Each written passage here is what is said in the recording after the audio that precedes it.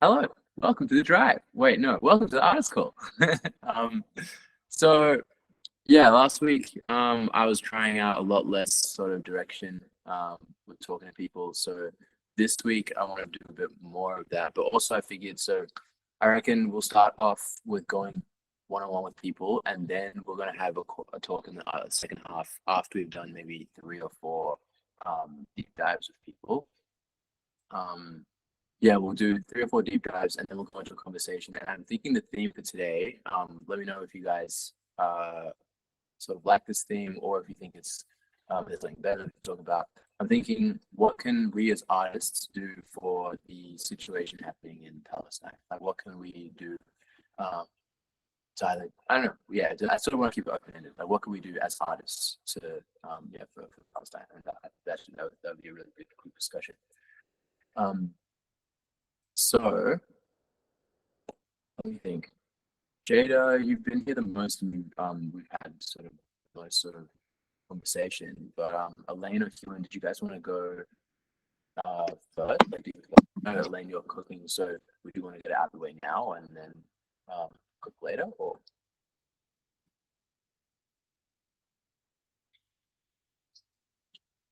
Wait, sorry, very well. Oh yeah, true. Yeah, wait. I haven't had to explain. I'm a bit tired. I'm a bit cooked today.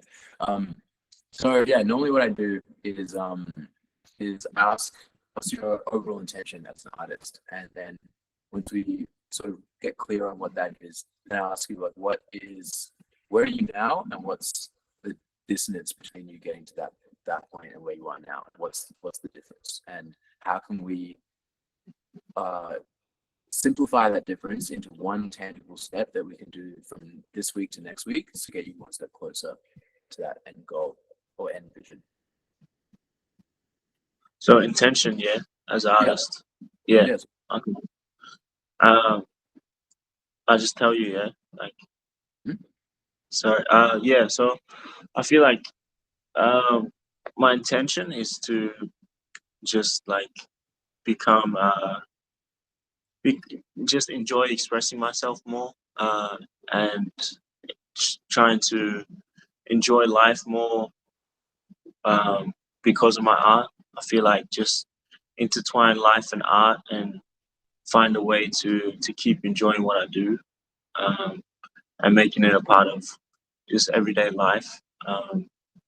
Just that's just been a big thing. Is like try not to separate and put pressure on what I do too much, and just know that I've found something that I like to do, and just to keep doing it and keep enjoying it. Uh, and yeah, I feel like I have different purpose for different kinds of work. Um, but the main thing I think right now is just for me to try and like live in the moment and really just make sure I'm always enjoying what I do. Mm, okay. Cool. So your intention as an artist is to learn. Hey, let's see. Is to enjoy where you're like. Am I understanding this correctly that you want to infuse art into your life, or is it that you want to have a craft that is your whole life? Yeah, I feel like just like try not to separate it too much and put pressure on myself too much on like separating the craft from just like everyday living. Just to, like just What's to that be able to mean? groove with it, just to be able to like groove with life and like have fun with what I do. Um, and like I don't know, to me, when I do art and stuff, I feel like for me it's very spiritual. So it's like prayers. Like I just like to um, yeah, just put it forward. Put whatever I have forward and um, yeah, sort of just um, enjoy it at the same time. Just be grateful for it. You know. Mm. Okay, so does that mean that you want to sort of? Because I'm thinking when you say like not separate from the life as much, I'm thinking you want to do the laundry and you want to feel like art. Is that sort of what I'm? That's sort of what I'm getting. Like you want to So have like all the things going on in your day to sort of be artful. yeah, yeah, yeah. Be artful. Um, throughout the day. So like maybe like as a photographer, I would like just look at life. I look at life in like shots. So I'm just like enjoying my day in terms of like looking for shots. I see like moments and oh, that's a shot, and you know that kind of enjoyment in the moment. Mhm. Just trying to do that more instead of like just getting down on myself and being like, oh, I'm not doing my art right now. You know? Right. Okay. Okay. So okay, I'm sort of understanding it more. So it's like when you're not physically holding a camera, doing the Yeah, craft, you want to be able to feel like it's still part of your practice of making art. yeah, Okay. yeah. Cool. So you're right now, well, you feel like when you don't have the camera, you're not making art. Just like usually, yeah, like when the tools are not in my hand, like a lot of artists are like, oh, I gotta, you know, they kind of put pressure on themselves and like, I'm not doing art right now. So, you know, they feel it like very negative. Like, I've got to work a regular job and they don't really enjoy it as much because it's not art. But I'm trying to find the art in everything I do, you know? Mm. I'm trying to make, I have this quote like, great artists make life their craft. Yeah. Yeah.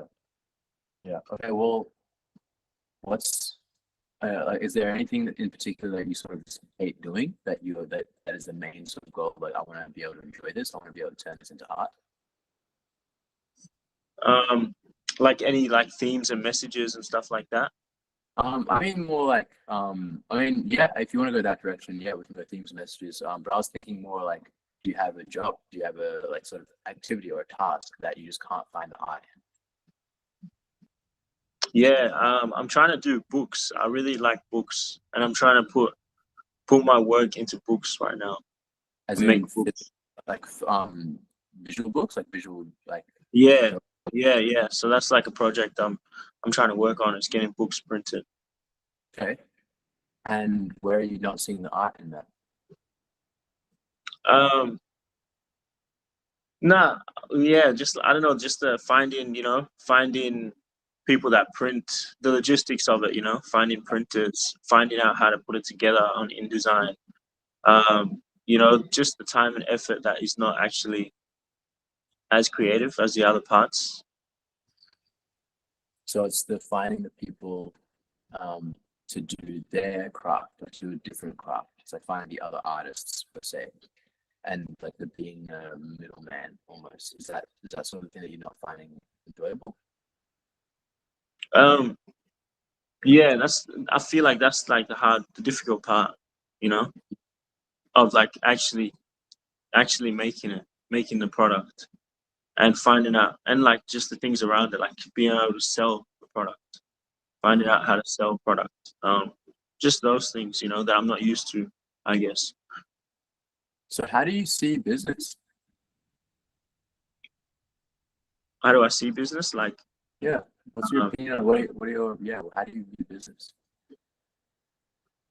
like if it's positive or negative or No, yeah, if you had to describe it, if you had to describe yeah. like yeah, the identity of a business person, like do you think of yourself as a business person first of all, and then if you do or don't, like how do you describe a business person?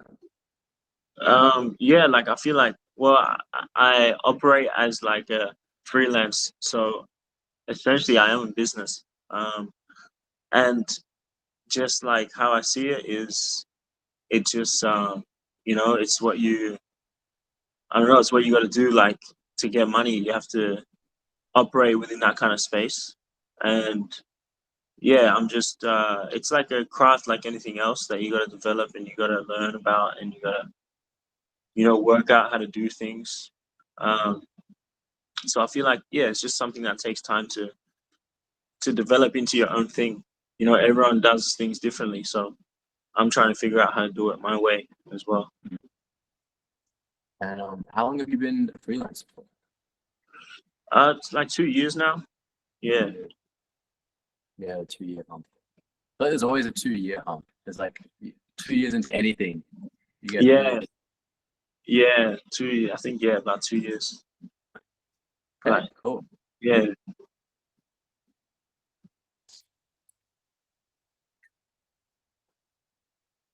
what I'm hearing is that you are at a point with your photography that you feel pretty confident, but and you want to share more of your photography in the form of a book. So now you want to like escape the realm of like just posting photos or having them up on walls like one piece at a time. So you want to have a book full of your crafts. And now the barrier that you're facing is entering into this whole new medium as like sort of a nobody, um, and you just don't know where to start with that. Is that sort of what's happening? Yeah, those are definitely the difficulties, like the business aspect. Like, um, yeah, the main I think the main difficulty is like being able to sell, because then you're a business. Like, if you have a product, Yeah. you're in the business space now. You know, Right.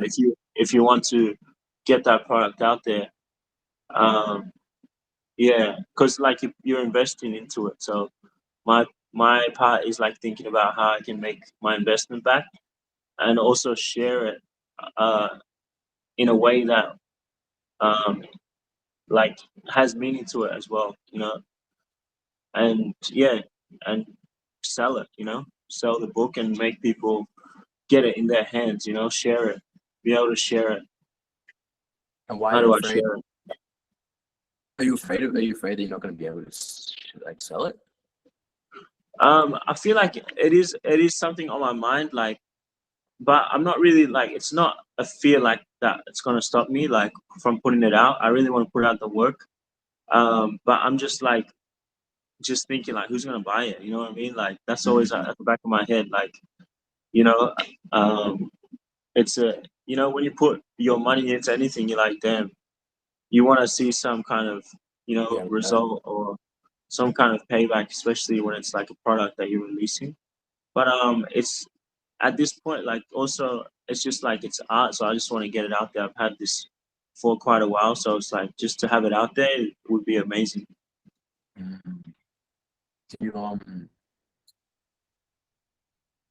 do you have any idea? Like, have you been thinking already about who would buy it? Like, do you have any ideas of who your target audience is For the time, do you say? for the book? For the yeah. Do you have any idea? Do you have any idea of who your target audience is?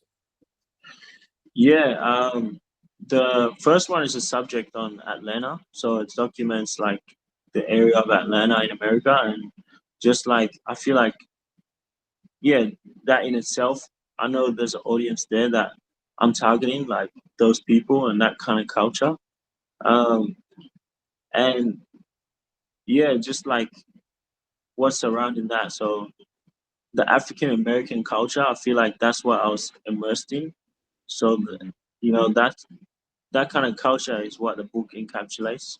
But for like a target audience, I feel like anyone that really loves books, it's like a niche, yeah, artist book kind of audience. I feel like, you know, there's certain artists that enjoy certain things, and yeah,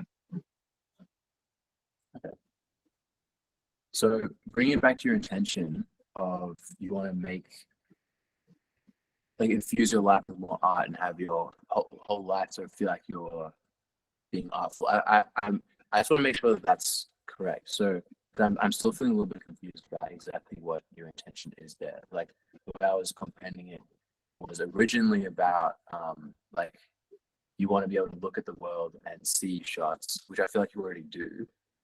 But then now it's because we've brought the business thing in. Is it that you want to feel like business is an art? Like you want to feel the same way that you feel about seeing shots as like seeing opportunities for business or seeing like um, opportunities for networking or not as art? Is that sort of what is that what I'm getting? Is that right? yeah, I feel like that's kind of cool way to look at it. I never thought about it like that. But in a way, that's essentially, you know, would go with what I'm saying. You know, try and just, yeah, it's just something that I feel like a lot of artists wrestle with, is like just um trying to like just not, you know, separate the art from the living, you know. Yeah, Like, I'm just living, bro. Like, you know, Yeah. I'm trying to enjoy living. That's just one thing that I've been working on, and Yeah. not be like down on myself that I'm not really putting time into like my art or anything like that. I'm like, hey, this is just life, I'm grateful that I can do art. It's more of just a mindset intention, That's what I've been working on. Mm. Okay. Well, like, yeah. I mean, I feel like there's a shift that can happen in that. I'm sensing that you see art as sort of like, I mean, you see life as this sort of span, and then art is like this much of it, and then there's the stuff that's not art. I want to know what that is. What's the stuff that's not art to you? Stuff that's not art, just I don't know, like just the boring shit that you don't really want to do. You know what I mean? That's really what Um, goes. so that yeah, but like, what is that stuff? Because the thing is, like, for me, taking a photo is boring. Yeah, It's yeah. up to you. So it's like, does that make it not art because I find it boring? Nah, like yeah, I don't know. Um, I feel like you can make an art out of anything, you know? And I'm just trying to do that. I'm trying to do Well, that. what are the things that aren't art? Like the first step is like identifying the things, you know? Yeah, like for me, like working at this job is like Mm, editing school pictures all day. You know what I mean? Like it's tough sometimes because I'm like, damn, this is just continuous, just editing, doing something I don't really enjoy. I don't really have my heart into it, but yeah. it's a job. I'm blessed to have this opportunity. I'm blessed to be able to like fund what I want to do, fund my life. Like it's a Mm. blessing. So like just being able to see it as a blessing, um, is what I'm working on. Yeah, Like, yeah, okay. But all right. So the job is like, that's the main thing. It's the job yeah, that you just do. jobs like yeah, stuff that doesn't really. It's not really that hitting your heart like that, like art. When you play Yeah. music and stuff like that. You're really in the groove when you're like, you know, playing instruments and like really feeling it. You're in the zone. You know, Mm, stuff that you're not really in the zone. You're trying to like, I'm trying to fit everything in the zone. I'm trying to mm. just be jazzing 24/7. Yeah, You know? yeah, yeah. Yeah, I get you. All right. So it's like the monotony that's dragging you out. Yeah, Yeah. Okay. So is there anything else in your life that's monotonous that you do see as art? that I do see as art. Anything else like, yeah, that you wouldn't really see. Yeah, Yeah. yeah. Um, like for instance, I'm cooking right now. I can hear like it's probably burning up, but I feel like cooking is an art. Yeah. Putting your love into something like that. Mm, That's an art right there. Um, like this girl that I was talking to at work, she's a butcher. And I'm like, damn, that's an art right there. Like the way you have to cut out meat and know how to cut it and use those tools to, you know what I mean? Like mm. stuff like that, different crafts. Like I see that as, you can really make an art out of that. There's an art to it, you know? Is the work that you do challenging technically? The job that I do, like, Yeah. yeah, it is at times. Yeah, it is. It is kind of challenging. Yeah, How is it challenging? just like Photoshop, man. So it's like certain things don't fit together. It takes time. It can like really be just like nitty gritty, like really just trying to fit things proper. It has to be perfect, and then it Mm, takes time and you get frustrated and then, yeah. stuff like Yeah. that. You really got to be like focused um, on the little things. Mm, yeah. Wow. Yeah. I do video editing for someone. Yeah, Yeah, with the nitty gritty frustration thing. yeah, yeah. Especially when it's for someone else. Like when it's For someone, yeah, that's what I mean. Like for someone else, it's not really something you're feeling, and it's like 20. It's just like looking at the screen all day. You know what I mean? Can't really, yeah. and is it a Can't certain really amount of time that you have to be there, you have to be doing it? or is it a certain Yeah, time? it's like 9 to 5. I guess 8:30 to 4:30. So it's like, Okay. yeah, And do you have to go to a building, or do you just get to do it from home? yeah, it's a building, so it's like a full office job, but it's Photoshop. It's kind of cool. It's kind of weird to think about it. Yeah, that's crazy. So you're pretty good at Photoshop. I don't know. I wouldn't really say I'm good at the job, at that Good. task right now. I'm Yeah, getting better at it. yeah, Good enough to do that. yeah, yeah. Okay, all right.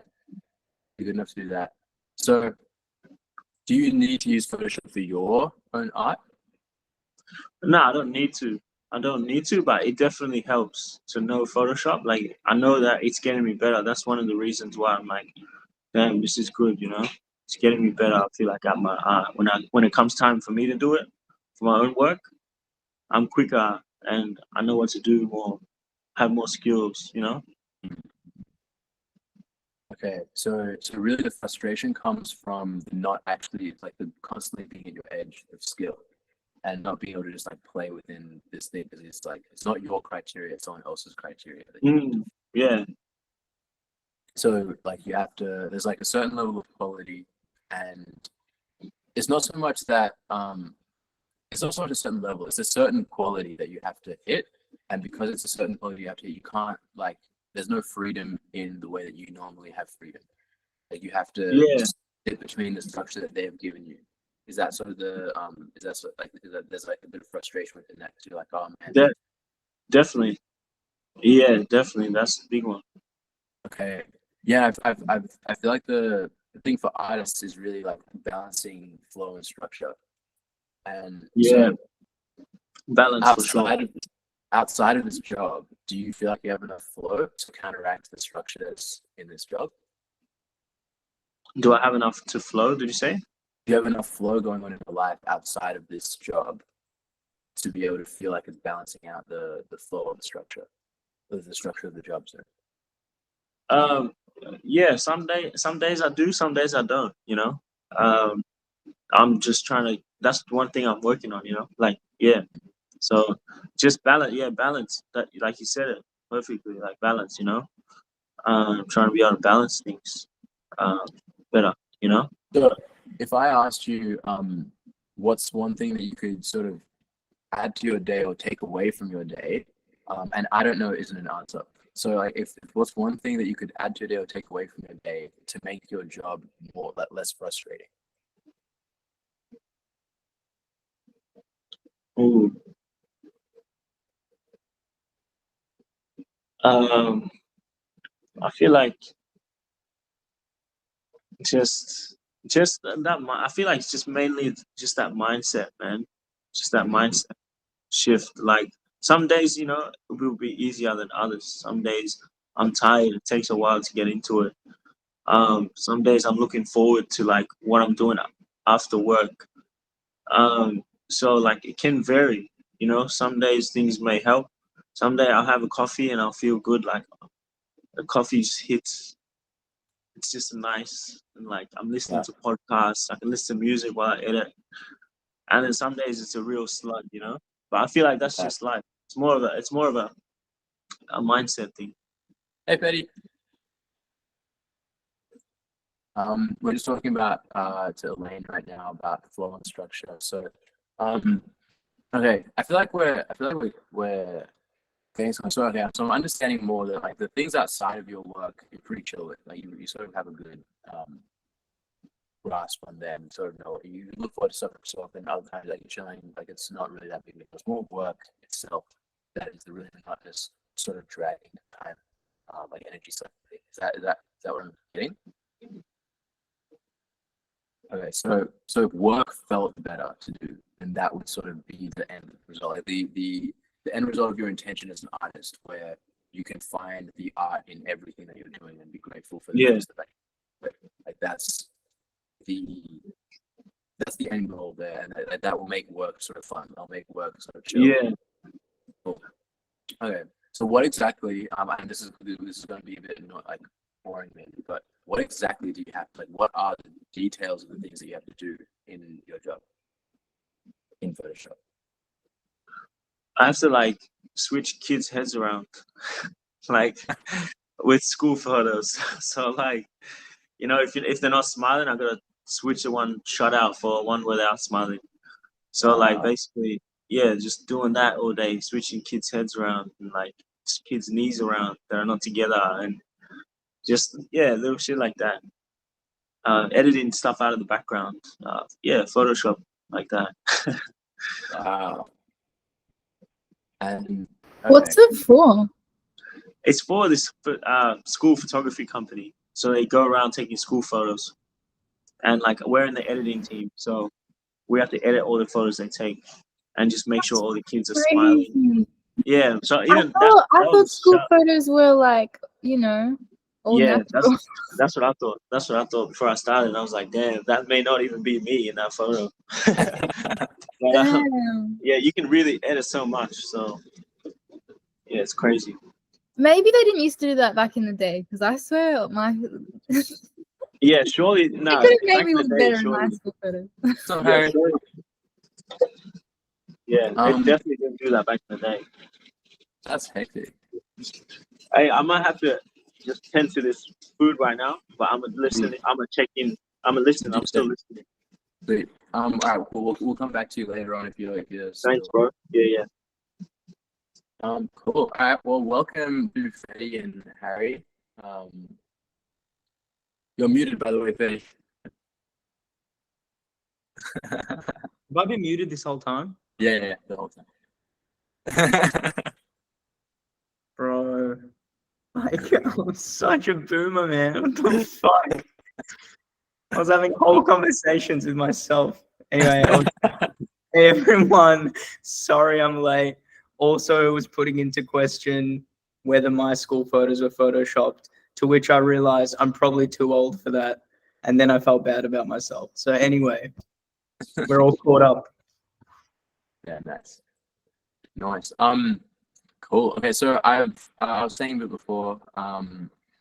For this artist call, I'm thinking I want to incorporate a little bit more structure than last week. Have go sort of do the one-on-ones a bit more. Do what I'm looking for. So we've done semi one with Elaine, pre-cooking engagement, and now So I'm open to doing like 3 more, and then I want to go into a group discussion. So I had a topic that I wanted to talk about. I'll save that for a bit later, after we've done the one-on-ones. Sounds good. Jada doesn't seem to be here. Yeah, Leticia? Hi. Hi. Can I do my one-on-one? Yeah, of course. I want advice for tomorrow. Okay, awesome. And I'm gonna write it all down. Hold on. What's happening tomorrow? I have a meeting with someone from Golden Grants. I want to apply for a grant. Oh wow, yeah, great. And I don't know what to say. So you guys can help me. Awesome. Let me get a pen. Hold on. Grant. I've never got one. They taught us in I did music industry studies at RMIT. And that's one of the things I remembered is we had a whole section about grants and writing them and all that. And I retained almost nothing, which sucks. No, that's probably in there. If someone asked you, you'd probably just like spurt it out. You're like, where the fuck did that come from? You know what? Maybe there is some stored in there, some knowledge. Have you applied for a grant before? Or Never did it, regrettably. I never did it. I should though. right. Well, you still can. Yeah, I know. But just like there were so many opportunities where I could have really benefited from it. And I just, I think because I learned about it in uni, I was almost scared of how much work it looks like went into it. Yeah. You know, but I think it's maybe. That's why I'm thinking about paying someone to do. Honestly, it's not a bad idea. Yeah. Hey, Jada. Jada, do you need to catch up with what we've been talking about? No, cool. Legend. No, I've been listening the whole time. Oh, awesome. Look at you go. The future. Whiz. Cool. All right. So, Leticia, Yeah. I think it's a great conversation to have. Thanks for bringing it to the group. I want to know what is your intention as an artist, because that's a great place to start for when writing a grant. Yeah. I don't really know. Yeah, awesome. Okay. So if you did know, what would it be? And you can be wrong, but if you did know, what would it be? My intention to make some good music. Is that a good intention? I don't know. Okay. I want to share something about the way I view intentions. And That's a good intention. Hell yeah. Did you hear? No, it's a bit. Oh, he said that's a good intention. Ah, okay, cool. Thanks. Yeah, I want to share a little bit about like how I see intentions and why I ask this question. And the reason I ask it every week, otherwise I wouldn't.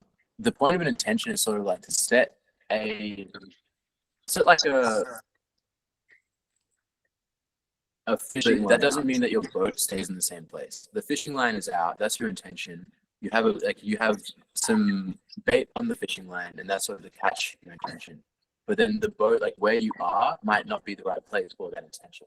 So having the intention to be like, all right, I want to make good music, then that's the intent. That's the bait that you put on the hook. You want to have good music. Then the boat that you're on is like, all right, well, what do I need? Where do I need to be to make good music? What needs to happen for me to make good music? And then seeing, okay, well, all these fishes don't just completely avoid this bait. So I guess I need to be somewhere else. Let's go somewhere else and see what else happens. And then you set a different intention. Like, I want to be in a place where I can make it. Like the intention shifts slowly over time to then be able to get you into the right place, the right time, with the right people around you, so that you can do the thing that you really want to do.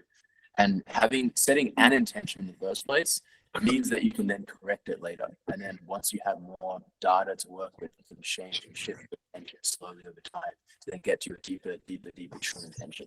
So that's a really good intention to make good music. And that's an awesome, because you can't really fail from that, you know. Like the worst case scenario of hitting that intention is you make good music. You know?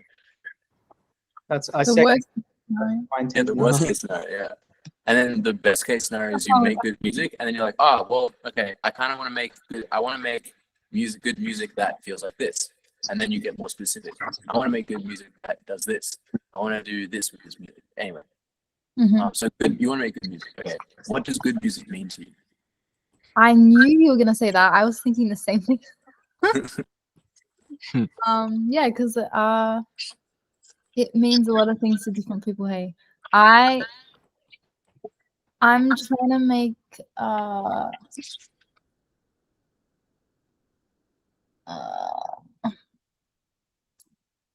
well, yeah, the music has to be frick, I don't know. Wait.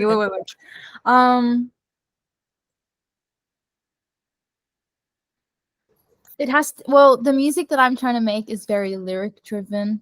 The chords have to match the feeling of the lyric.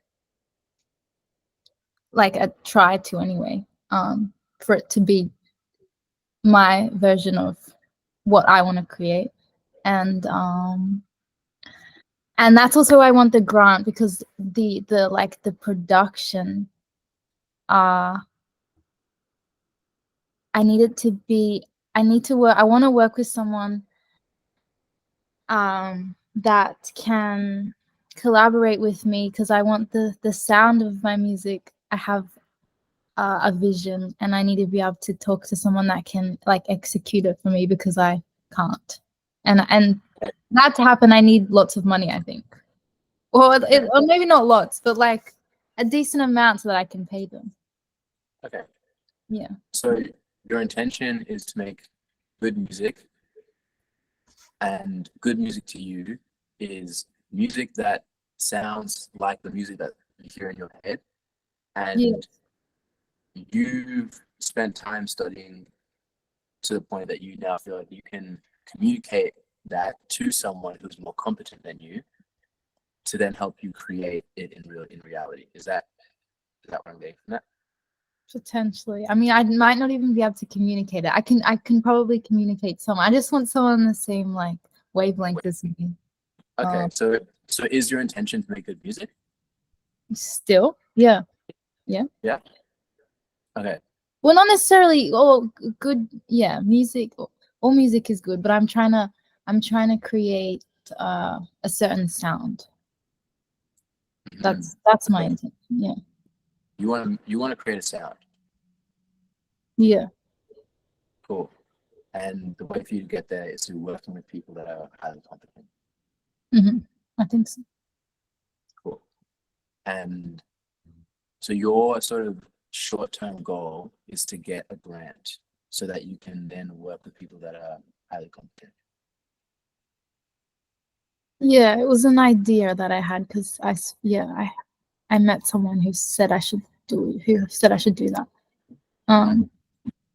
It's not the only option. It's just something that I thought I'd I'd try out. Yeah. Okay. Yeah. And so what are the other things outside of the grant that you'd want to get done with your music, that you'd want your music to achieve? Outside of the grant.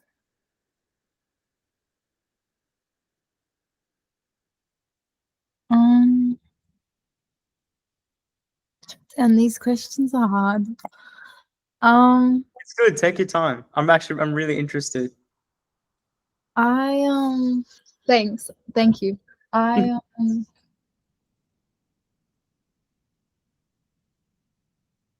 don't know. I want people to like.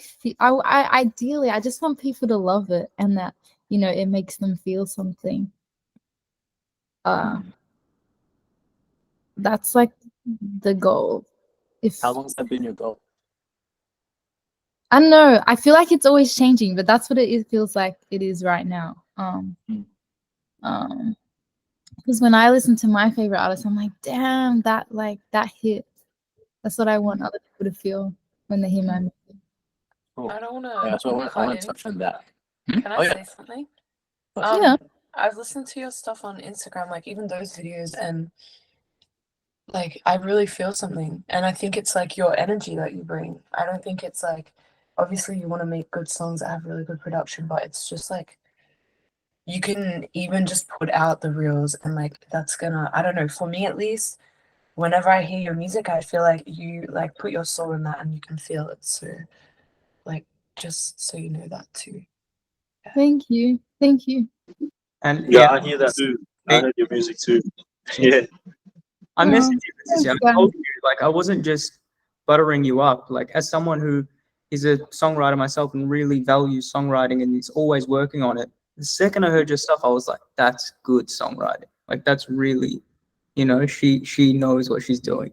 So, from a genuine place, I agree with what Jada said. Thank you, guys. That's so kind. It's I guess the goal is, yeah, I'm gonna continue doing stuff like that, but and songwriting but my goal is just to have it. I go to events and stuff and people are like, oh, do you have music out? I'm like, no. Like, I don't know, I just feel like and there are heaps of things that I want to apply for, and like I don't have the stuff that I need to like. I feel like it's slowing me down a bit because I don't actually have the songs. Right. I get what you're saying. There are skill sets that other people have, which you may not necessarily have, who you can collaborate with to turn what you're doing into more of a professional production, which you can add to your catalog in your portfolio. That's a very reasonable goal to have as an artist. And it's something I relate to as well. Yeah. And I feel like it's the only way people truly take you seriously. To an extent, yeah, I would challenge that. I mean, they like we all said, we take you very seriously as an artist, but I also agree with what you said, which is like a time's going to come where someone's like, okay, where's your song? And it's like that's valid too. Where is your like, you can listen to my Instagram, but like, yeah, ideally I'd like to have a song too. So it's both valid. Especially for people that aren't musicians, like business people. Like, I had the opportunity the other day and it was just so random, and like if I actually had something to show, it would have been very helpful. That I was of too. But I'll also say this, not to derail too much, but I've been watching artists on TikTok who have a very similar style to yours, which is just really songwriting, storytelling focused, singing and a guitar, for example. Yeah. And they're getting hundreds of thousands, millions of streams by essentially kind of like what Jada said, just uploading almost the real or re-recording it in like a semi-professional setting into like super raw, and like that so counts and is very valuable as a real professional production because it's aesthetically makes sense, you know, it's like it already exists. So yeah, not to derail too much, but something to think about as well. Yeah, which is like it's something I also have to keep doing. Like I have to keep making those things. It's just that in terms of like a full length song, that's something I don't really have yet. Well, not some. I do have them, but the standard at which I play them isn't good enough to show to someone and be like, "Here's my music," if that makes sense. But for the TikTok things, yeah, I that's something I have to just keep doing. So for my personal brand, I think, or yeah. But yeah, what were we talking about again? So what is good enough? Yeah. What is good enough? For what? Because I think that what Fetty was saying has its place for TikTok and Instagram, but not for these industry people that I've been meeting that want something. You know what they want? Like, actually, do you tangibly know what they want?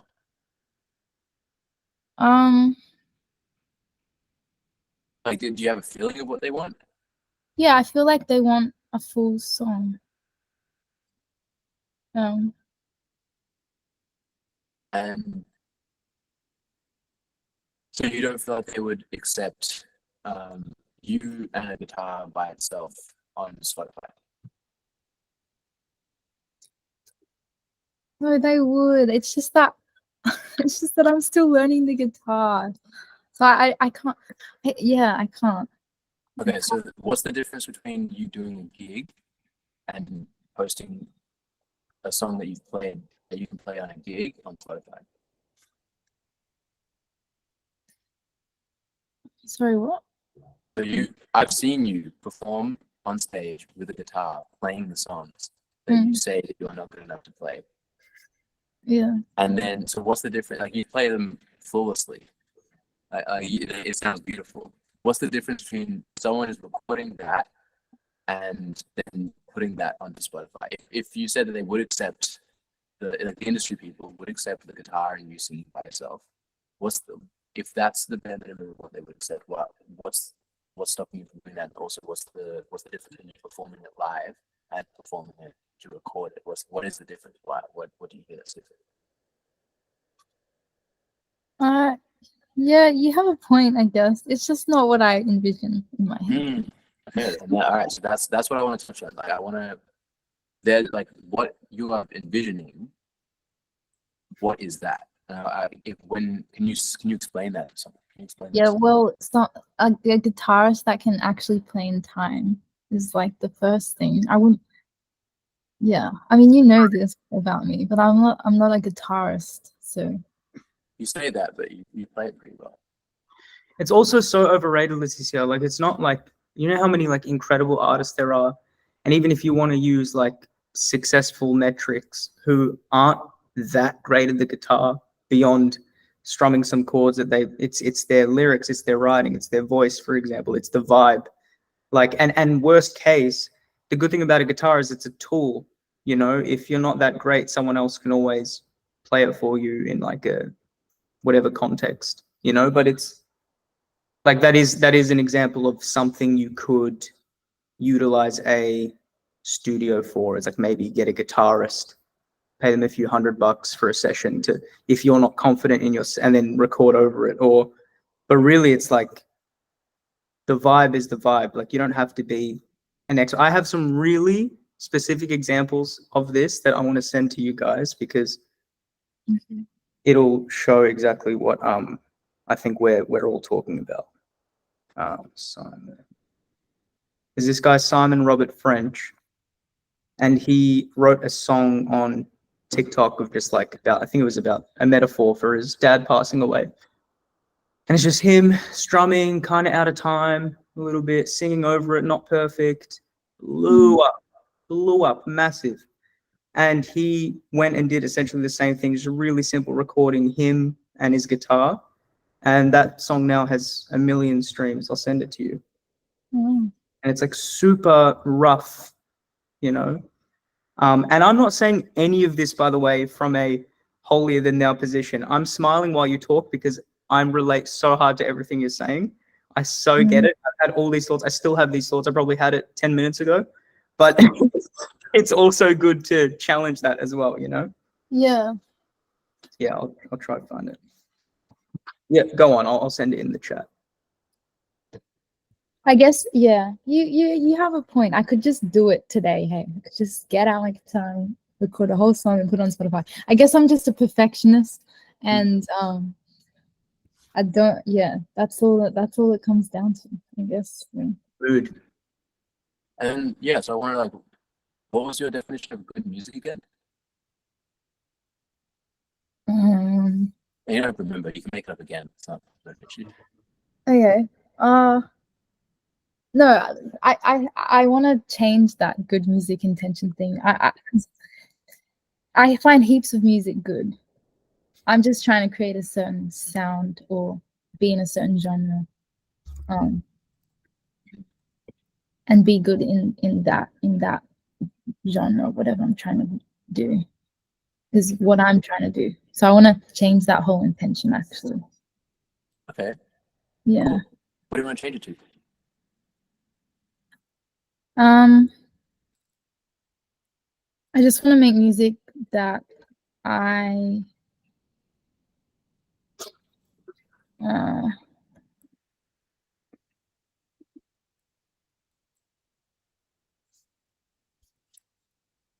don't know. No, you do know. You do know. That's not acceptable. You do know. You do know. What I is think it? you do know it's Scary What is- having audience because I'm like, oh, what if I say the wrong thing? There's no wrong thing. Oh, You just want to make music that you what? what I said before. Yeah, I'll No cop outs. What are you afraid of right now? I don't know the wrong answer, I guess. Are you afraid of committing to something? Yeah, I guess. Okay. So what if you can just make it a practice, just change your intention every day? That's fine. Like just get used to answering the question for today. For today, what's your intention? I just want to make music right now. All I can think of, because I'm thinking of songs in my head that I love, and they're magical. It's just they have this sparkle to it. If you guys won't know what I mean, but that's what I want to create. I know what you mean. And then from there, because of the production, complementing the lyrics, it'll have even more impact. That's what I'm trying to. That's my vision. And that sparkle in the production is what I just really want that for my music. Yeah.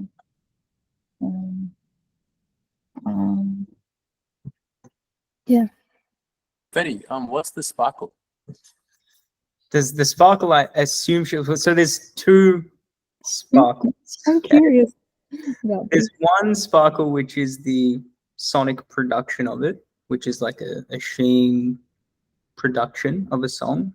But the sparkle I assume she was referencing was the feeling she gets when she listens to the song, like an energy. As you mentioned before, like she wants the audience to feel how she feels listening to a song that she likes. And two things came to my mind because it's like, one, I don't think that sparkle you're talking about is the production. I think that sparkle you're talking about is an artist authentically expressing themselves in a way that connects with you. And but you're right. But it complements it You're though. right. That's it. I was going to say, you're right in that production complements that. And I'm not here to gaslight you and be like, production has no purpose. Like, no, like that's valid too. And I think it is a worthy exercise. And I'm sorry, Sirach, I interject my opinion here. I think it is a worthy exercise for you to go and get some properly produced music, just even at the very least, so you can experience it, so you can have fun with it, so you can listen back to it. But what I suspect, and this is speaking from experience, you might find through that process is your music was already connecting before you went on that endeavor. And it wasn't the production that added anything, because it was already there, you know, and in some instances, you might find it actually takes it away. So yeah, it's hard for me to explain. So I sent the song, by the way, you don't have to listen to it now, obviously. It's actually titled Voice Memo on Spotify. So I think it's just as another example. And that, you know what, when I feel a sparkle is when I listen to that shit. When I'm like, fuck. Listening to it in the shower, I'm like losing my mind. I'm like, this is the best song I've ever heard. Just some kid singing about his dad, you know? I hope that makes sense. Yeah, no, it does. Can I say something? Of course. I feel like a lot of the times, I don't know if it applies to you, it may apply to you, but in this instance, I feel like a lot of the times we're like trying to figure out stuff before actually like doing anything. And like I feel like as an artist, you're so in your head that like you're like, if I do this, then this is gonna happen. So maybe I shouldn't do it. Or if I do this, this will happen. And I feel like there's so much magic in like doing a task. And like when you do a task, it takes on a life of its own, and it gives it life. So I feel like you already know what you want to do and what you have to do, and whatever you want to do, I feel like you already know the next steps, but it's just doing it. That's all. Like it's not, I don't think it's more complicated than that. And then from there you'll figure things out even better than anyone can explain it to you, because like you'll put yourself in that position and you're going to learn from that. So I feel like you already know where to go and what to do, but just taking that step forward, that's all. Because it will like things will happen, and like we don't know what will happen, but things will happen if you move, you know. No, I totally agree, because I started posting quite a bit this year, and before that it was always like in my mind to like start doing it. And it was always just in my mind like, yeah, I'm gonna start doing it. And I thought, like, can't remember who it was, I don't know, I think it was Fetty. I was like, I need to I can't start posting until I have like 5 things that I've already like made that I can actually be consistent. And and then I realized, this year from posting that I don't need to do that, like, because it'll just come when it comes. So I agree with that, and I also agree, like, to an extent, because I also love listening to voice memos and stuff, because I just love lyrics. There's sparkle in that for me as well, the lyric. But oh, you've gone on, there you are. And what was I trying to say? Someone's calling me and I got confused. You were saying you used to think you needed a bunch to post. Oh yeah. So with the voice memo thing, I know I can do that, and like one day, I think I just want everyone to understand. I'm learning the guitar at the moment, like I'm having lessons and stuff. So I actually can't physically record a whole voice memo without stuffing up. Like that's just the reality of my situation right now. So that's why I'm I get what you're saying. having lessons and doing this stuff. But because I feel like I'm getting old, and because I just want music out, I'm like, while I'm learning the guitar, why don't I like make steps towards getting music out? And if that's paying someone who can do it better than me right now while I'm learning, why not do that? So I hear you all, and I totally agree. And I think I'm trying really hard to do the things that I want to do. It's just taking time. Like posting a voice memo or something is something I will do at some point when I can actually do it. And by the way, just no one here, as like, we all agree that you should do, as Elaine said, what you already want to do. Like, I think it's more just also, in addition to that, there are other perspectives. Mm. And also, I think you should do everything you just said, Leticia. But I personally, if I can be so bold to say, I think you've got it backwards. If I were you, I would do the voice memo stuff, even if it's imperfect or whatever, or continue working on that now. And then you can do it at the same time. But like, you know what I mean? Like, you build off of that. Yeah. So it doesn't really matter. You just do whatever. I feel like what Leticia is saying, and I don't mean to speak for you, but the reason this is a conversation in the first place is because there's an opportunity for a grant to be a reality. And Yeah, if the grant is the reality, then that means that the production becomes free, because it becomes a requirement of the grant. So like right now, yes, Leticia could do the voice memo thing, and that's not going to stop. Like the voice memo thing is pretty natural progression for Leticia. I think it's pretty. I feel like it's pretty obvious for her and for everyone. It's like that's the natural progression for Leticia's music. At the stage that she's at right now, it's like voice memo is just gonna happen. There's not really any way around it. Like the way that she makes music, the way that she records, the way she practices, that's just gonna happen no matter what. The initial question was, there's an opportunity for a meeting tomorrow. She has a meeting with grant writers, but she has no idea what to say. And I think that's where the confusion is coming from, because it's like the end vision for Leticia is to have this music with sparkle and sheen and professionalism, and she has the songs like that are written that could achieve that result. She just doesn't have the like skill herself to make it. But then the grant, like getting a grant to do that, could be a fast track of actually getting one of those songs made. And that's sort of just the thing. I think that's just the conversation that we were having. And I think this whole conversation has been super valuable, because I feel like the actual perspective of what you're doing with the guitar and singing and songwriting is enough. I think it's really important to drill that into you with this year. What, like, you say you can't do it, but you can. You actually can. Yeah, I appreciate everyone, because I should do. Yeah, I can do it. I just It's just, you just want to.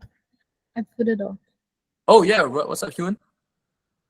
Yeah, I was just thinking in terms of the grant application, right? I think if you basically like explain what you just explained to us about the passion you have for the music and where you're at with it and how you feel, or maybe I'm a bit behind, maybe this is already what's going to happen, but if you just explain to the grant place what you explained to us about that extra part that you think the production will add, and kind of your passion behind making the songs in the first place, I reckon you're a shoo-in for sure. Okay. I think that's a good idea. I think I think the thing I'm worried about with the grant is, I don't know if you guys have looked at grants, but a lot of the ones I've seen, you need some sort of like you somehow have to involve the Melbourne community or Victorian and benefit in some way. So that's what I don't know. I don't know what I'm gonna say about that, because that would be the reason they give you the grant money. How they're gonna benefit everyone else, not just. So I was actually gonna sort of be a bit of a Nancy, negative Nancy, and be like, I wish it was that reality, but I disagree with them. You can't. Talking about like your passion for the music and everything isn't necessarily going to be the only step that you need. Because I did get a grant, and the only reason I got it is because I incorporated like 20 other artists, and it was like it was at a public, what's it called, like a youth center, I was there 3 days per week for 8 weeks straight. And then I got that grant. The other grant I got was to do a podcast at a youth center as well. Like it was just at a youth center. Yeah, it's probably worth saying I just got rejected for a grant a couple of weeks ago as well. So Oh, what did you apply for? it was just this one in Hobart, my hometown. It was just like $3,000 studio grant for a local up and coming artist, but they may have sniffed out the fact that I've been up and coming for a long time, and I'm also don't live there anymore. So yeah, I got rejected anyway. So But so I went. I met up. There's this. I went to this event and I met this girl called Monroe. She's an artist at the moment, and she's applying for a 50 grand grant, and she got the help of grant writers. And she was telling me that, like, because a lot of other grants that she's applied for, she was talking to the grant writers about it, and they said she actually missed a lot of points that were sort of requirements in her own grant applications. So you might have maybe it's not even what you think, and maybe you just didn't hit the dot points that they needed, which is that's literally it. Yeah, I noticed afterwards you were meant to say like, how are you going to use the specific studio that the grant is from, and I just completely missed that part out. So yeah, you're not wrong. Yeah, and I think it's very important, because if 3 people apply and someone answers that question, they're gonna get the grant review. Or maybe, I don't know. I don't even know how it works, but 100%. Well, forget my input before, but the good thing is what you do have in your corner is that lady and Sirac, who have both got grants. So now you're one step closer to being able to find out how to get it on. yeah, totally. But if anyone has any ideas, please feel free to Yeah, I am familiar with the concept that you have to include community in some way.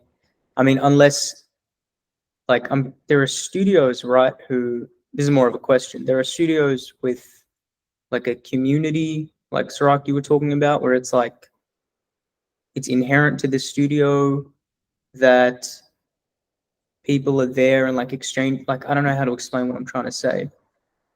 But like if you could somehow record with a collaborative vibe in one of those places, yeah, I don't know. That made more sense in my head, and now I don't know. I think I see where you're coming from. Like, if you make it more about the space that you're getting as the sort of theme of the grant, and then just so happens that being there would enable you to think that you actually do. Exactly what I was thinking. That's just one idea. I also know that if you go in and be like, for Leticia, you were saying like, what do I tell them? The first thing that popped to my mind was have a specific goal in mind. So in other words, like I'm making a 5-song EP. It's going to take this long. I need these resources. I think you need to incorporate that as well. Yeah. Be wrong. Like, just make it as specific as possible. In other words. Hey, Kira. Hi. Hi. Cool. We'll do little greetings in a little bit. We're just talking to Leticia right now about possible grant stuff. If you have any input on grants, by the way, if you've ever applied for a grant or got a grant or been rejected for a grant, let us know. We're just sort of talking through the logistics, but also, okay. So there's like 2 sort of conversations going on. One is the logistics of like what should Leticia be talking about. She has a meeting tomorrow with grant writers for some context. So she's thinking, what should I be talking about? What do I need to know to bring to them, so that I'm not just going in there clueless. And then the other half is, this is the half that I wanted to bring to the conversation. What if you don't actually need to know exactly what you're saying? I think what Fetty said was perfect. Like, know the basics, like 5-song EP, like the things that you actually just want to do, like by whether you get the grant or not. But then what do you need to know about yourself that when they ask you a bunch of questions that we can't prepare you for, you just have the answers because it's just you. I think that's the conversation that I want to have with you right now, where when they ask you, sort of like, all right, so how would you involve community engagement? Like, we could tell you a bunch of ideas, but then you have to memorize ideas. What are your values around community? I'm good with the memorizing part. So She's got photographic memory. that's how I finished year 12. Cramming it in there. That's crazy. I mean, oh, sorry. The only thing I can think of is that chicken song that I wrote, but I don't even know if I want to record that song. Because I'm passionate about making people feel seen and people that get anxious and stuff, because that's Okay. But I don't know if that's something that could be something, but not all my songs are about that. No, but like so yes, not all your songs are about that, but a song making someone feel seen doesn't have to be like, I feel this feeling. It can just be like, look at how the sun rises, and some kid will be like, oh my god, I think that too. Like that, like people being seen can happen anytime. That's not really like, that's a theme and an energy that you carry just as yourself. That's something that's consistent about you. It's that you just want people to feel seen, you want people to feel understood, and that's all your music will feel that way, even if it's not necessarily about that. Like, I've heard a lot of music, a lot of it feels that way, even if it's not necessarily about the feeling or about the thing. It's the way that you sing things. It's the way that you're very personable in your speech. So I think like understanding your values is a really good step here. So like, if one of your values here is people feeling understood and feeling seen, I think that's something that when it comes to community, because Monroe was talking about, if Monroe's talking about community, she's talking about the wider Black community, like pretty much always. She's not talking about like she's not talking about like specific group of people like the Carlton like flats. She's not talking about this. She's talking about But she also had a very specific goal, like to have her music, her R&B music, like be accepted in Australia, because she makes I can't remember, I don't remember how to explain it, because I know this is getting recorded and I don't want to say it wrong, but like she makes music that is accepted in America. And because we're like 20 years behind in the music industry here in Australia, it hasn't yet reached here. So like her whole, or something, it was also what you were saying, but also that as well, like the way it all just connected and involved community, but also the genre of R&B and like bringing that into Australia or something in a different way. Like, it was a very strong case that she had, which is what I don't think I have. You definitely have a strong case. It's just a matter of like actually finding what that is. It's not going to be this like as R&B and all that sort of stuff, but you're so she's thinking in terms of like countries. What if you thought instead about emotional landscapes and different people around the world? So like a worldwide country, right? For example, the way that you connect with people is on a very like emotional landscape base. Monroe connects on a sonic like R&B. This is a genre that I resonate with and connect to. Whereas your music is sort of on a different frequency, where it's more about the feeling of the song itself is the genre in a way, is the thing that you're sort of creating, and that being a very important aspect of your music. You can, if you learn the right ways to communicate that, and we could all tell you a million different things, but you need to actually feel it to really be able to communicate this consistently over time. And that's what's going to be fun. That's what's going to be super valuable. So you've already said that like making people feel understood and seen, like they're the two first things that have come out of your mouth when it comes to your music and like your values around that. So I want to sort of continue down that thread. If someone was to say, how would your music impact community? All wrong answers, like only wrong answers allowed. Like I want to hear all your wrong answers. What do you think is wrong? In terms of, Kira. Hello, sorry, I did not mean to interrupt there. That's it. But just while it's like in my brain as well. And hello everyone, I'm Kira. And I'm eating butter chicken. Yum. It is such a wholesome meal, and I need this. My heart center needs this. Yeah. But just on the thing of like just a practical thing that I might be able to offer is like I did a grant writing section at uni when I did my actor degree. So I may or may not have a template to follow or even an example, but I'd have to sift through. I can't make any promises, but I'd have to sift through my old like uni folders of something that we had to do like as an assignment. We had to ask for a $5,000 grant from the government and be like, this is the show. It was during COVID. We like had to be like, this is the show. This is what we want and why. And then it got assessed. So Yeah, that would, if you do find it, that would be amazing. I'll post it in the drive Please thing do. that I've just yeah. Amazing. Thank you. Okay, back to what you were saying. It's raised hands thing. I keep forgetting about it. What did you say? This. Oop, oop. Hello. Oh yeah, the Yeah. It feels so rude, but it's also like No, it's kinda like useful. fair. It's like hello, I'm here. All right. Proceed. Sorry. Cool. Okay. So feeling understood, feeling seen. You want that's if we reverse this for a moment, and you consider yourself the listener, and your favorite artists are you. All your favorite artists, every single one of your favorite artists is you. And you're gonna go through all the things that they've made you feel. How do they make you feel a part of the world? How do they make you feel part of the community? The community. Just the community in general, like the feeling of being, alive, essentially. I think that's really the community that you can offer people.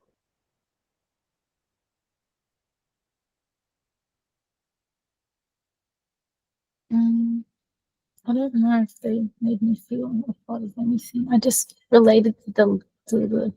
Although sometimes I don't even relate. Sometimes I'm just like, damn, those lyrics hit, even if I don't relate, because I can, like, I just if someone's hurts their hand, I like feel it. I'm like, ow, So like same with lyrics. If they're good lyrics, then I'm like, ow, that hurts, even if I don't relate. But that doesn't answer your question, so I don't know. But if you did know, I'll change the question as well. If you did know, what are the things that you feel when you listen to other people? Your favorite artists? How do I feel? Yeah. I feel like I don't know how I feel. I feel in awe, or I don't know. I think maybe in awe. Maybe I'm just. I just love it. If it's like music that I'm like it hits, I'm like, oh, so clever. It's so good. I just feel it. I just feel happy. I guess even if it's sad, even if the song's sad, I just feel happy because it's just. Yeah, that there. I think happy. Can you write that down? Can you write down like in awe, even if it's sad, I feel happy? And Kira, what were you gonna say? I was just gonna say again, I feel so rude with the hand. No, don't worry. I want this is an open discussion, even if it is formal. Cool. I was just gonna interject and say like, another way to phrase it is like, have you ever just like listened to a song and it's like changed something about you? Like, have you ever felt like a lasting impact or even like a brief impact from hearing a song? Oh yeah, for sure. Yeah. Use that. Thank you. Okay. Inspiration. Yeah, I want you to write down like all the things that music makes you feel, and then where I'm going with this is if you hadn't had that music, where would you be? Well, I wouldn't even be wanting to make music. So I wouldn't be in this call, I think. So then you are part of a community that because of them. Period. Can I also add to that and say like, what does that music make you want to do? or not do. Mm. Mm.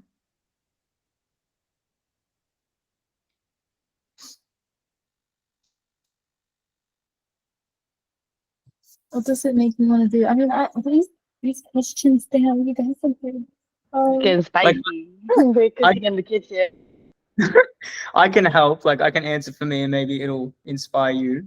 yeah, go for it. Me, when I hear music I love, it makes me want to make more music. For That's example. what I was gonna say, literally, but I was like, oh, should I say that? Yes. Stop second guessing There are yourself. only wrong answers. Don't censor yourself, sis. Do not censor yourself. That seems like the most logical answer, but I'm like, Mm. You're right. Everything you say is wrong, and we're judging everything you say. Yeah. Don't even say that. That's my The honest interpretation. call is not a safe space. Never. This is but Unsafe. Never save your Space. own artist. that's my vlog the whole Writing time. this all down. I'm taking notes. But also sometimes it doesn't have to be like that far or that not that that's that deep. Hang on. What am I saying? That doesn't sound like a safe We statement. don't have to feel But- deep. No, yeah. Yeah, sometimes it's just like it makes me cry. Like even if you just start with that.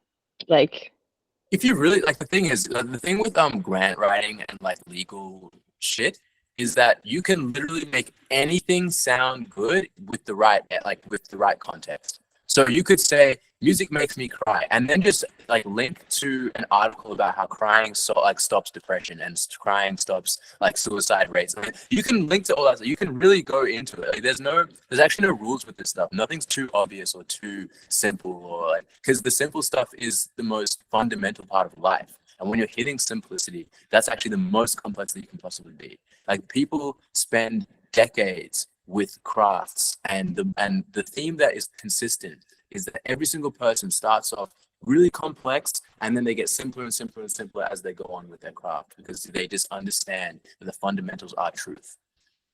So there's no you're and I know we've had conversations about you feeling like you're not very smart, but the thing is, the reason is because you see the things that are very simple, and that's the most intelligent thing that you could be seeing.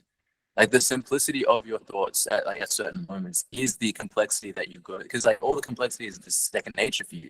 It's the simplicity that is really hard for people. The simplicity really confronts people, because there's no escaping simplicity. You can't, if someone asks you a very simple question, you can't escape it.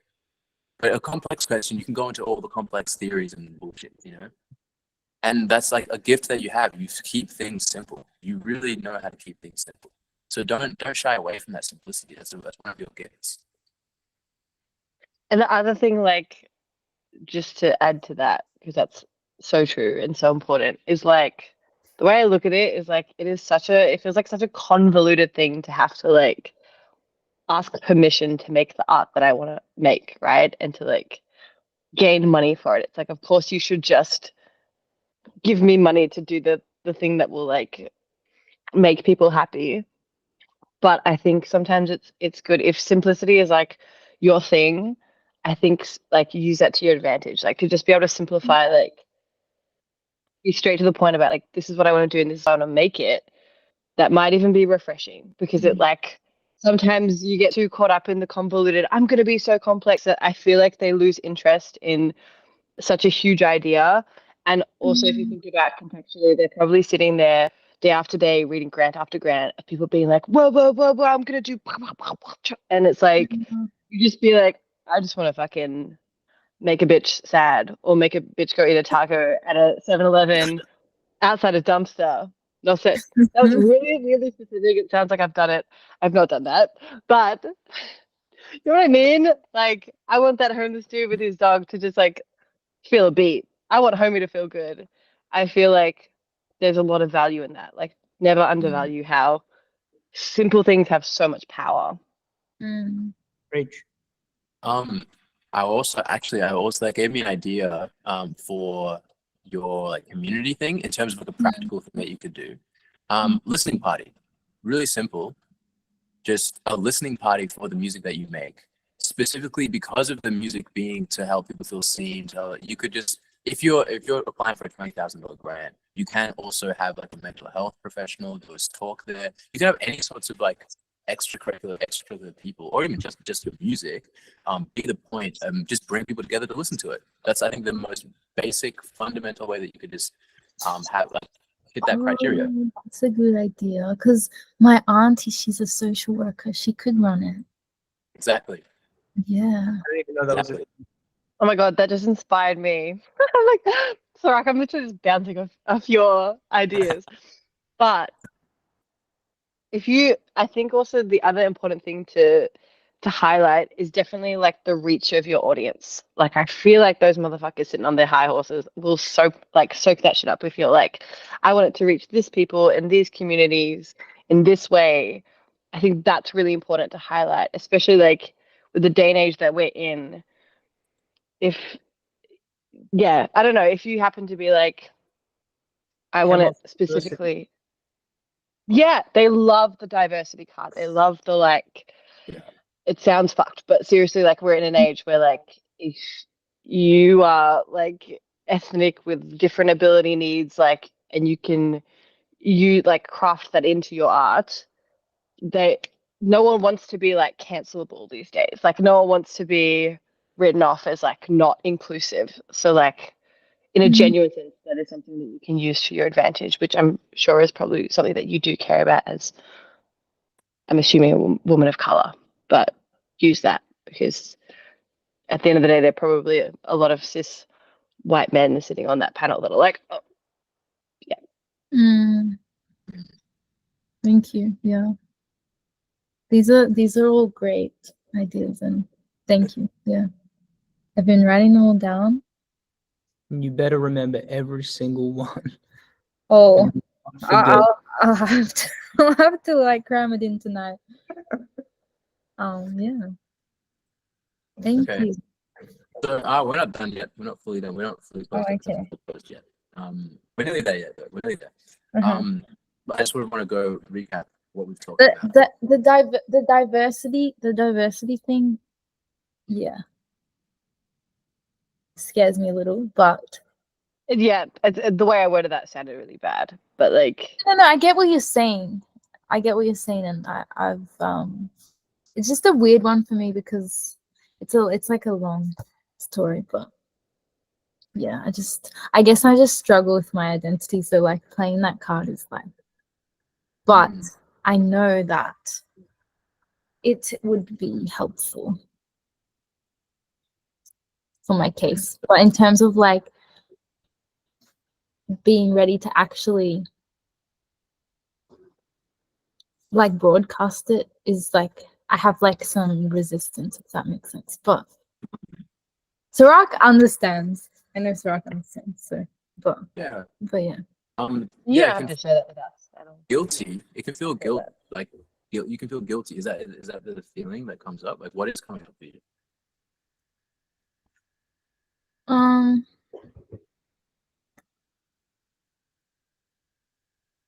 Yeah, maybe a little bit of guilt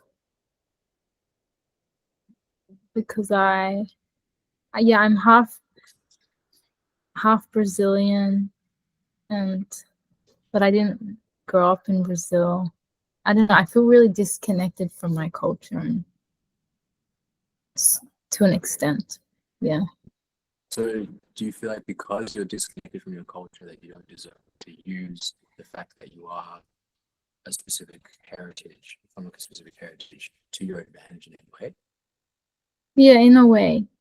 And then when it gets to saying, yeah, and when I apply for like that African alliance thing, and they were asking me, you know, which part of Africa I'm from, like that was even worse for me because it's like further down the line, and it's just like, yeah. So, but then why do you do it? Why do I do it? Yeah. I guess I'm using it to my advantage, and I feel guilty. I do, but also, yeah. Okay. Do you know what cognitive dissonance is? No. Yeah, no. Okay. So cognitive dissonance, hey, Hugh, cognitive dissonance is when you hold one belief and hold the opposite belief at the same time.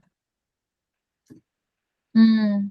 So you hold the belief that it's okay to apply for anything using your heritage to your advantage. And you also hold the belief. It's not that it's okay, and in some instances I haven't actually done it, depending on what it is.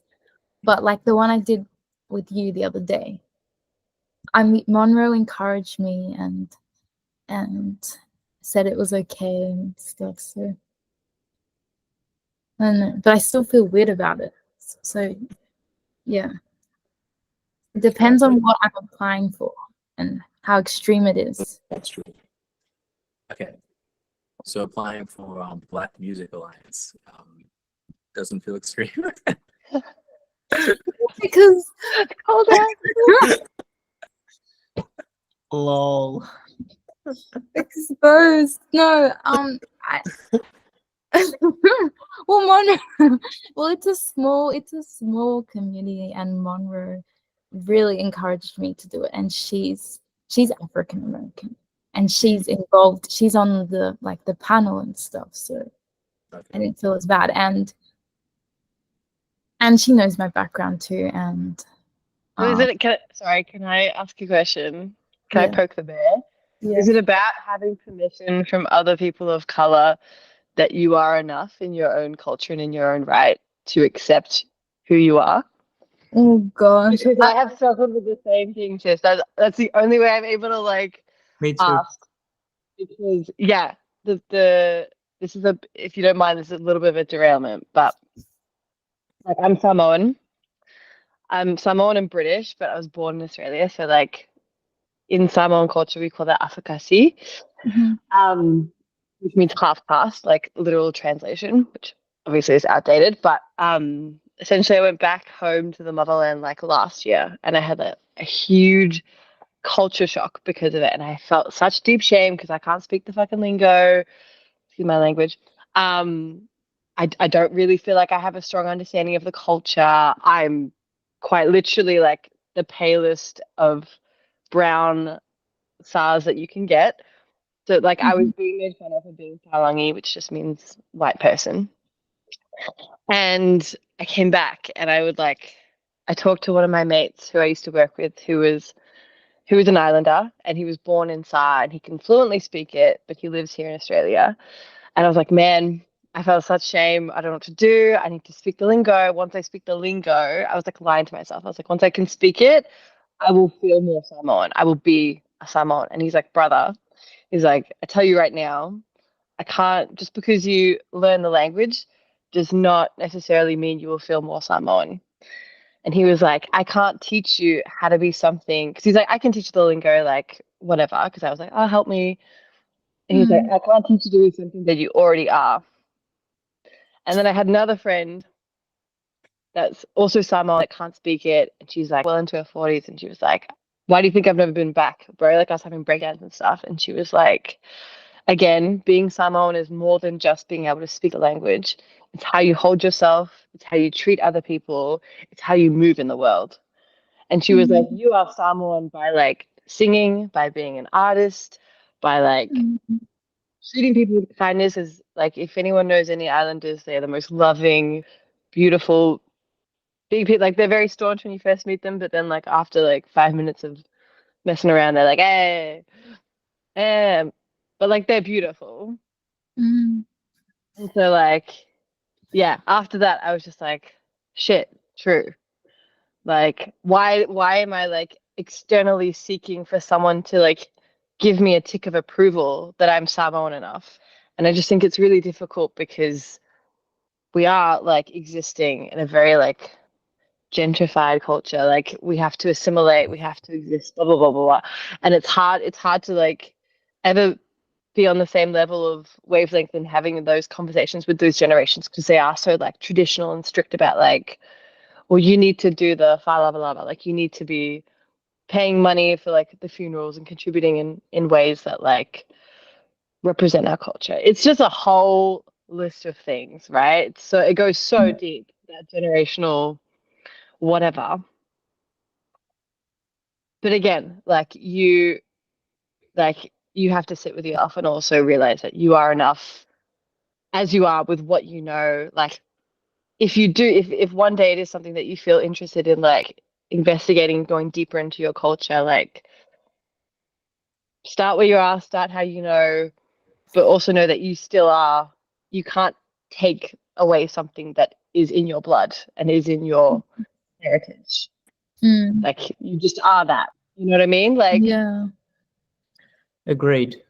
yeah. Agreed. No, what So you it's said hit that. Yeah, I can relate hard.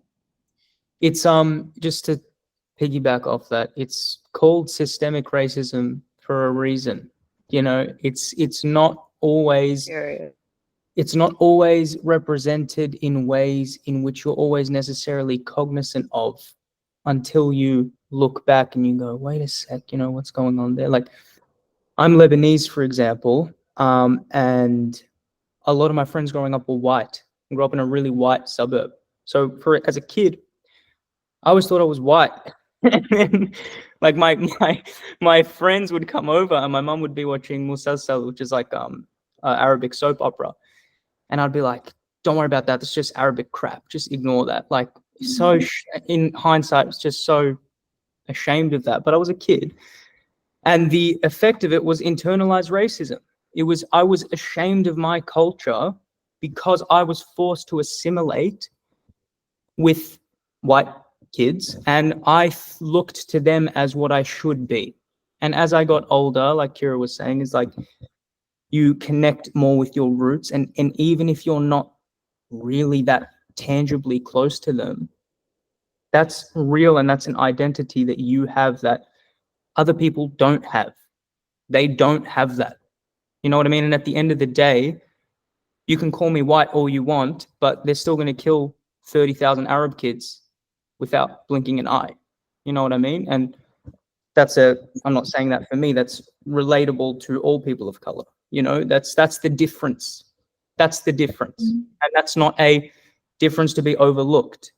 So never feel ashamed of your identity or connecting with your heritage or saying, you know what, I am XYZ. Yes, you know, sorry about it.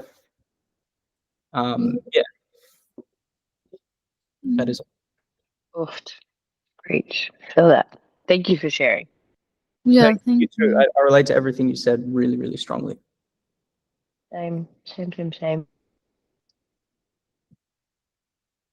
How's everyone else going? How's everyone have anything coming up for Yeah, them? good man. Doing well. I'm just curious. Oh, I was actually going to ask her a question. Oh, that's right. Yeah, I was like, was that on purpose? I mean, I was just going to say, Leticia, I'm curious if any of that resonated with you in a way that maybe is making strides to changing your mind on that issue.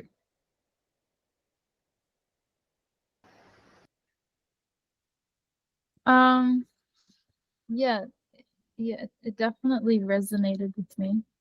I think I still just have to like sit with myself and Of course. really like internalize it and I don't know if believe's the right word, but No, that is I had this same thing with my therapist years ago, where it was like I had the transition. You know, it's funny to label it that way as referring to myself as a brown guy, because not to make it about myself, but like I'd have all these experiences where like I'd be talking to a girl, I'd be like, "Oh, your friend's so cute," and she'd be like, "Oh, she doesn't really like brown guys," and I'd be like, "Where? Like, like what are you talking about?" Or like I'd be in Northland, and with my white mate. where?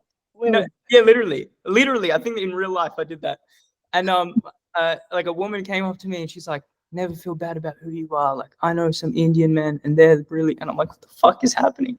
Anyway, so I talked to my therapist about believing I'm brown, identifying as brown, because that So is real. That is I so had to believe, because I didn't believe it. I was like, "No, I'm not.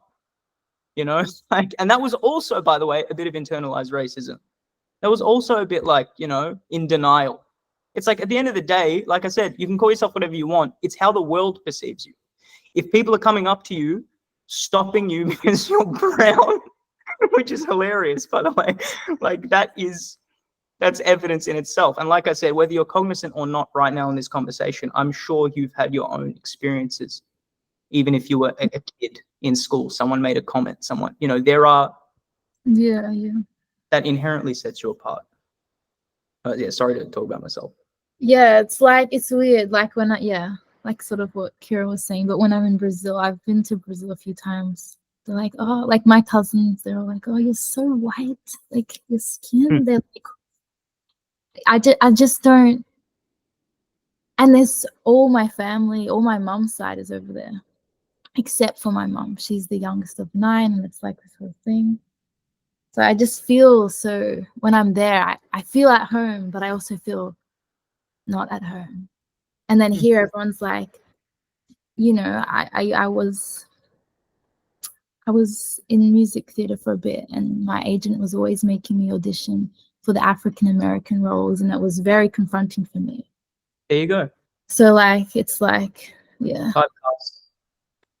Yeah, that's valid, and that's why white passing and light-skinned, they exist. They're real phrases, and there are privileges that people benefit from having more lighter fairing skin. That's not something that isn't relevant anymore. You know what I mean? But it's still, you're still a degree of separation from whatever the hegemonic whiteness is. That's still not you. You know what I mean? That's all. So as long as you're different from that, it's valid. That's it. Yeah. I want to share, like, I know I come across as very black, being black and all.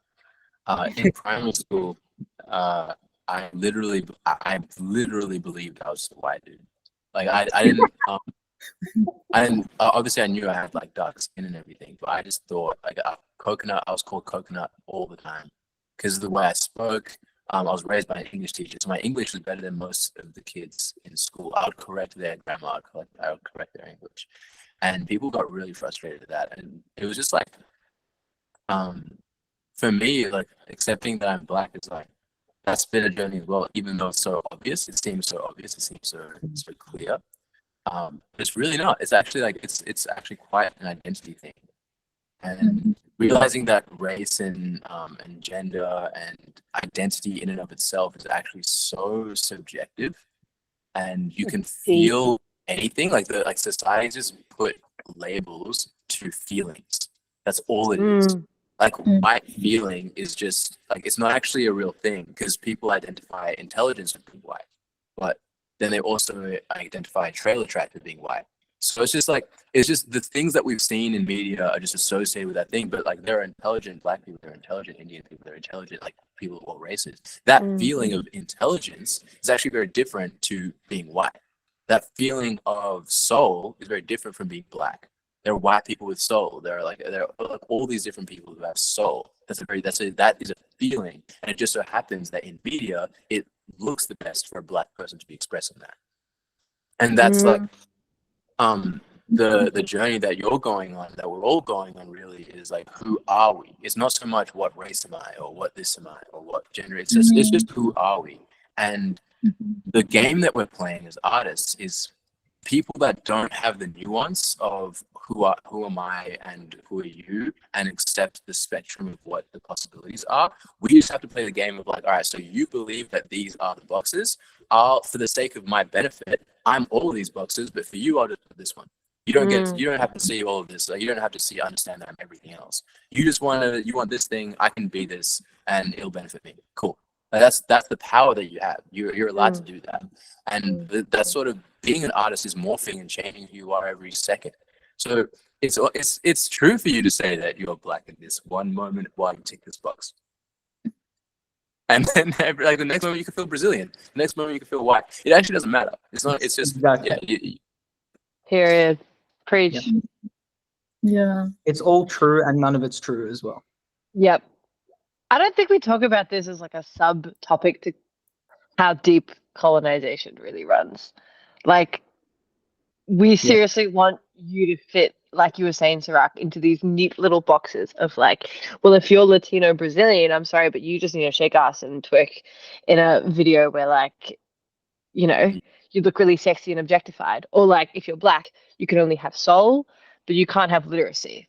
Or like, if you're white, you can have, well, whatever the fuck you want, period. Like, you Hey. know what I mean? I'm sorry to be shady, but like, No, you're right. listen, it is. Sorry, what it him. is.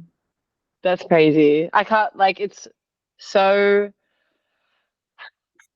I'm trying to find the words, but like, what is the word for this feeling of like, oh, there's other people that have this similar experience of like literally whitewashing yourself into being like, I remember being at uni and saying, oh, I've got white privilege, and then my white friend being like, no, sis, you have privilege, but you are like a person, like that whole identity crisis is such a real thing, and it's such a confusing, crazy journey. So if I could give like any advice to you, Leticia, is like, find your people. And I don't mean just like we are your people in this moment, but also like what Fadai, am I saying that right? Fadi, sorry. Was saying like this journey of like almost self-discovery of like your own culture and stuff like that is like, go back to your roots. Like, you'll find that if you can like exacerbate that process quicker and not have to sit with like in the confusion for as long as other people may have, that would be my one thing, is like, go to your abuela and be like, tell me stories, like talk to me. Like, there's also there's such a wealth of knowledge and wisdom to be passed down from like your ancestors and people that look like you and people that don't. Like, I think that's another whole kettle of ballfish that you got to explore. Yeah, for sure. Also, on a plus note, I found the files. Oh, yay. I found my grant application, and I found It all comes full circle. two documents. One's a regional arts fund. I don't know if you've heard the regional arts fund thingo. Also, we're not in the regions, we're in the city. And another one that's the definitive guide to a killer arts proposal. So I can post those in the drive. Thank you. That's helpful. Or email it to you, whatever. I would also love it. So the drive would be perfect. Okay. Okay. Okay. Yeah. Okay. Thank you, Kira. You're welcome. Thank you, everyone. Wow, this has been a Cool. really cool That conversation. was deep. Yeah. Loved it. Loved the rabbit hole. We love it. Okay, so I just want to like close it off with you, Leticia. If it feels ready to be closed off. But before we fully close it off, just want to clarify, sort of go through what we talked about today. Well, actually, before I do, Leticia, what have you taken away from today? A lot. Good. Yeah, a lot. I think I need to go and journal now. Pick one thing. Pick one thing that had the most impact.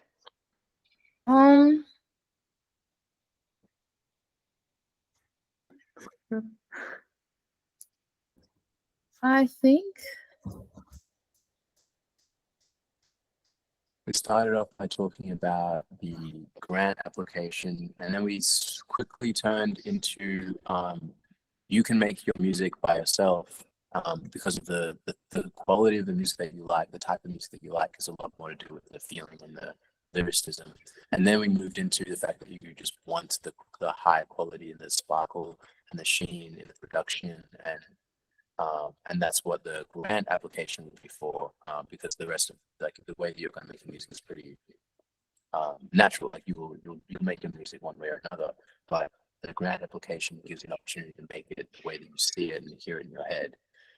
And then we moved into like deep into the grant application, and that opened up the idea that you're not feeling as comfortable with purposefully saying that you are a race in any way, whether it be Brazilian, Australian, African, or anything.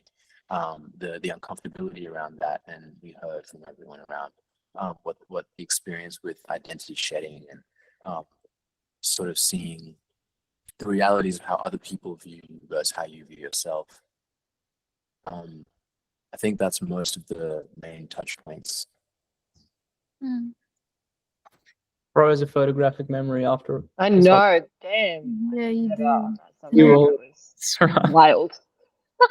I forget something after I've said it. Like, Yeah. I don't know what I have for dinner or lunch. what did I have for dinner? I think I I had just butter chips. need to. Do you want to journal? Yeah, I feel like I do need a journal. I need to Yeah. figure out what it is that I really Awesome. want, who it is I really am, or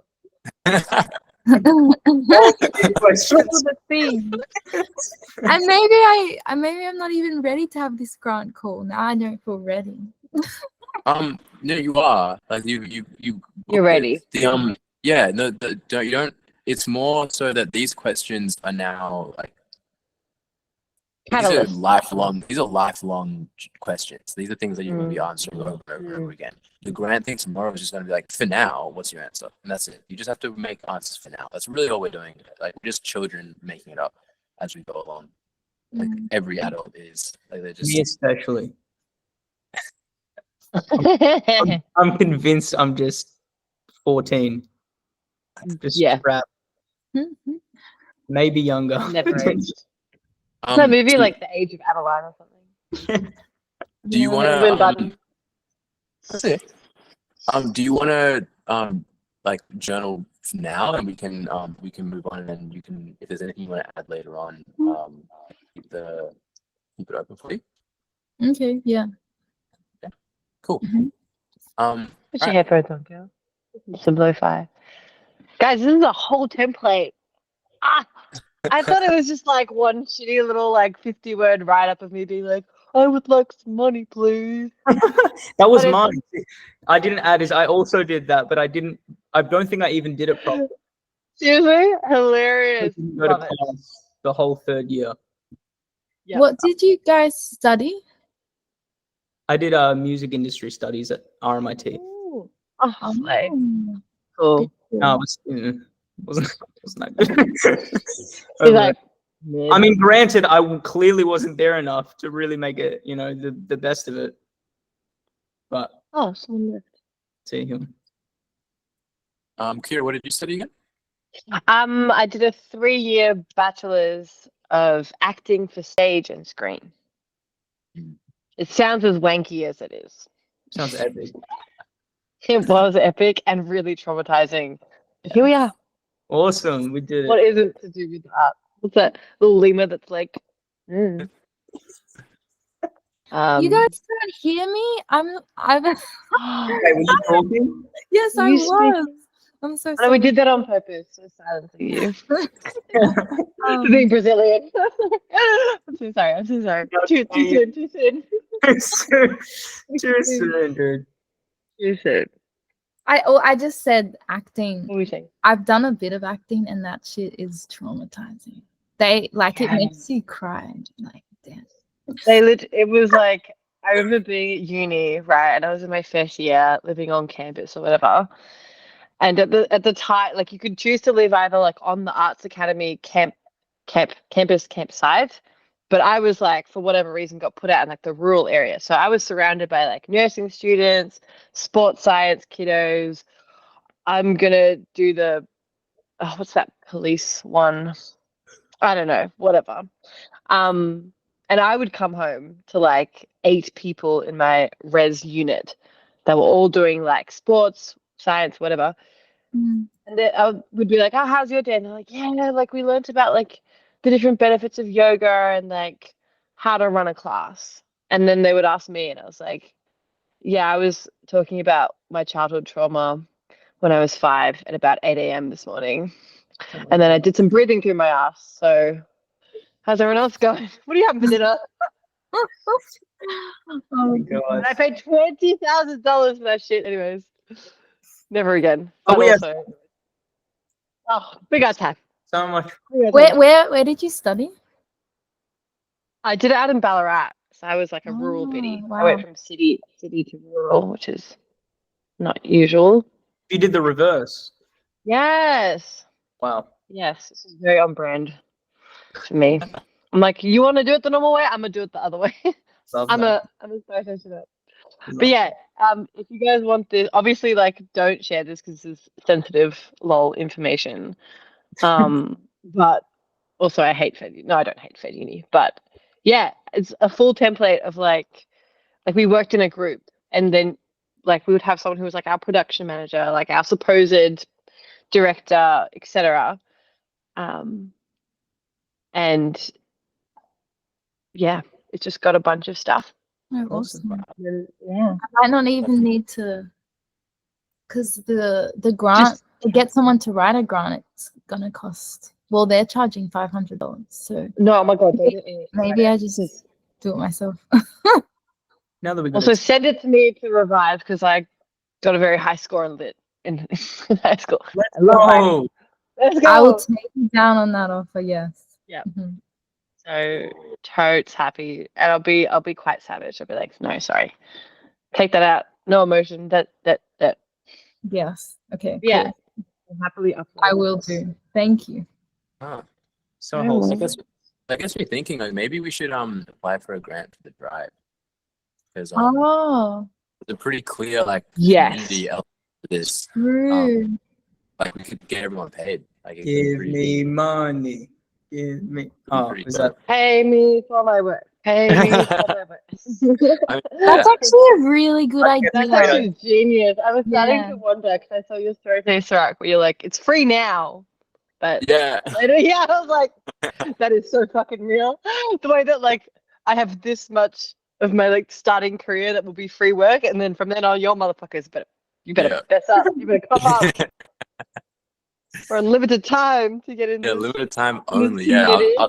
I was actually thinking about. I've been doing journaling on this stuff like a week. Of Have you? like just one of the questions is I can't fathom making less than a certain amount per month for my soul mission, and I was like, at first it was like I love that. $1,000, and I was like, wait, but like, what's my soul mission? You know, I was really thinking about it. Anyway, long story short, now it's $1 million. So whoa.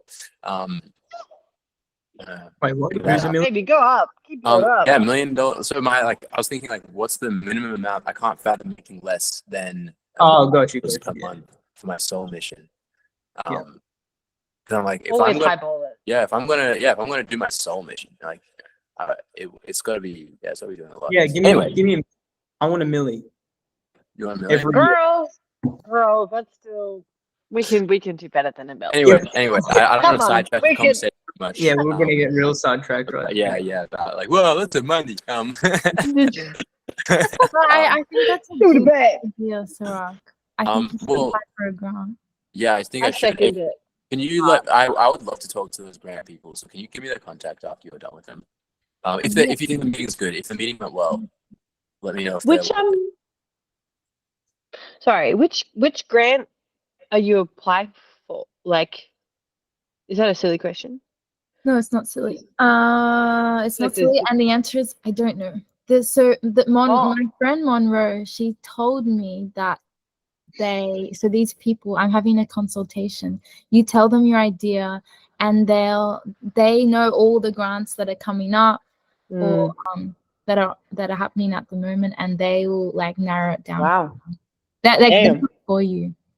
So Love that. I haven't actually figured out what grant I'll apply for. Yeah. Yeah. So plot twist, and that like you've mentioned this Monroe person, who I'm sure is like super cool, like certain times, but almost like plot twist. They're a figment of your imagination. You're like Monroe came to me in a dream last night, and so what's the twist? That is funny, and that is a great plot twist. Thanks for doing that, Kira. I've been trying. I was thinking about how to break it to her. I didn't know. I just thought rip the band-aid off. Yeah, it was the band-aid off. Yeah. This is actually low-key an intervention call. Cool. Yeah. Okay. Well, I think we're at a good point. Let's just see for now. Thank you for opening up so much. I think we've had such a valuable conversation in this. Um, Thank you guys for got listening. space for 2 more like deep dives, like going Oh, this keeps going. This is so yeah, exciting. yeah. Oh, great. I wasn't ready. And then afterwards, I want to have like more of a group discussion. This week's topic being how can we as artists, what can we do as artists to help the situation with Palestine? And that's sort of, I want to have that be a conversation that we have together. Yay. Now, I do want to actually, I can give out the option of having that conversation now and then having 2 deep dives later, if that's something that people want to do. People are, if that's life in people now, or we can go to the deep dives and then, or we can just do one more deep dive, go into it. This I sort of want to give it to you guys a little bit, see what you guys are feeling, how you guys, where are you guys at? I would just say there are some pretty tangible ways. I mean, like, what am I trying to say? If we talk about Palestine now, I think it doesn't have to be too long of a conversation, because I think there are some pretty tangible ways we can do our part and help. I also don't want to get too defeatist when I say that we only have so much power. You know, the real power is with the authorities, is with That's true. particularly the US government, who actually did just not veto a resolution for a ceasefire for the first time in like 80 years, but they primarily just did that because they were losing their Arab voter base. So anyway, I digress. Boycotting. I don't know if you guys are boycotting. When I first heard about boycotting, I was like, yeah, right. Like me not getting Macca's is going to change the you know, and I'd said it exactly like that. Gibberish. And Which brown guy? yeah, Which brown guy? I think he said it. And Hold on, McDonald. yeah, and then I started to understood the boycott divestment movement, which is that it's actually, they acknowledge that in the fundamental makeup of it, and that's why they specifically target a select group of companies, because if you target those select group of companies who are owned by Zionists, who are supporting Israel, you can make a tangible impact, and we have seen a tangible impact in companies like McDonald's, Starbucks, you know. So I think boycotting is a good one. You know, you don't have to do anything, but I think that, you know, it's a meaningful difference that you can make. And I think they're still doing the protests in the city. I've gone to a few, maybe like 5 or something. I should go to more. And, you know, you can always go and just show your solidarity and make some noise. It's a good morale. Yeah. Morale. If you're feeling really defeated and you're like, I don't know what to do, just rocking up to one of those is crazy for the energy. And I think they're also doing it. Sorry, Fetty, if I just like. No, I was done. But I think I saw them happen, like doing it on Saturday and Sunday. But I think they're also like event specific things happening where they're like popping up too, not just the weekly Sundays. But yeah, also the boycotting thing. I'm like, it literally takes that feels like the almost like the bare minimum. Yeah, zero effort. It's like I can just not fucking get a frappuccino from Miss Liberty over there. Like, right, literally. Cool. Yeah. Let me walk 5 more steps and just go to 7-Eleven. Like, if there's one thing organizations like that listen to is capital, is affecting their pockets, you know. So yeah, if there's one real easy thing you could do, maybe everyone here is already doing that. This is a pointless conversation, like this part of the conversation, I mean, but yeah, and protests and donations, but do your research, because there are a lot of scams that pop up around crisis. That's exactly true. Fucking take your money and piss it away to some random shit. That's right. Oh, he's got his hand up. Oh So I want to. So yes, I agree with those things. And that's, I feel like something that anyone can do. And the prompt for me for this group conversation right now is, what can we as artists do? Oh, sorry. Recognizing that that we are different to the regular person that is doing a job and putting all the effort into that. We have a platform, we have an audience, we have a voice that is even slightly larger than the average person. And so I want to highlight here again, like, yes, we can boycott, awesome. We can protest, awesome. That sort of does feel like a bare minimum. What can we do as artists? What do we have that, like, what can we give in a way? An example being, so one of the things, my housemate Doug at the moment, he said something really simple that he did, and something that he's listening to the Palestinian sort of, I don't know if it's elders or like people that are, I forget the term for it, the people that are like wanting to sort of speaking to the West. And they said one of the simple things that you can do is just cause uncomfortability in people. And one of the ways that he did that is at his work, he's changed his profile picture to the Palestinian flag. And there's simple things that if a bunch of artists just start doing it, would create a very like tangible result, or an intangible result that would then create more of a movement. And the thing is, like, when it comes to tangibility versus I don't know, energetically, artists do have the energetic field, whereas we don't really have the tangible field. So that's where sort of the normie is sort of that has the power. And not to make normie being a bad thing, just like the person who doesn't consider themselves an artist, they have the power of the fact that they are in the tangible reality world. We are, but we're also tapped into art and inspiration and the way that people think, the way that people feel. So what can we do as artists to inspire more or less of certain feelings, of certain inspirations, certain thoughts, certain actions through our art? An example that I was thinking is, like, we share things on Instagram, sure, and we share art. What would happen if, like, in the middle of one of our art pieces, just shows what's happening in Palestine? Like, just like no warning, no, like, just like shows it and then just goes right back to the art. As just like it's just there. And that was just an idea, and I sort of want to, like, instead of thinking like, this is what people do, this is what we're not allowed to do, this is what we can do, like, really just break all of that. What are the possibilities? What are the options? Well, on that, surely the most like obvious option is to somehow incorporate it into our music and into our art, right? But then also the question is, like, if we are going with the surprise tactic, like, the sensitivity of the content probably has to be considered too. So that's all up to you and your like, I don't want to really talk about tactics in, like, per se. Like, I don't think it's really like, I do want to think more high level, and just less specific for now, and then bring it more specific, because, like, what kind of artist are you? So Elaine, Elaine, what are you gonna say?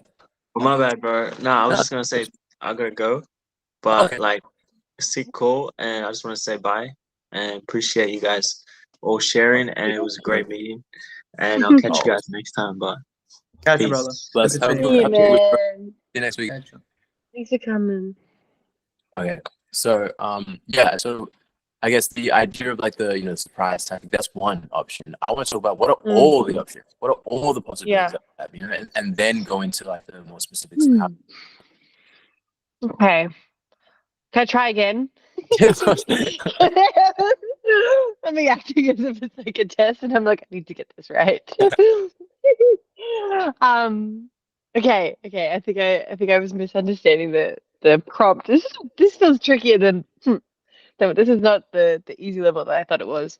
But recently entered into, like, the little dance pocket community as an artist. Woo, pop and lock. Anyway, and I've got a couple of, like, distant friends or choreographers that I've learned from, and one thing that they did straight out was, like, to host, as they normally would, a pop-up workshop, and they just did, like, a fundraise. All the money, all the proceeds would go to, different things to donate to. So that was one, which I was like, Cool. oh yeah, awesome, great. That's, like, why don't we have more hosted things where we're just like, cool, we're coming together? Because I think the thing that also feels hard about getting people to engage in like the active element of like, let's make a change, is that people are so comfortable in their own lives of like we'll spend how much money on our coffee or on our purse, but then when we think of the thought of like, oh, I have to donate like 20, 50, $150 to like a thing that I will get nothing out of, no, like, type of thing. So I think like kind of in the way that you said, like finding ways to just bam, there it is. Like we're already doing it without people having to think that they're having a positive impact. We're already making a change. Like you're already going to come to a dance class, may as well use that money for a good cause. Like you almost have to make it. It's kind of annoying. It makes your work harder in terms of like you have to lay that groundwork so that people can be on autopilot, because people don't want. I think the part that's hard to engage people is like they don't want the discomfort, they don't want to do the research, they don't want to like see that like they don't want to work, basically. They want it to be super easy and convenient, which is why you inconveniencing someone buying their like bloody cheeseburger Happy Meal from Macca's is like, what? I can't get a Ronald McDonald glow stick anymore. I can't wear the socks. Fuck. It's like, I have socks. yeah, I have my ex's socks from years ago that are just red and white. Well, we've That's done. a really good point. Like it's creating something that's like already there that feels like really consistent, and then making it so that the proceeds just go to Palestine. Something that people are already doing. People already, Seamless. yeah, that's Yeah. awesome. That's awesome. That's a really good idea. Okay, that's okay. I like that concept of like, what's something that people already do, and then they already spend money on it, and then have about it. I Yeah. think we should keep that like a concept, and then when we talk more, like we'll have a bunch of other concepts, and we'll see how we can meld these all together. Cool. So that's You almost gotta amazing. like trick them into it. Like Yeah. And like it's almost sort of like like, you need to yeah, double manipulate. Like he's like a this is frog in hot water. Like have you heard that? oh, I haven't. I'm like, Okay, yes, so what? when you put a frog in cold water, when you put a frog in boiling hot water, it jumps out instantly. When you put a frog in cold water and then slowly turn it up, it actually stays in there. It doesn't actually feel like it. Oh, bitch. So we Comment. basically need to be like, all right, well, what is the cold water that we can provide? And then how can we turn it up over time?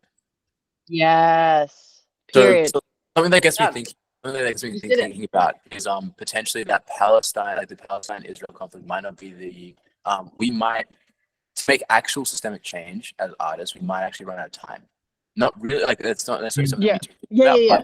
but I have like some. what's something that we can do that is timeless in a way, where it's like no matter what, it's going to be helping, you know?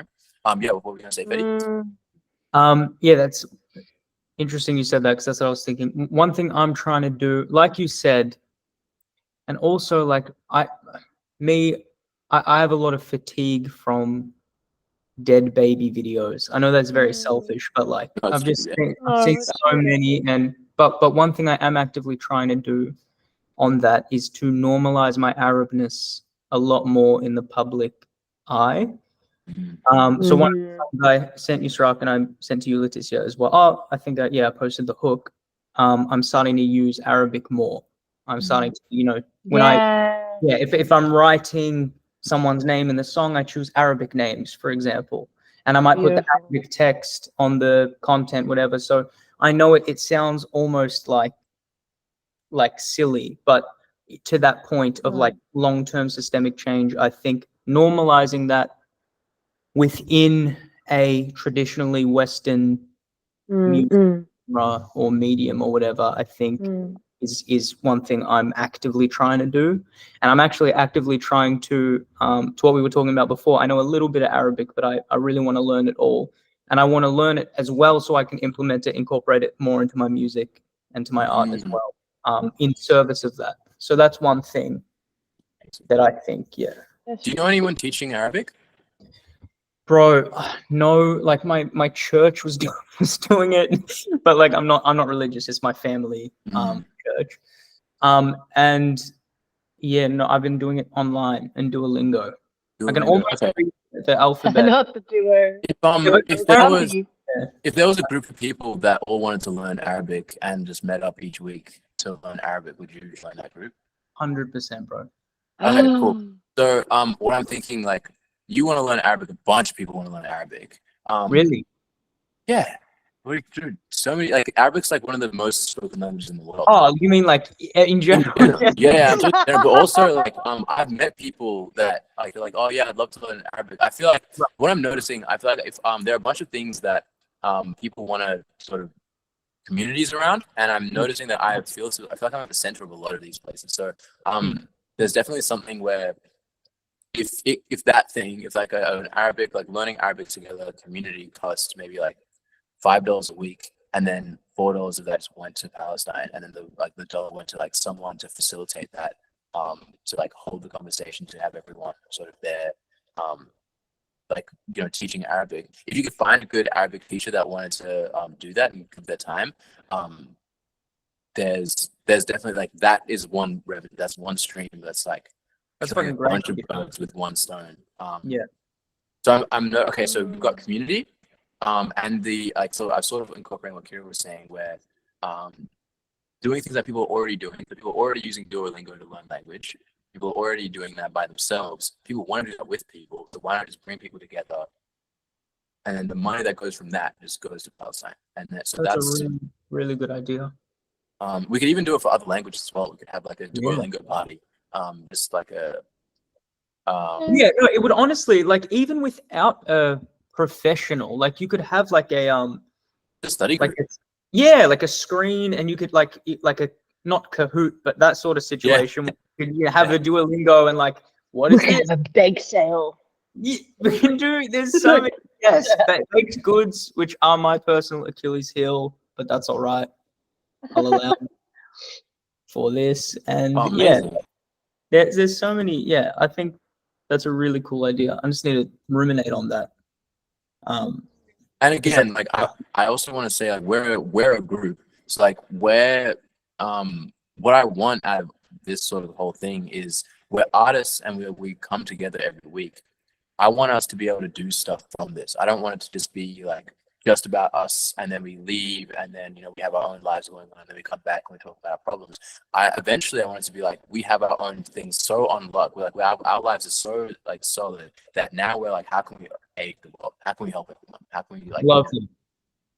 And what we're doing now, what I'm doing now is sort of, I want to create the groundwork of just like consistency. I just want it to be something that you can just predict is going to be on every Wednesday, 7 p.m. And then from there, it's like, well, who comes all the time? What are our values? What do we really want to do just outside of the art? What do we want to do with our lives? And then how can we implement that into everything? So I think this is like what you guys have brought up is really awesome. So the fact that language is a massive thing that you're like consciously thinking about. So Leticia, I think about it too. Kira, I'm like, from your reactions, I'm sure, I don't know, there's something that's been like lit up in you.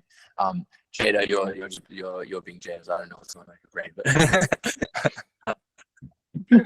I'm sorry, I haven't been talking. I've been like listening to everything, and I've also kind of been body doubling. But yeah, I actually started learning Arabic on Duolingo too. So really, whoa, shit. Yeah, I haven't got very far. I'm trying to learn like 3 languages.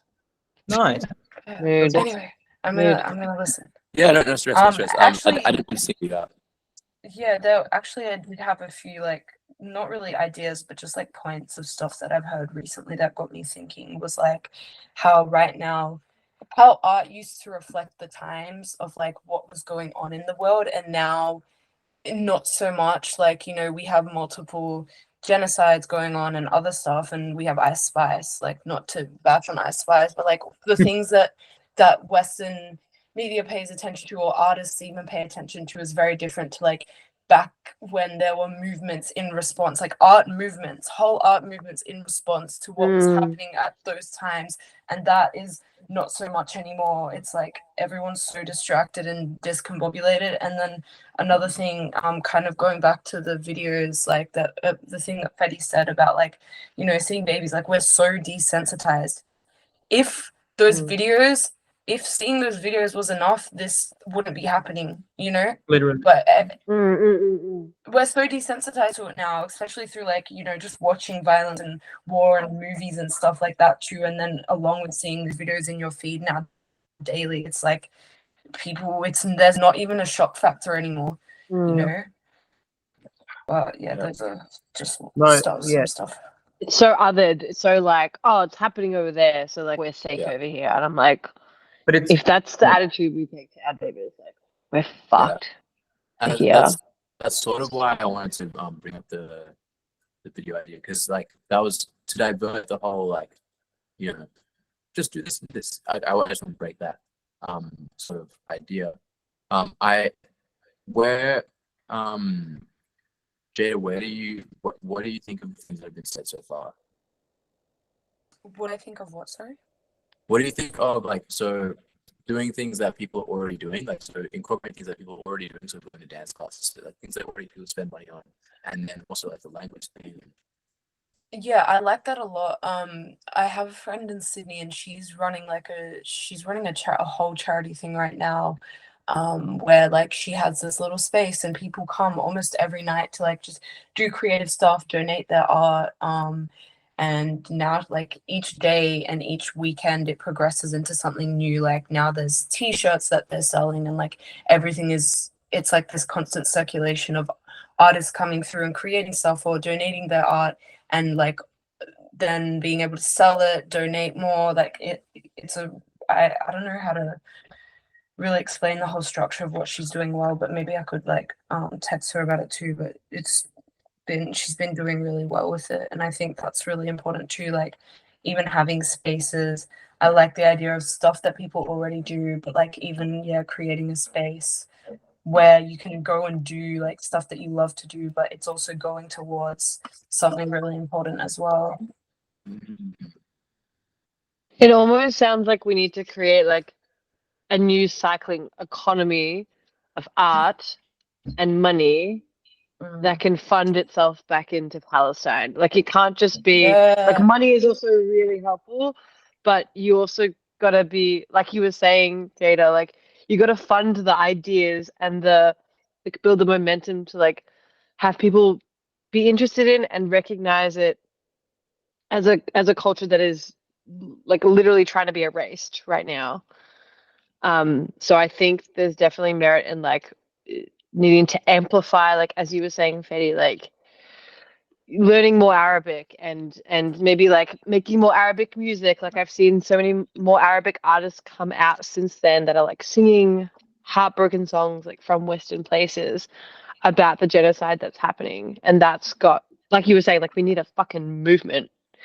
We need like a full iceberg. That and even like amplifying like Palestinian and other like places that are going through ethnic cleansings and genocide right now, like amplifying their art and stuff, because like there's that really cool thing about like how the watermelons in Palestine are like a really important thing in art, because they were kind of banned from using the colors. What was it? They were banned from using the flag in their art, I think. So they had to use the watermelon because it had the colors.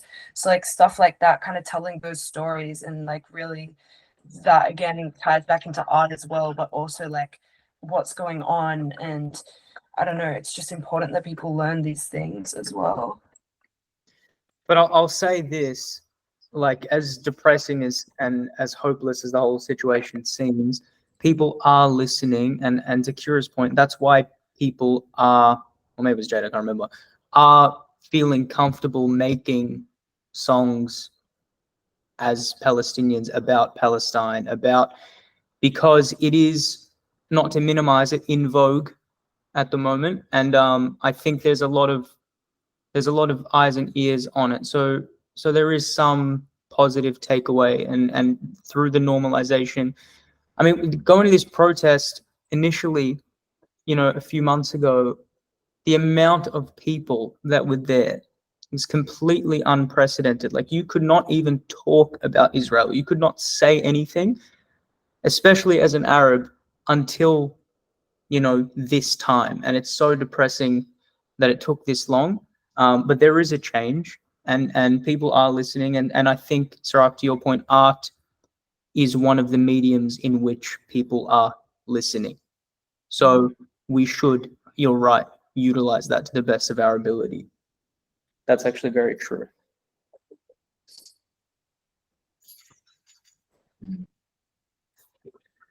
I mean, like we saw a similar thing happen when BLM reignited with like the George Floyd stuff. Like, That was a it's- breakthrough. yeah, Yeah. huge, and it's fucking tragic that it takes something like that that's been happening for so fucking long. Yeah. To suddenly just like be leaked on the internet, and then all of a sudden you see black squares everywhere. Yeah. I'm like, yeah, I don't know. I think one of the most like treat like I don't know what the right word is. I was gonna say painful, but like again, that doesn't feel like justified. But like this kind of change, if we want like long-term change, takes so long. I think with any form of like activism where like history is made and remade, like yeah, the hardest the hardest part is like doing all the things that feel small and bitsy and don't do anything, and suddenly like catches on like it like almost like what you were saying, like a trend, like it becomes vogue to suddenly wear the colors of watermelon on the fashion runway or whatever. It's a compounding effect.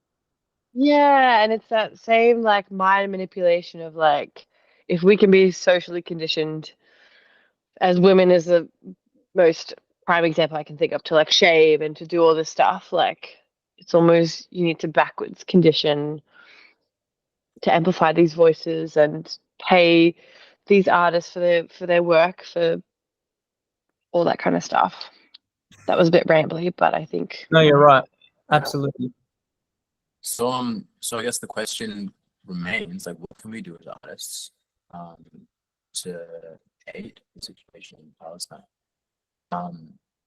And then I guess adding on to that question as well, what can we do as a community of artists? And this can also be a conversation that we have over multiple weeks. This doesn't have to be, but like I think it's valuable to have. And I guess, like, yeah. Sorry. Okay. No, I was just gonna say I think I'd like to like even take some time to like think and write stuff down, because I've been thinking about it for a long time. I'm like, what could I really do with my art that could like talk about that?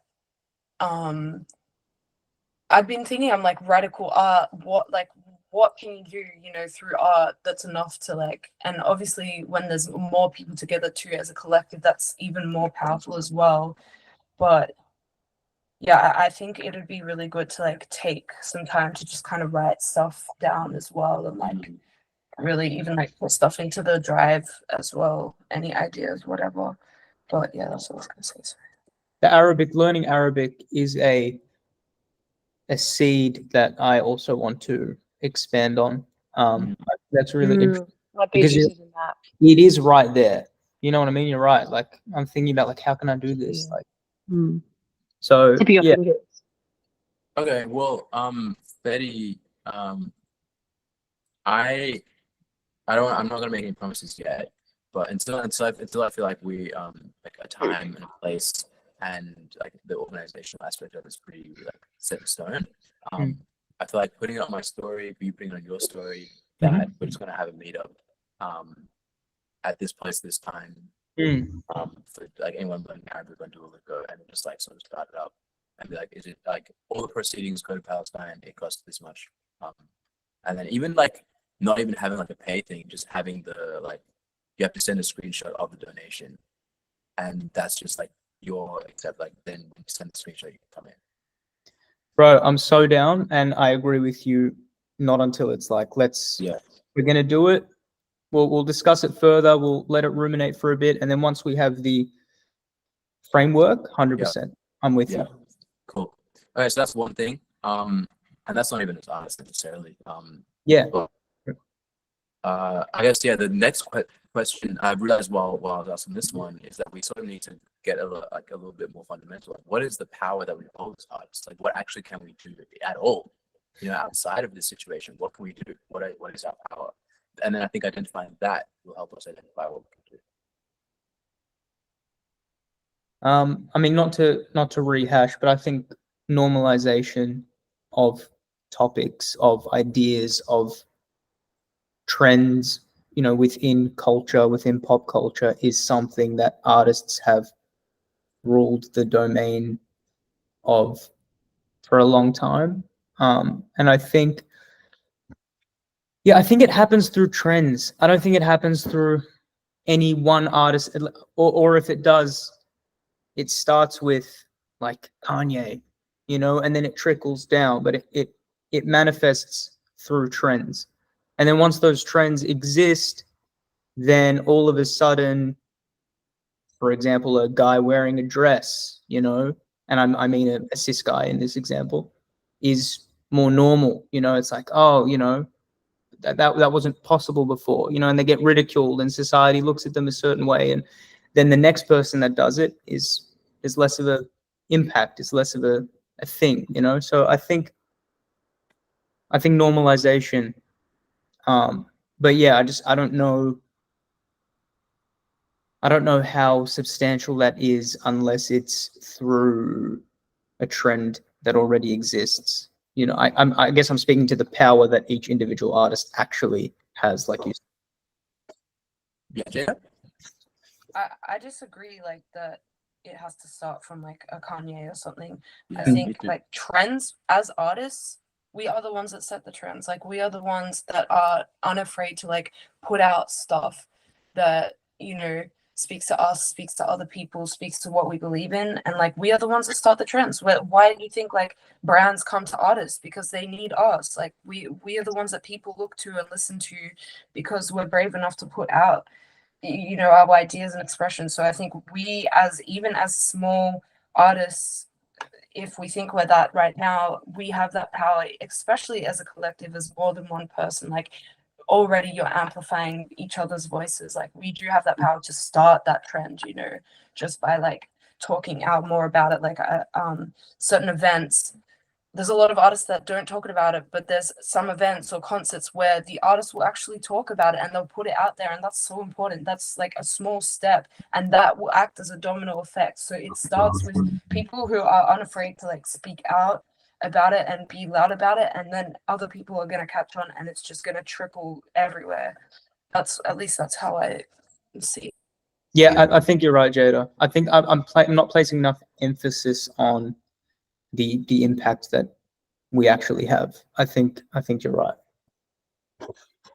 Yeah, like even someone who doesn't identify as an artist, just being themselves in a public area impacts everyone around them. Even if, like, by making someone uncomfortable, you are impacting them enough to see there's dissonance within themselves.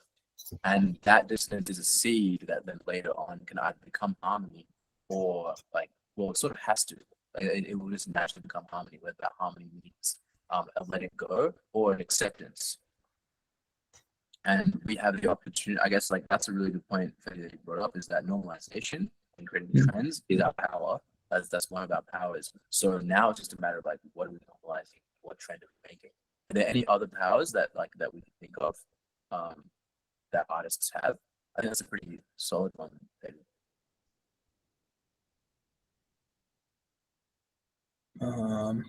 And doesn't have to be as an individual. It can be artists just in general.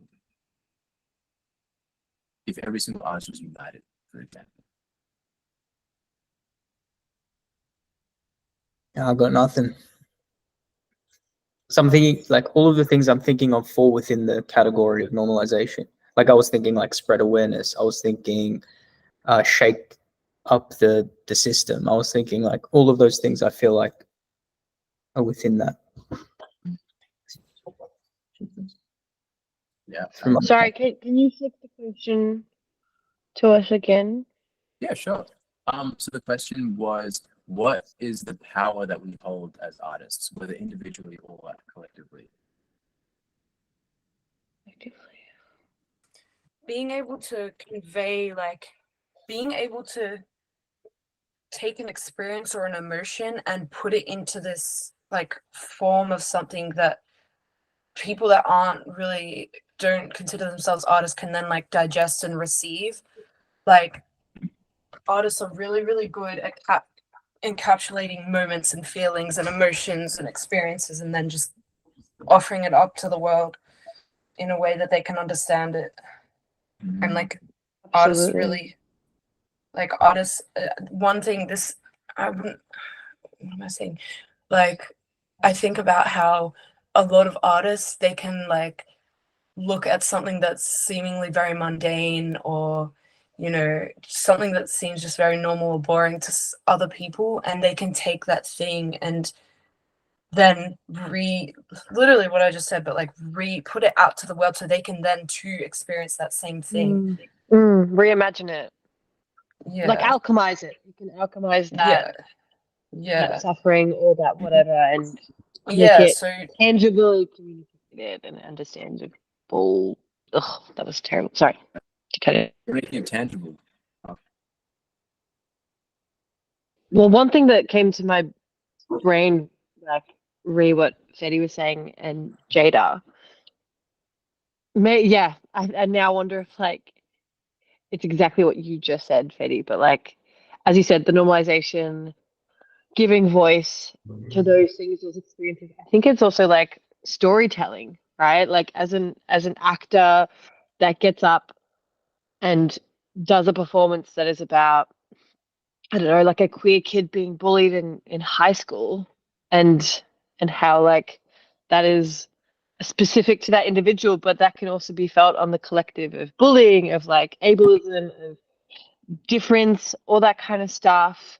It's that, but then also balancing it with like we need to not take those stories away from the people who are experiencing it. Like there's also kind of like a fine line that I think we tether and mess with, which is like those stories need to be told. We need to hear from Jewish people. We need to hear from Palestinians.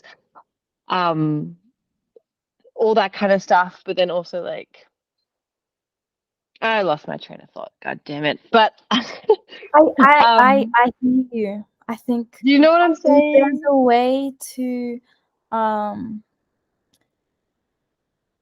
merge like your experience with what's going on to make it there's just a way to make it hit more without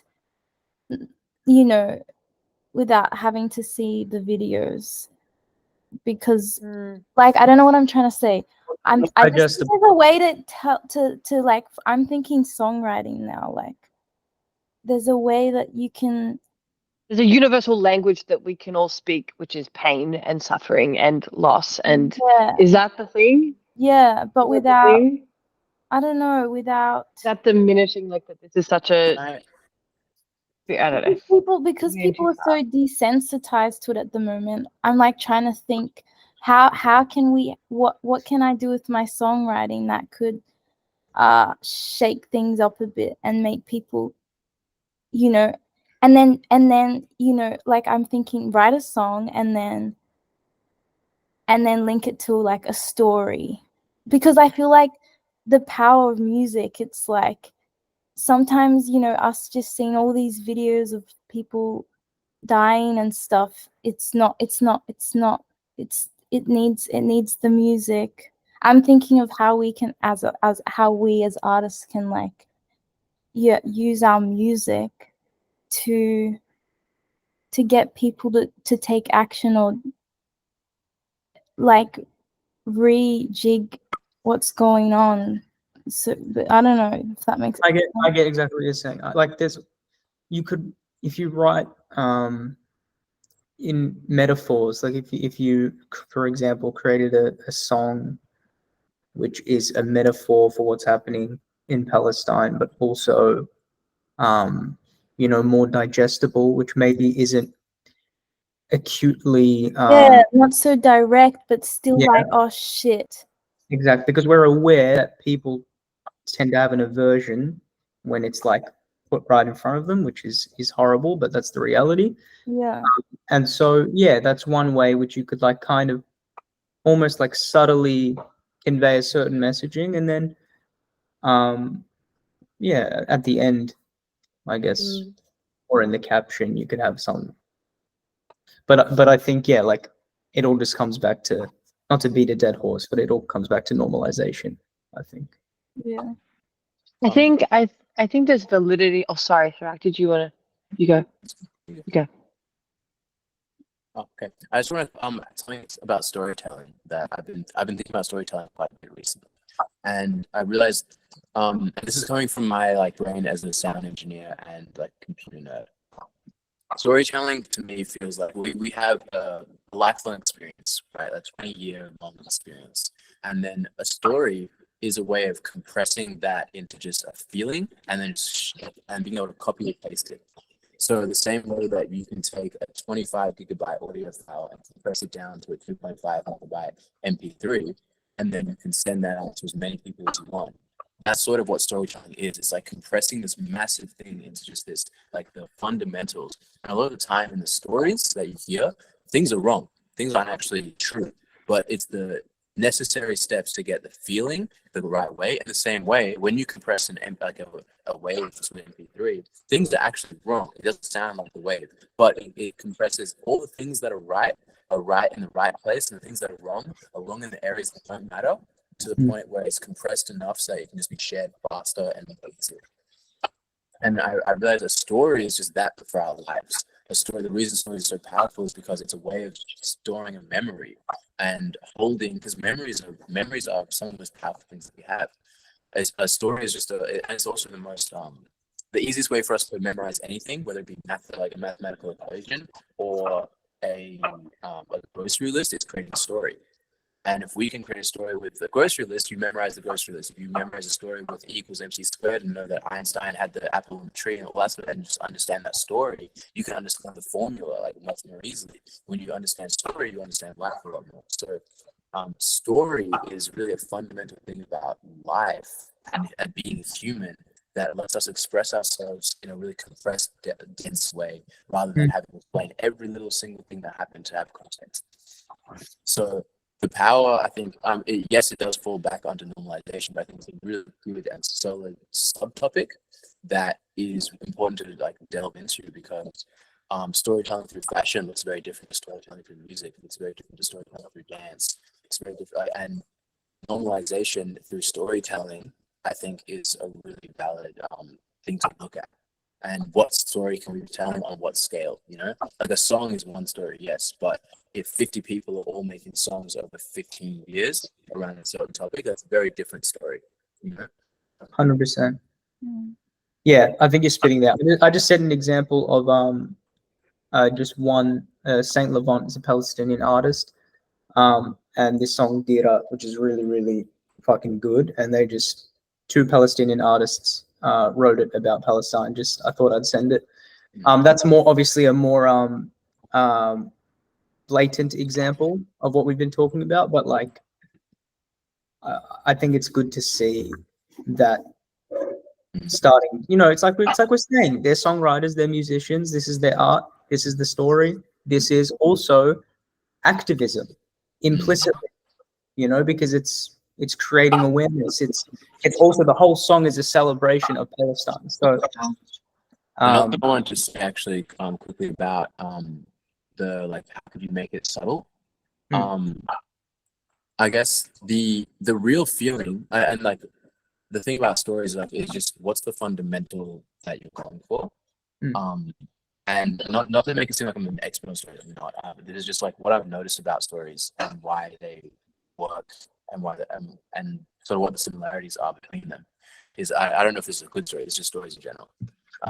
You hit the fundamental, and then all the rest, all the variables change. So the fundamental of this Palestine thing is like, essentially it's just that kids are dying.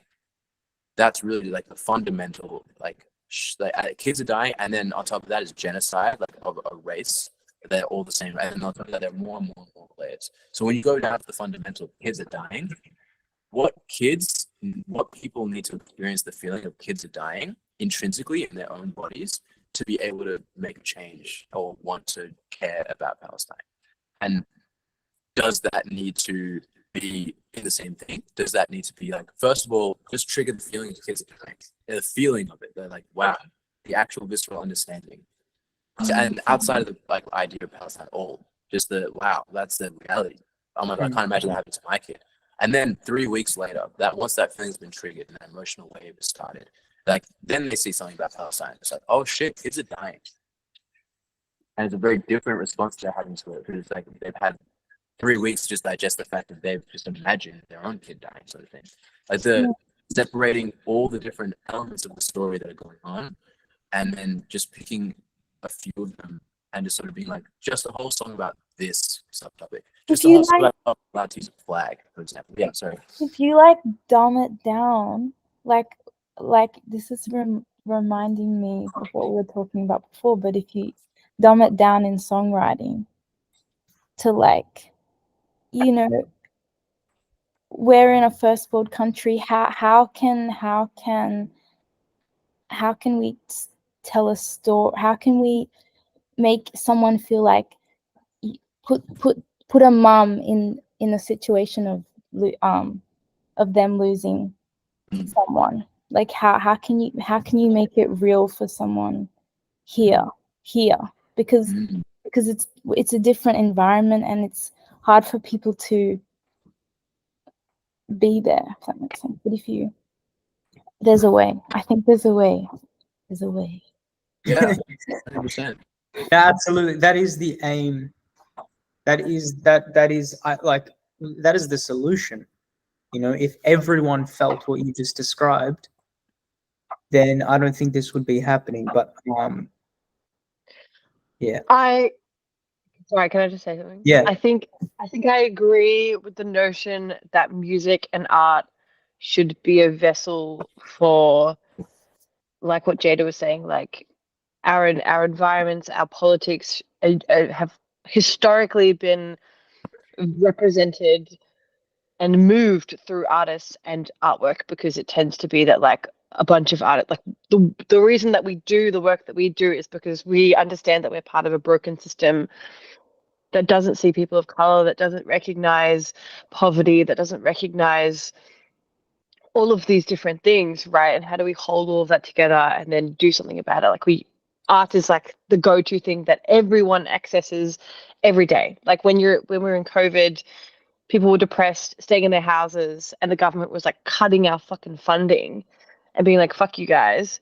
It's like, well, what do y'all turn to in the dark when you have nothing? It's books, it's radio, it's this, it's this. I don't know if I necessarily agree that we should have to dumb down, so to speak, the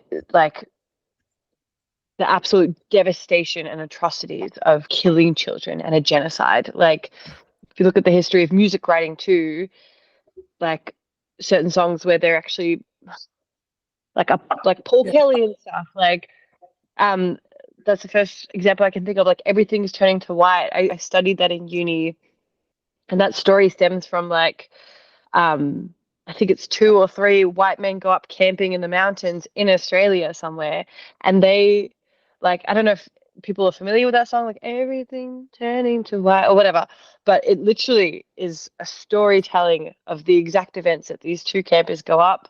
They find, trigger warning, a dead Black Aboriginal woman's body floating in the river, and they continue to fucking camp for the next 5 days or however. And that's like a true story. And they didn't do anything about that floating body until the end of their camping. And it was this whole fucking thing. And it's like, wow. You know what I mean? Like, and that was written in what time period? I'm so bad with dates. But I just don't know, like, I just don't know if it does anything for anyone. If like we're gonna make art and music, but we're like, let's dilute it. I get that it needs to be like not dilute. I think there's a place for both, because some songs like that don't, it caters to a certain person, to a certain crowd, whereas I think there's a place for both, like to both have an impact. True. But also I think if you're making music for it to be liked and to be palatable, then what are you really making your artistry for? So I would say I think Maybe. there's a bit of like there's like you're seeing it as either it's saying the thing or not, or like it's saying the thing or it's not saying it well enough. But I think the difference between I think the viewpoints that are laid out here is that one is I think it's actually the opinion that is consistent that I'm noticing is that the feeling needs to be pure. Like the feeling needs to be really, and there's like multiple ways to get to that pure feeling. One way is through subtlety, not necessarily diluting it, but the subtlety of telling a story that's more personal, less Yes. less Okay, true. and like, but it's still it's like the pure feeling. Whereas the other one is like the actual confrontational, like, but confrontation from someone who's not confrontational doesn't come across very well. Confrontation from someone who's good at being confrontational and understands the nuance of being confrontational and how to actually give that energy to something, that is going to go way further. And that's where I think, like, I think it depends on who you are. yeah. Experience. Like Your what target audience. Yeah, what your role is in the world. Like, if you are Palestinian, then your song is going to be that, and it's going to work. But I'm not, so I have to, like I can't Find a way to, yeah. Because if you haven't felt intrinsically the feeling that you're trying to convey, then it's going to come across very disingenuous, and that actually that's a detriment to the cause. That's a detriment to the situation. Whereas if you can draw on your own experience and find a way to relate it and bring your lens to it, then it means that the audience that can't relate to the whole situation but can relate to you can then have a link to relating to the situation. That's what I want to add to this is I think it has to be relatable because people don't care about brown kids. That's the reality. Like they don't care the same way. Like, I'm sorry if that's like controversial to say, but that people aren't caring. People cannot see their own kids as those kids because those kids are terrorists. That's what. So it has already othered. They're already othered. So I think there's validity to like. Well, Kira, I actually agree with you. For like artists like Saint Laurent, for example, but I agree with Leticia what she's saying in that if you're not that person, it has to be digestible because otherwise it's I don't know. Yeah, I just don't think it's going to connect in the same way because the messaging already exists and it's already not connecting. Real. It needs to be like a wide spectrum of all the different parts of the emotional wave that exists for this cause. Because it can't just be the extreme anger. It needs to also be the extreme excitement at the possibility of the future. It needs to be the extreme sadness. It needs to be the subtle feeling of numbness. Like that has to be like all the different points touched on by people that really feel that honestly and vulnerably. And that's how when you get the whole picture of the emotional spectrum from a bunch of different people, it becomes a movement. That's really what a movement is. Well, you're right. I think there's a difference between talking about like art and music that's specifically made by Arabic Palestinian people as opposed to like us as not that trying to talk on that topic, which I do agree. I'm like, that's not my place to make direct kids are dying music or tell those stories on stage. I get what you're saying here, but honestly, I don't even think that's the takeaway. I think you could, I think that's yeah, absolutely. Yeah, you could, because that's what you're feeling. It's more like it's the authenticity of your emotional world and your inner understanding of the reality, and the way that you express that being authentic to you. So, I'll use I guess I'll use me as an example. I don't really go on Instagram and I'm not really outraged, but for me, like internally, what I'm thinking constantly is, what is the systemic change that I can start to help implement in the world?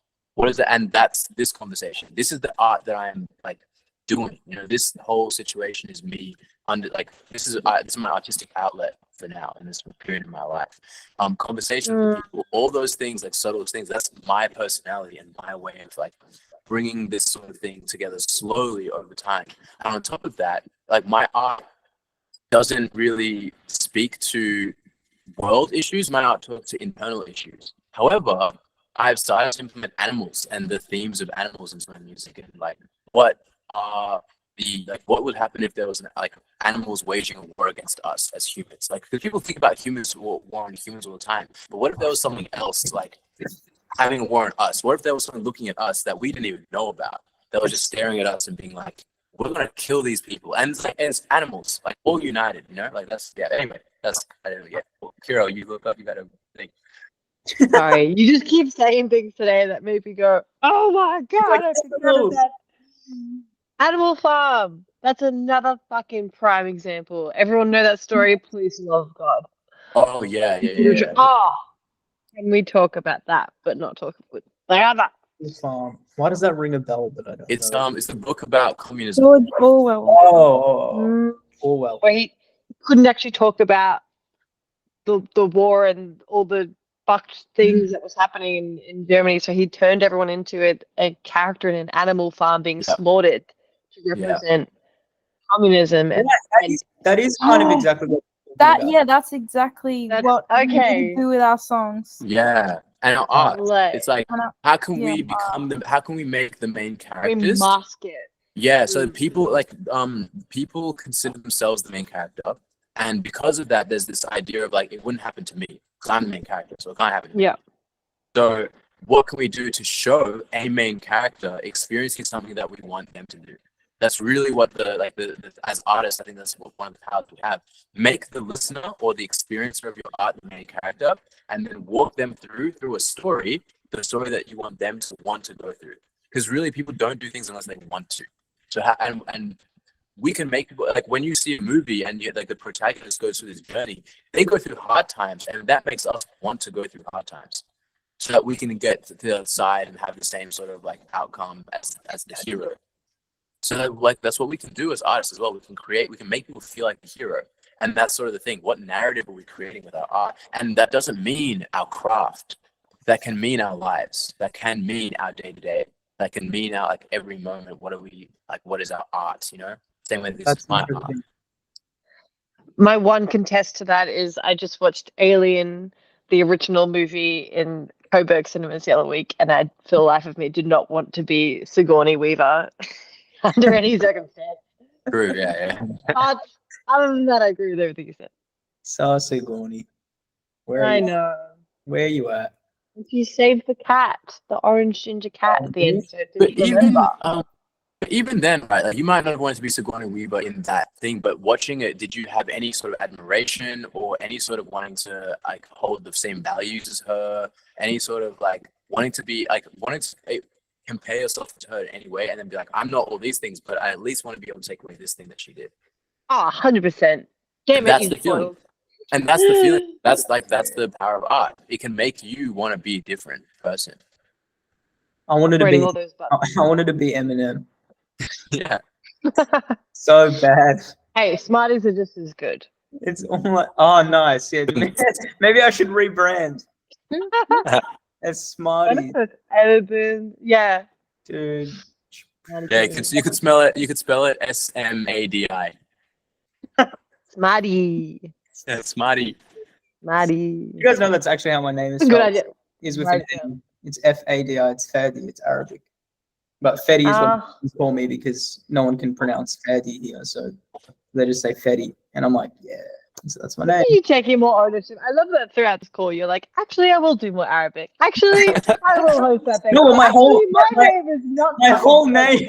Yeah, right. My whole. Bitch. It's just because it's. I feel comfortable. My whole name is an example of that. Is like, but it's me owning that. Like, this is the Anglo version of my name. Just.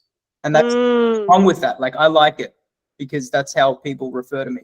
But it is spelled with an A. So Smarty would actually be more correct. It'd be more small. Or just like an unmasking for your rap career. Yeah, I'm like, whoa, that's actually genius. Man. Oh, write that down. But Fadi in Arabic is like John, so it's not that special. Yeah, that's my dad's name. Oh, really? Oh, John. Yeah. Your dad's Arabic? No, he's a British colonizer. Oh, cool. Yeah, sick. We love John. Yes. Shout out John and Fadi. All over. Everywhere. Cool. Far out. So Really? I saw a theatre piece recently, where two of the main characters were actually Jewish and speaking Yiddish for like 90% of the performance. Oh, really? But it was a show about non-binary actually, which was really interesting. They did Wow. like the story of Adam and Eve um in bloody like fluent Yiddish, which was crazy. And yeah, using those concepts to be like the main character was, it was kind of almost like She's the Man vibes in terms of like that character was an allegory for the snake in the end, and they were like fighting over the Torah and saying this and that about like women not being able to study and work and blah blah blah, like you can't disrupt the order of things. But then this person was disguising himself as a man, at the beginning, because they were like, I'm so interested in study and I want to be smart, I want to learn books, I want to have a job. And then like both characters, male and female presenting, fall in love with this character, and at the end he was like, I'm a chick actually, and sometimes I feel that way, but I've never fit in, and blah blah blah blah blah. It was this whole thing. It was in Yiddish or English? Yiddish, but with subtitles. But then Oh, sometimes they spoke English. interesting. Very, very. It's called Yentl at the Malt House. Yent. Ooh. We should do a movie night. Oh, 100%. All these things. Oh my God. Outdoor movie Anyway, night. okay, so I feel like we've sort of hit a natural conclusion to the conversation. I think we should take away the sort of themes for today, and the next week touch on them again. For the themes being things that people already do that that they spend money on, that we can sort of start to divert that money to Palestine. And then another one was create communities around language learning, and there was another one as well. It was Communities, language. God damn it. I forgot. Wasn't it that last one about like our music and our art should be a vessel for like, there was storytelling. yeah, like But there was something else. I feel like there was something else after what are people already doing? was it the frog? No. The frog. No, The frog. it's okay. I'm sure it'll come up again one day. But yeah, I think it's like taking away those things, having something to ruminate on during the week, coming back to this conversation again with more of a like. Actually, I might have written it down. I got too much ADHD to remember. Same, babes. I'd be surprised if everyone here. Trends. I guess We talked about- like trends. What about trends? A new economy for Yeah.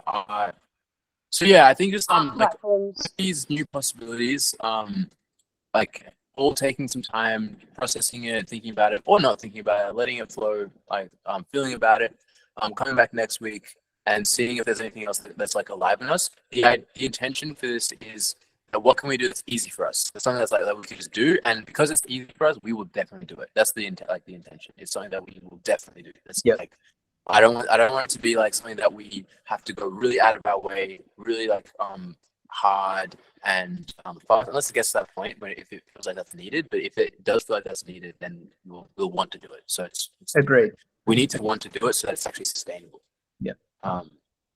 So yeah, it's like what's sustainable, what are people already doing, and this is now an opportunity for us to like observe in life. Like, oh, I just noticed that this person spent this much money on this thing. I just noticed that I spent this money on this thing, all that sort of stuff. And any other opportunities for community building as well. If there's people that are like, oh, all these people want to do this thing, and they're like, oh, I wish I knew someone who was doing this as well. Any that sentence, or like, I wish there was this person doing this, or I wish I knew this person. That sort of stuff is really valuable as well, because that's where like we can start to bring people together as artists as well. I think like bouncing on that, like bouncing resources to each other. Like I've had a girlfriend reach out and been like, come to this DJ gig again. It's in fundraising for money for Palestine and stuff like that. Or like, yeah, community gathering things that are like, there is a language. By the way. It's great to also want to exist, like to create something new, but some of the stuff might already exist. Yeah. So like that sharing of the resources, being like this event's happening, or this gathering, or this prayer, or Yeah, amazing. If you get those things, please send them to. I mean, me. It'd be if you could send it to the group. If you could take a screenshot, send it to put it in the drive, then everyone can access it and everyone can see yeah, it. for sure. If that feels natural to you, like that. Yeah, do whatever feels good. Yeah, like I think yeah, we've come to a good place with that. I feel pretty good about where we can go from there, and then next week we can expand this conversation even more. And this is recorded as well, so I'll be able to remember that point. That point was not lost forever. It's recorded, so. I also realized I might like I know I've missed a bunch of these, but like, is this something that can be offered? But like, do you want someone to kind of take like meeting notes? Is that helpful? That would I know actually awesome. I've just noticed that you were like scribing things down, but like you're one of the big main talkers.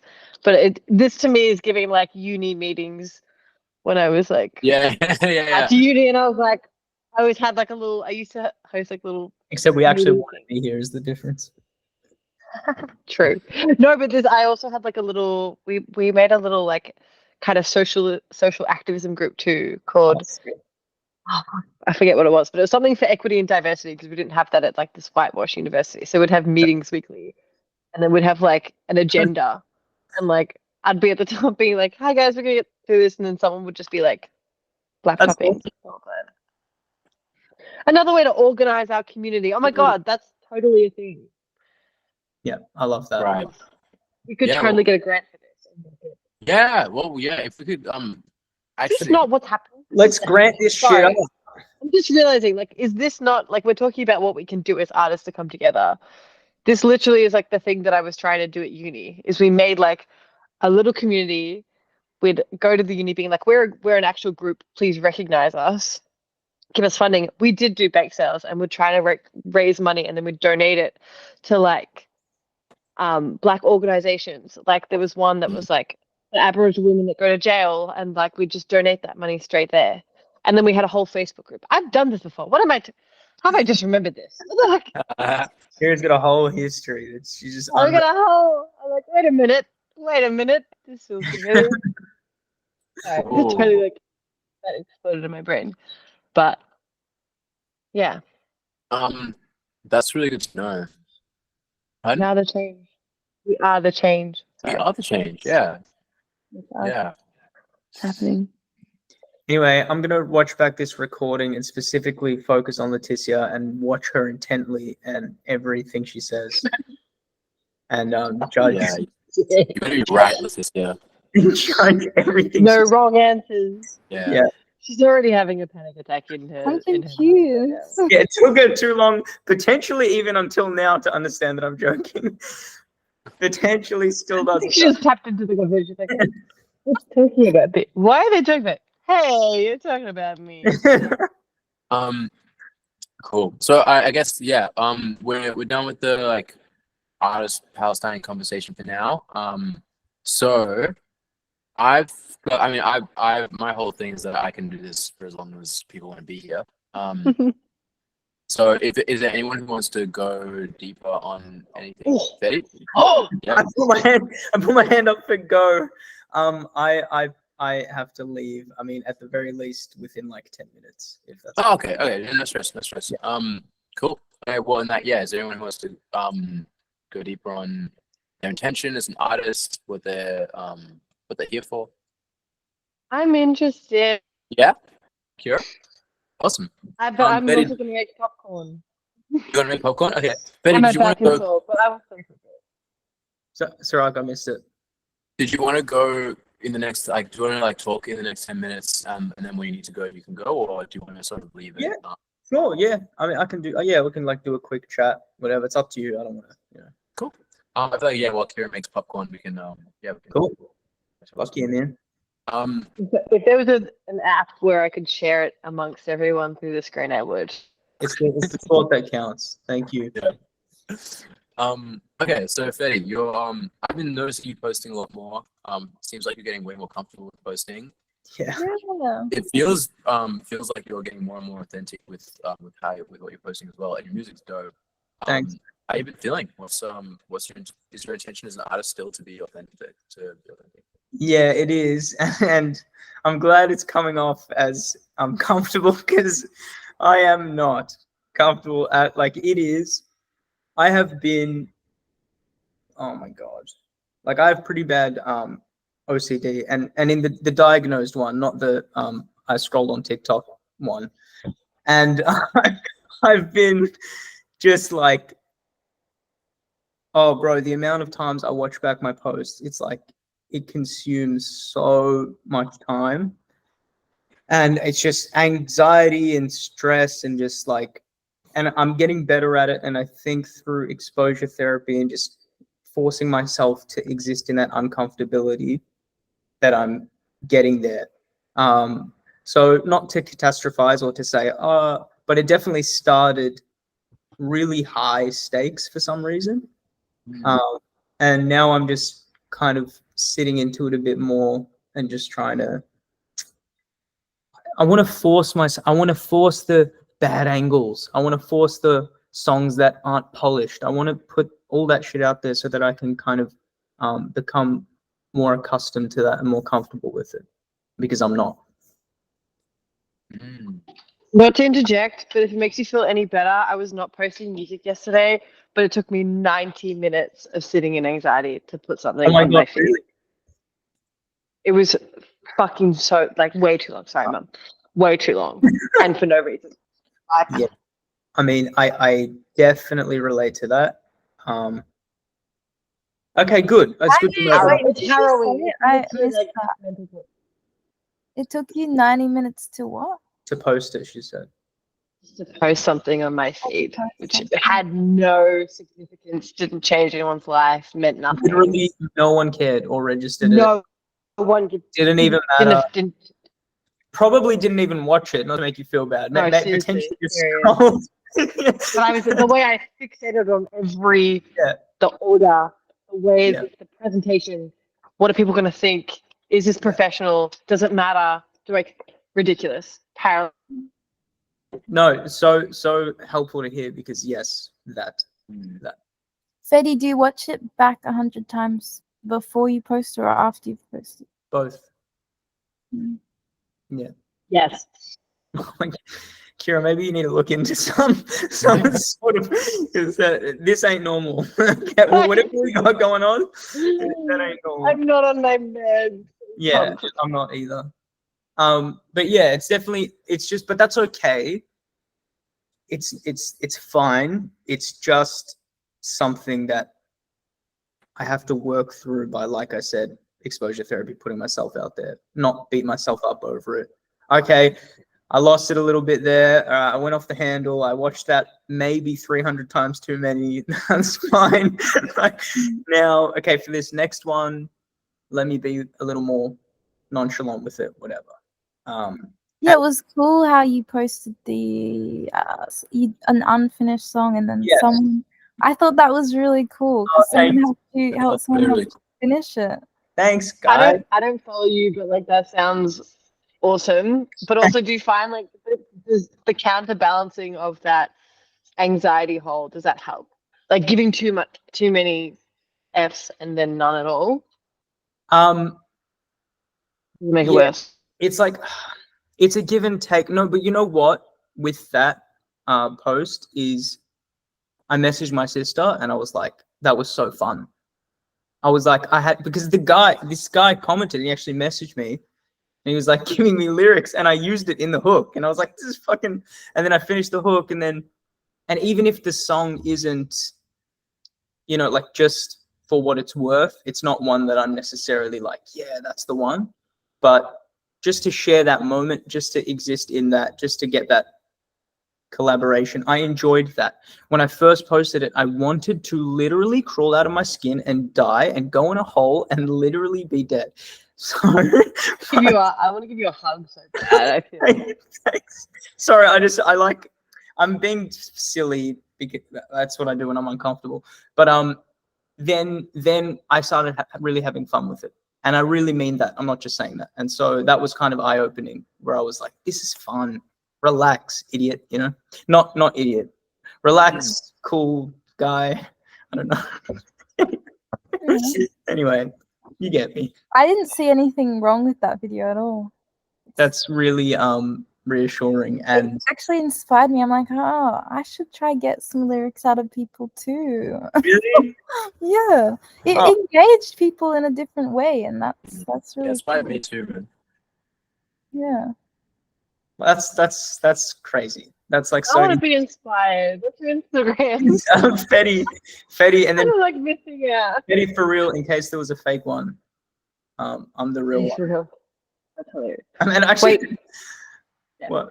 I was Wait, talking. Fetty for real in case it's a fake one, or just Fetty? No. I just added that little slogan at the end. Just Fetty for real. Oh, Just sick. type Okay. Fetty, it'll probably come up. I was talking I'll find to it. this girl and at this bar or whatever, and then she got my Instagram, and I guess she just like looked at it quickly and just like followed me, and then she went on this whole rant about how people that have like for real or the original in a name are so cringe, and I thought she was doing a bit. I was like, and then I had to tell her because it was too awkward.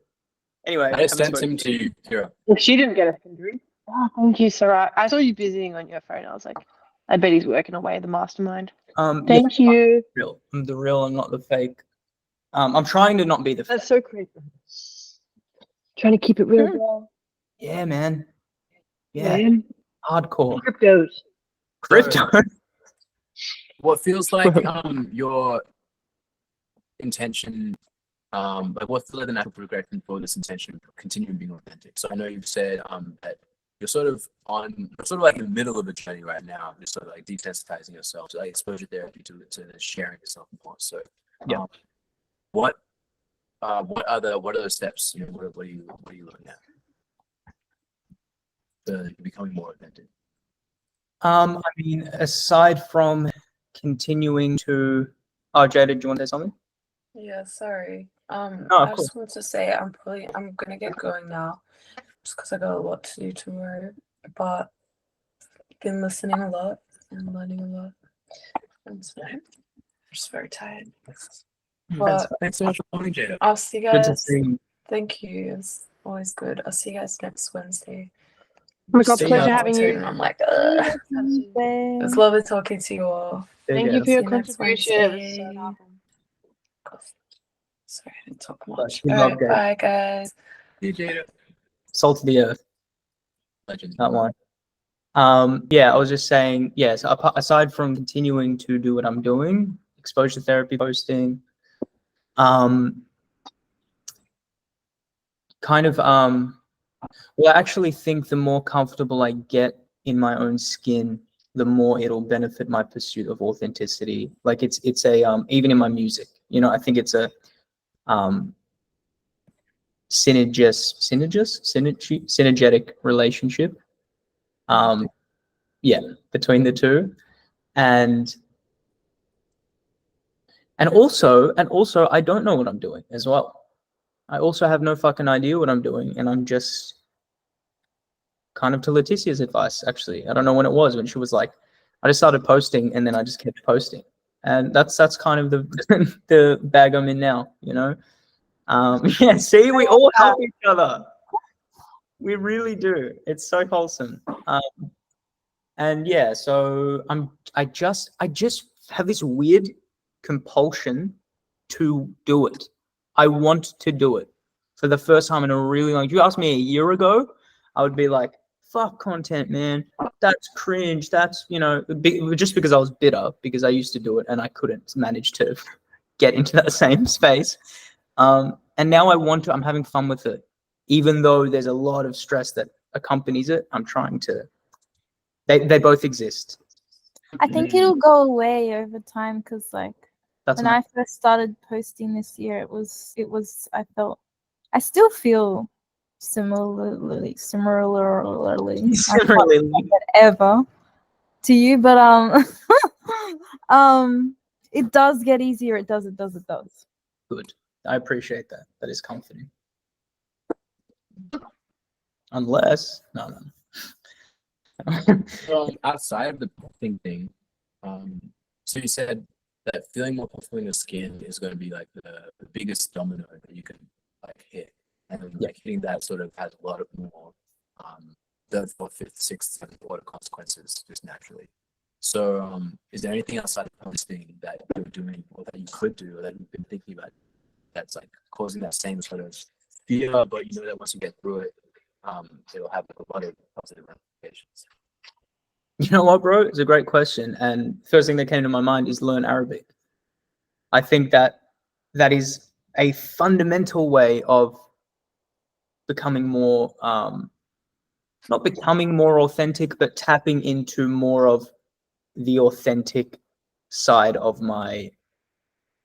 the side of when I come home and my mum is speaking to me in Arabic and Al Jazeera is on the TV, and like the subconscious of my life, you know, that I want to connect with that more. And I think that's another thing as well. And also musically, taking more risks. I want to take more risks. I've been making some really cool melodies that I really like, but they also, you could argue they're a bit, I told you guys, like broad or formulaic, which is so cool. There's literally nothing wrong with that. But I think in trying to switch it up, like you said, Sirach, like fuck it up a little bit, I think would benefit the pursuit of authenticity as well. Just some ideas. I don't know. I mean, like I just got like a visual image of you walking home, and then like seeing the TV, seeing your mother. Do you ever take a moment to just like take a breath and just like notice how you feel in that moment, and just stay present with how that impacts you? I don't think I've done that my whole life. I don't think I've breathed in like 25 years. No, in all seriousness, no, not really. I'm writing that down. So what was the question? The question was, so the reason I asked this question, I'll say that first, is because I think authenticity comes in small little steps every single day that slowly over time build towards a better understanding. I mean, my definition of authenticity is knowing and being yourself completely. So for that sort of first part, knowing yourself and that being yourself, you naturally are yourself and you naturally know yourself, because sometimes it's the unnatural parts of you that take over, where your mind's like, oh, this thing outside of me is better than me, so I have to be like this. I have to make myself this other thing. Right. And that's where the authenticity stops. It's not that you have to be authentic, because you are authentic.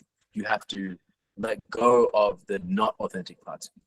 And the best way is to anchor yourself in what is authentic. And those moments where you're feeling authentic, those moments where that feel authentic to you, just being present in that for even just a second and really feeling what that feels like in your body means that you are just that much more aware of when you're not feeling like that. So you can be like, wait, this isn't good, and let it go.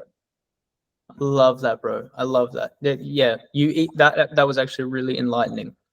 That's true. It's like I still get I'm so acutely aware of authenticity, maybe too much so, because I still fall into the trap of like, I need to do this, I need to do that, and then I'll be authentic. It's like I forget. It's like I'm a robot, like a goldfish that every 3 seconds just forgets that the answer is to just not chase some idea. That's also the ADHD, my dad. Yeah, facts. Oh, I'm learning so much about myself, especially this year. I did so many tests. It's no good. Anyway, yeah. So that is actually really helpful, man. I appreciate that perspective. I'm going to actively try to take in those moments more. I really am. Yeah. Another perspective that I want to share as well is doing the same thing, but for moments that aren't you. So doing the same thing, taking a moment and seeing how you feel when you know that you're not being yourself. Yeah. Because that has a very similar effect where you're like, this is not me. Yeah, no, this is not me. And you can continue to act that way. It doesn't really matter. It's again like long term, the more you're aware of both sides, the more it's just you want to be yourself, and like you don't want to be this not self, not you version. So being aware of both is like, you know that like you might see someone like pouring cement into a hole, Maybe when you were a little tiny, like maybe when you were a kid, you were curious and you're like, I wonder what that tastes like. But now you're like, that I know that tastes disgusting. I do not need to try that. Right. Right. That's so true as well. Bro, you're spitting right now. That's so true. Yeah, I think my sister said something similar to me once, is like,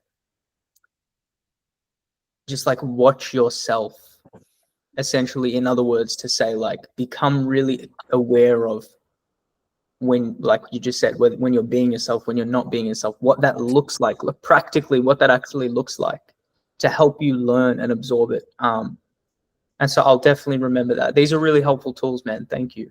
And I think content is a good way to force myself to learn that, you know, or to expose myself to that, because it's like I can really literally look at, okay, what am I doing here that's less authentic? What am I doing here that's more authentic?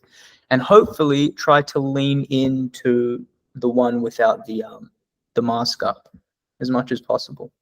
I want to question that. What do you mean by looking at your, like, so are you saying you want to look at the content that you've already made and then start to be like, that's authentic and that's not? Is that what you're saying? Yeah, I won't overcomplicate it. Yes, sure. Yeah. Okay. I have like a little bit of an issue with that. Yeah. Because even that is outside of you. Right.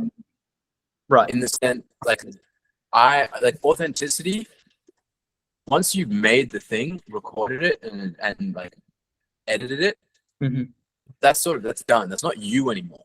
In fact, the thing is, it's not you outside of the moment of you being the person that is recording. As soon as it's captured in this recording device, it's not you anymore. It's a video of you. It's not like, it's really separated. So like the authenticity thing, I want to really bring it back to like authenticity is only ever in your body. It is never in a video. It is never like, it is a byproduct of that. It's only ever in the moment too. Yeah, it's only ever in your body in the moment, and that the video is just an authentic looking and feeling video is only a byproduct of you feeling authentic and being authentic. And the thing that you're chasing is not actually an authentic video. The thing you're chasing is feeling authentic in your body on a regular basis, day to day. And then and you are aware that the byproduct of that looks like a video. So you're getting caught up in this video is not authentic, therefore I'm not authentic. But you're conflating the two in this video is not authentic or I'm not authentic. And instead of it being like, I was feeling this when I made that video, and just being aware of it. And being like, this video, I'm aware of, like, I was feeling this way, I'm feeling this thing, blah, blah, blah. I'm just seeing what happens. It's an experiment. Like treating it more like a scientific experiment to discover yourself instead of like seeing, all right, this video is authentic, this one's not, this one's done well, this one hasn't, this one blah, blah, blah, blah. Like that's all relevant and necessary. I'm not saying to not do that. I'm saying remove the argument, the value equation of authenticity from the video, and authenticity is purely in your heart. It's purely in your body. It's just about how you feel. All the other things are byproducts. I get exactly what you're saying, and you're so right, as usual. You're so right.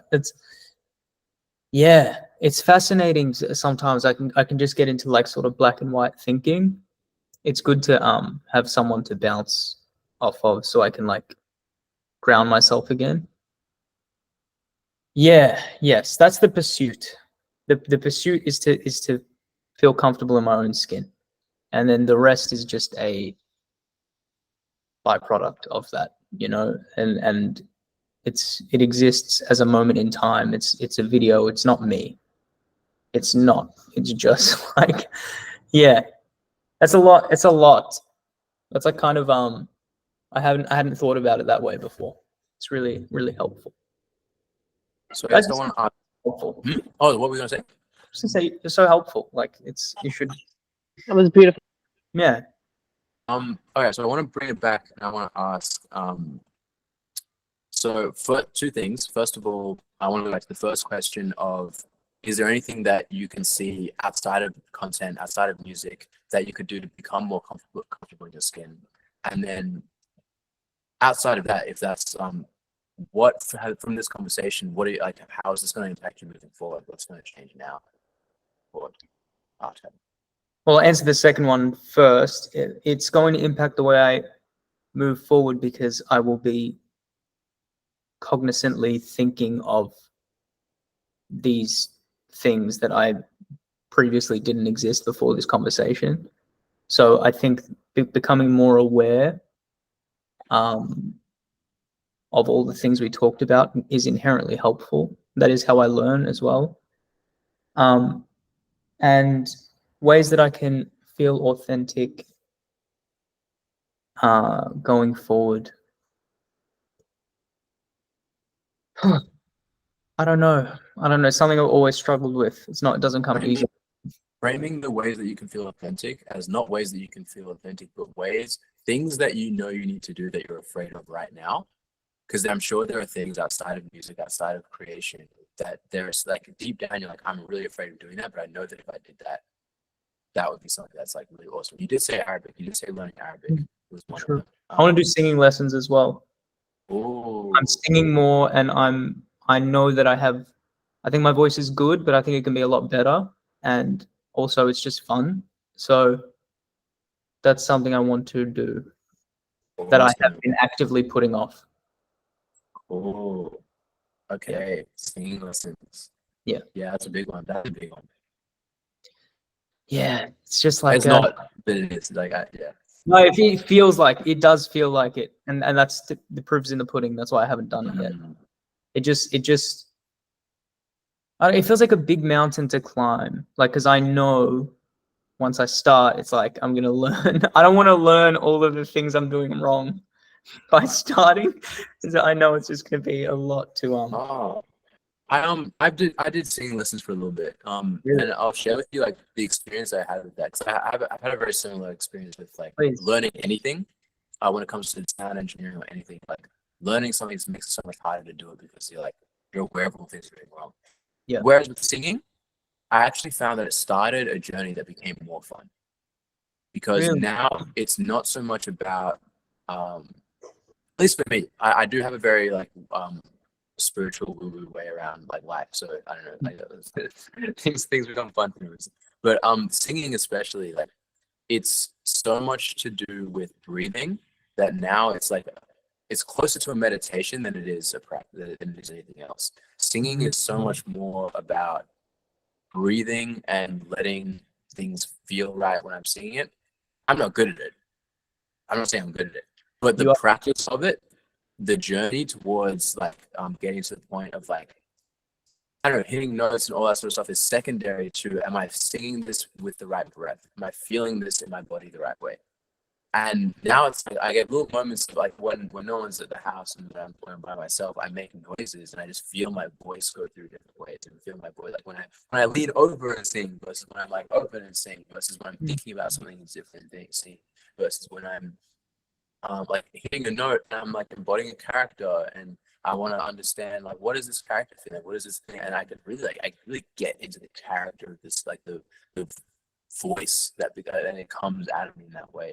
And so now singing becomes a very different thing. It's like, how does this character breathe?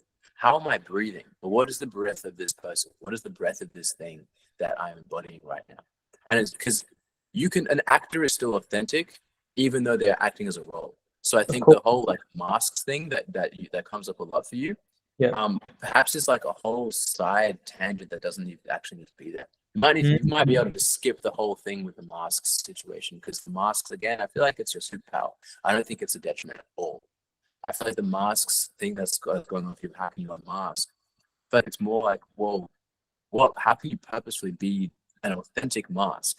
Because you're going to be masked no matter what. It's like you're just a mask. You keep taking masks off, and it's like, what the fuck? Where does it end? Like maybe you are a mask. It is like that. It is like that. It's like, I did it, and then like a week later, I'm like, fuck. I just want to say, Sirach, how the fuck and when the fuck did you do my $20,000 degree? How did you?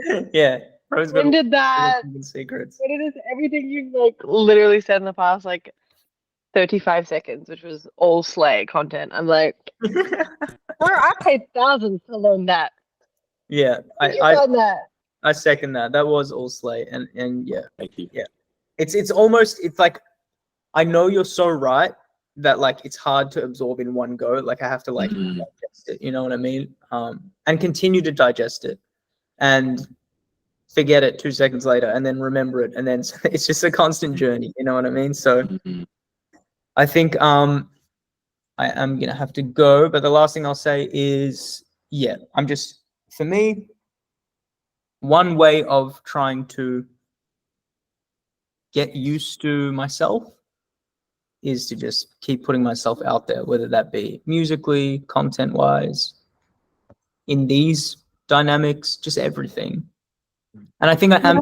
Oh, sorry. No, go. Yeah, that's yeah. You should do an acting class. Really? Yeah, no, Come to dude. the dark Actually, side, baby. Come to the or dark side. improv. You know, my older brother's an actor, Claude. Dude, I would actually do an improv class or an acting class with you. An dude. improv class. The clowning. That'd be so- clown that would be- class. Yeah, that'd be really You fun. can walk. You can You walk. Yeah, let's do extracurricular activities together, Dude, man. actually, yeah, I feel like yeah, I really want to make like a program or something and just have like artist development program, but just a bunch of extracurricular activities throughout the week. Yeah, and anyway, that's getting a bit off topic. I love that. I did want to quickly like dip in the other thing I was saying before. Like singing lessons, although it seems like you're going to learn a bunch of stuff that you're doing wrong, it's actually like a way to make things easier. That was really like what I was saying. What you learn is how to make the thing that you're already doing easier. It's not wrong. You don't find out that it's wrong. You find out that there's an easy way to do it. That is very, very, very reassuring to hear, and that has definitely made the prospect of starting a lot more accessible. So I appreciate that. I also wrote most of that conversation all down. Oh, really? Oh, well, I gotta Hang on. That's why I wasn't speaking, which is unusual for me. Oh God! Right. I'm Oh, just no. talking. I've been exposed. It's a bit wishy-washy because like I literally have the memory of a goldfish, so Yeah. I'm probably not the best person for You look- this. I'm like a Dory. That's crazy. I was like, thank you so much, Kira. Yeah, thanks. so we can make a Google Drive of artist call meeting notes. Oh, that's amazing. Okay, on that note, I have to go because my dad is picking up my dog in a second. Thank you guys so much. Kira's really, really Thank you. thank you. You too, darling. I gave you a follow on Instagram. Okay, I'll be sure to follow you back. How awkward if I just never followed you back. And then no, I'm kidding. It's just because that's happened to me. And it's real awkward. I'd just be like, wow, it's because he's got 12K followers. That's why. He doesn't know who I am. They're all like those accounts haven't existed for like 5 I paid years. them. I paid good money for that. No, I didn't pay for them. They just it was an error it was a bygone error. You know, I don't know where they went. I think the algorithm's hiding my content from them. Anyway, Strike, thank you for your wisdom as usual, man, and Thank all you. your insights. I will see you next week. And okay, bye. This is going on too long. Have a safe, loving week. You too. See you guys. Much Sing in the love, bro. shower for Thanks for fun. coming.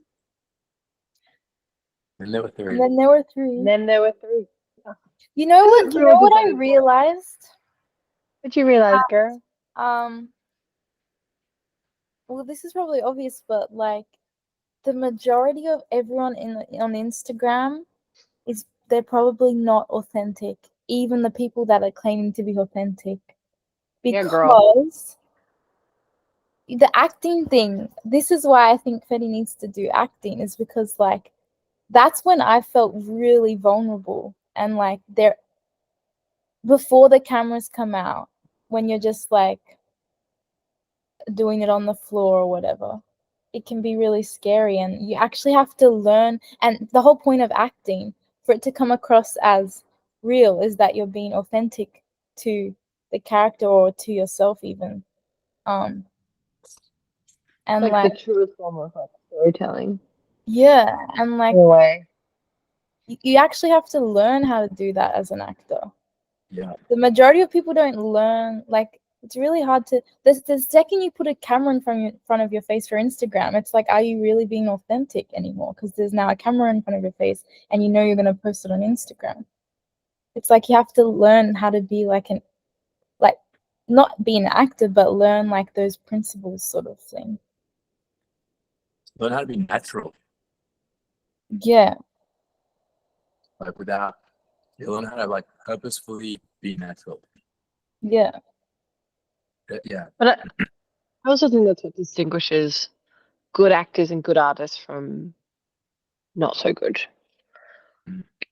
sometimes. Is like you can tell people who've done the deep dive work, like it's a lot of self work, I think, with acting to get really good at it. It's honing your craft for years, but it's like some of the best people like know themselves really intricately.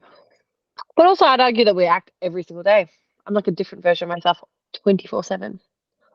It's like when you ask someone like if you're working in retail, for example, and like you're at the checkout, you're in your like professional mask mode where you're like someone's like, "Hi, how's your day?" You're not being like, "Oh man, I woke up this morning and had a breakdown, scrolled on Instagram for like 20 hours, hated myself." How are you going, Gladys? Like your natural automated response is to be like, "I'm good, thank you. How are you?" Like we all sort of do filter ourselves to a certain degree, anyways. But I think Instagram definitely like creates like a distorted reality where like you only ever present like the best side of yourself and your life, and it's so like toxic to your mental health because you're like, oh wow, they're so happy, and it's like actually message them and they're like, oh, grandparents pass away, I'm getting a divorce from my husband. It's like, do we look happy? Haha. Ages ago. Yeah, it's crazy. It's sad, actually. Yeah, it is. I had this idea once where I was like fixated on being an influencer. I was like, I'm gonna be like the most authentic influencer. Like, I'm gonna share like all of my lows, all of my highs, be so for real with people. And then I just like, even just the thought to have that idea was exhausting. I was like, you know what? People actually don't deserve. Like, if we're already existing in this like false reality, like no one really deserves to know like the most intimate details of your life, because we end up expecting it like from celebrities and stuff. We're like, oh, will you share everything about your life? Like, I should know about like the abuse that your kids experience from your like alcoholic ex-husband. It's kind of crazy. It's like catch-22. It's like you can overshare, undershare. There's no middle ground. I think just realizing that it is kind of a bit of a cesspool and not real is like it really. I don't know. I don't Yeah, know. that's yeah. That's Direct like no, I'm saying like that's like looking at the like horizontal view. I agree. I think there is like on a scale, there is oversharing and undersharing, like not saying anything at all and then saying too much. Then I think there is sort of the vertical view as well, where you can say too much, but then you can do it in a really funny way to where it's like, actually, that's really part of your personality. That's really authentic to you. To say too much, and say, and then you can say there's someone who doesn't say anything at all, like Frank Ocean, and they do it with mystery. oh, Like love there's Frank Ocean. I feel like the layer that's being missed in and a lot of like the perspective that could be added to this whole like Instagram thing, and I'm still like grappling with as well. I was supposed to do a live today, but I didn't. But I felt bad. Oh. The whole like being authentic thing, I think is really just being yourself. But that doesn't mean oversharing. It just means sharing when you do sharing as yourself. And that's sort of the thing that because it's so perfectly true. fine. Like if you treated Instagram like a friend, what friend do you tell absolutely everything to in your highs and lows all the time? Like you might have one or two friends like that. Yes. Is that everyone? No, not at all. So it's very valid to not put that on the internet. I think, but then there are friends that you go to, you feel comfortable enough to talk to them about a certain level of things, and over time you get more and more personal with them. And I feel like Instagram's the same thing. Instagram's supposed to, like, it's treated like a friend. And someone like, yeah, that you've just met them. You know, if you've just started posting on Instagram, you've just met Instagram. So you're not yet at the point where you can get your deepest, darkest secrets with it. You're basically like, all right, so this first I'll shed time, this part of myself. yeah, I'll post a photo. I'll post one video of me talking. And were you saying Sorry. No. My cat that rarely ever comes. She's like a stray. She was from my ex. She's here. Sorry. Hello, darling. Sorry. I'm going to turn my video off so I don't distract. No, that's okay. I was actually just curious. I was like, I felt like it was an animal situation. That's why I was curious. Anyway, yeah, like I feel like the whole like sharing on Instagram thing at least what I'm trying to cultivate is when I do share, I share when like from a place of authenticity. And not necessarily, it's not necessarily what I share, but how I share, and that's how I'm seeing it. It's not about what. You share with purpose.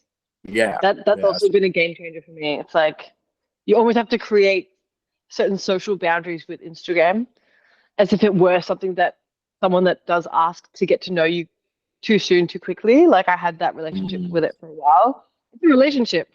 You have like you build rapport with this thing, which is crazy that like AI, you know, that it can have that power, but that's like literally exactly what it's like. You're like and then you've got your close, and it doesn't help that it's got like, and it does, but it's like the close friends list, and then you can create shared lists that target certain. I think that's also what started, kind of wish Fetty was here for this conversation, but like, I think that's also I get really stuck just on the anxiety of like, what content to my story, like specifically who do I want to see this and who do I not, and I think probably for too long and too hard about like, oh, I only want only these people will get it. Like I very specifically curate who sees what specific parts about me at which times, which is maybe a little bit neurotic and Gemini moon of me, but it almost like I always like compartmentalize the way that I share bits of myself. Like if it's really intimate and I'm really struggling, who are the people who are like the 5 to 6 people that I would tell in person about like I'm crying in a studio every night or something like, and if I feel like I need to post as like a journal expression or a thing, it will specifically go to a close friends, or it will go, if it's an artistic thing, I'm like, here are my art things, besties. And then the general public, I'm like, I will share general public things. Like, here's something about Palestine that you should care about. There you go. Like, it is that sort of like, put you there, put that there, that like, yeah, Virgo people would love that. Yeah, cool. I think that's really valid. I don't think there's anything. I think that's I think neuroticism technically it is that, but very yeah, useful.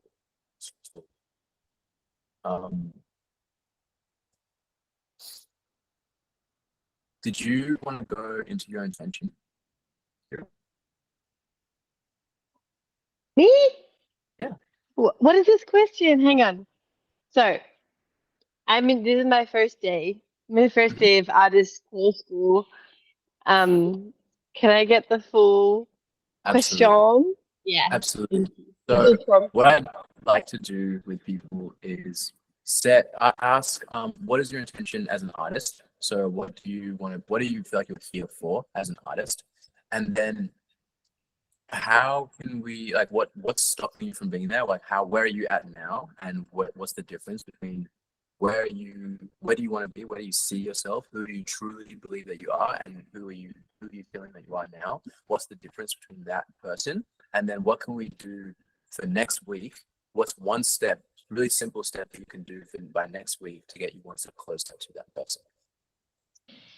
First of all, I want to acknowledge that is a stunning, beautiful question. Second of all, it's super long, so I've already forgotten the first thing that you said. But I also feel like I'm so clear on this question. But now my brain is like, oh, I need to write that down. Ask again. Please, repetition's good for my brain. The first part, and we can keep it to the first part. What is your intention as an artist? What do you feel like you're here for? In general, right? Like, why am I? Why am I? Oh, I can't speak. Why am I an artist? What is my intention?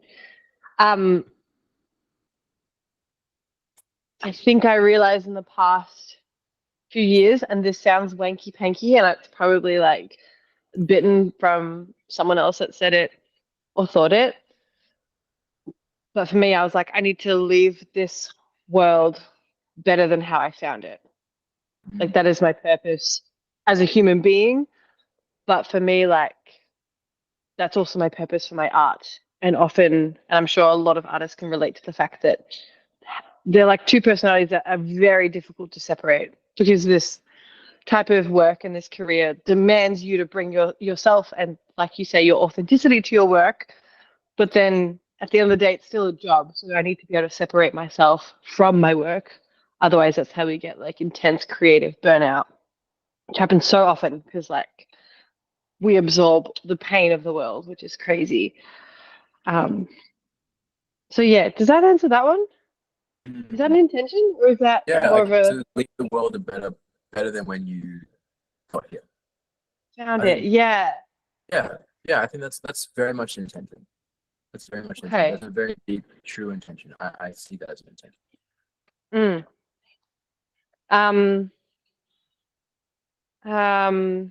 I don't know if you asked this, but I think I'm going to put it in the mix.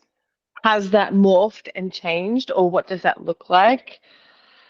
I think for me, having conversations and meetings like this is what that looks like. Is Leticia? Oh yeah, she turned her video off.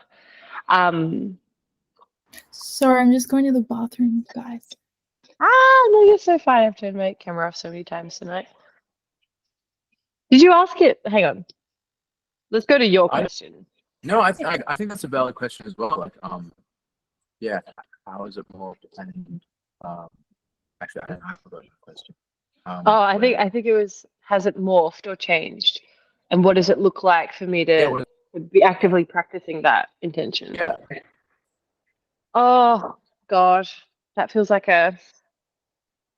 Okay, I'll start simply. I think when I first came up with that purpose of life and intention, contextually, it was in the reignition of BLM, and I dove straight into like all the activism things that I could do there, especially like industry activism eventually became the focus. And then I got super creatively burnt out. And then I felt like I didn't return to it or embody that for a really long time. And I would say in the past year, maybe 2 years, but especially this year, feels like the time where I've actually kind of shifted from the notion and the florally idea of wanting to like change the world with my art, right? Like that total cliche, into in ways embodying it that are not always necessarily from the outside a huge, wow, big statement. Look at my art and how it's feeding children or something. And I think if I come back to like the intention of where I started that slight tangent rant, was that at the time where I was at in my own self-development journey, where I was mentally, if I look contextually how I was emotionally, which was in a bunch of ways, and to put it quite lightly and politely, it was a bit unstable and it was a little bit naive too. Is that now it feels like cool. Well, maybe like as beautiful as a purpose and goal that is, and it's something that still rings true to me. I feel like it's more of an essence now as opposed to like where it used to be like I have to immediately like fix starving children in Africa or something. And now it's sort of like, I don't know, I would say gentle activism where it is going to like fundraisers for dance that are sending donations to Palestine, or it is just like some days all the only energy I have for that type of purpose and that like this work is to just be a woman of color existing in the industry. And so I think it was really just like, and it sort of almost happened subconsciously, I think, over time, realizing that I'm like, wait, that classic thing that my acting teachers would scream at me in class, which is like, you are enough, exactly as you are. And I remember like having one of these discussions about feeling really creatively burnt out, but specifically like burnt out with the industry activism, which I was fighting so hard for a number of years, which is why I was in that community group of creating equity in diverse spaces at a really whitewashed university, which was harrowing. Like, it exhausted the shit out of all of us, but we did some beautiful things. I said to someone, and this was like a couple of years later, she was like, dude, even if you're done with the activism thing, and she was someone that was like also working super hard at changing ableism at that uni, changing fat phobia, all of these things. We were fighting this fight for so long. She was like, if you're hanging up the coat, hang up the coat. That's valid. Like, just don't forget that, like, yeah, you existing as a queer, like, diverse, neurodiverse, whatever woman in this industry is also like an active, and it's sort of like a, I would say a touchy thing, just in terms of like really the full conversation that we've had today of like, how do we actually do things, like what actionable change can we make? But then also, like what Fedi was saying, it was like maybe me just learning a bit of Arabic here and there on a Tuesday night is kind of all I got spoons for. Like, that's kind of all the energy that I can give right now, because I'm exhausted. I'm actually like fatigued from seeing babies on my feed every day that have lost their lives already. So I think it's contending with that over time. Yeah. And just being a little bit less harsh with the voices in my head that were full of, because I was just wrecked. Like, I was emotionally, like, I remember crying on the phone to my mum, being like, specifically about the George Floyd thing trigger, where I was like, it's just so fucking sad, mom. Like, he was crying out for his mama bear. As universally as a brown woman, whether you're black, Latino, brown, for me, I resonated with that image and that cry for your mama, because I'm like, for me, my mum is everything. Like, I would literally be nothing if she passed away. I don't know what I would do. Like, and I could just, like what Leticia has said many times, like, I can't put the words to it, but I know what the feeling is of wanting my mum when I feel sick, wanting my mum when things go wrong, wanting my mum when I feel lost. And that anchor is like just the thing that we can, yeah. I think I lost the point a little bit, but That's amazing. I think you went really deep. I think that was awesome. So I what I think got from that was that your intentions really to become a better and better person, and not so much about actually, no, better person is the wrong way to put it. It's sort of to be the person that through being you, change happens and betterment of the world happens naturally just through being you. And it's more about, instead of you extending energy towards doing things that will create an impact, it's more how can you be the change, and how can you get to the point where just your step, like just you stepping out the door, is creating a bigger impact than someone else stepping out the door. How can you, if you've done enough work on your internal, that the small actions that you do have a much wider butterfly effect, just through the fact that you're doing them with so much intention, and your inner world has, you've been developing it so much that the small things that you do are really big in the macro, the big picture. yeah, I think you found a really concise way to summarize that, for sure. I think the one thing I would maybe slightly alter to that is not necessarily like, oh, I'm going to stop. I don't know if you did say this, but I think just how my brain is wording it is like, it's not necessarily like, let me not take these big actions. It was like the way that I went about it was really abrasive and loud. It was giving like a screaming child, being like rattling the toys, being like, pay attention to me, do this thing. And I just realized that approach, in terms of like, it was kind of almost like online performative activism for a while, because it was that real like screaming it and shaking a child, like being like, do something. And then and slowly realizing that like actually you tend to other people and alienate your audience even more by forcing them to listen to you, which is ties into a lot of the conversations we had tonight, which is like, how do we gently like stroke the kittens and then pass it on to them and realize that they're holding the source and the key to making the world a better place, or to stop genocide, or like, and then before they've realized it, they're like, oh, oh, I do want to be part of this. It's like, yeah, I just went from that like rah, rah, to just like actually maybe it's a lot softer. But sometimes it calls for loudness. But it was just more of like a tactic change within myself, and by listening to a bunch of things, it was literally just like let me gather more nuts before I like Yeah. create an attempt, as opposed to being like, give me that jar. Yeah. Yeah. Yeah, Yeah. So it's but yeah. cool. I think I understand some. So you've had a shift recently in the last few years of going from sort of maximalism to minimalism to sustainability, where instead like energy sustainability. So like you want to do the most that you can with the energy that you have, and you're aware that you only have so much energy. So it Mm. is more efficient to do less in the short term to be able to do more in the long term. And that can look like whatever it is. It might look like the most amount of effort that you need to put in one day might be just existing, and the most amount of effort another day might be throwing a chair at a politician's head. You never know. It's just like it could just literally be anything. But it's about like the 100%. ratio of and your spoons. I'm aware of the spoons tool. So yes, the spoons that you have per day. Yeah, I think that's 100%. cool. 100%. Love that.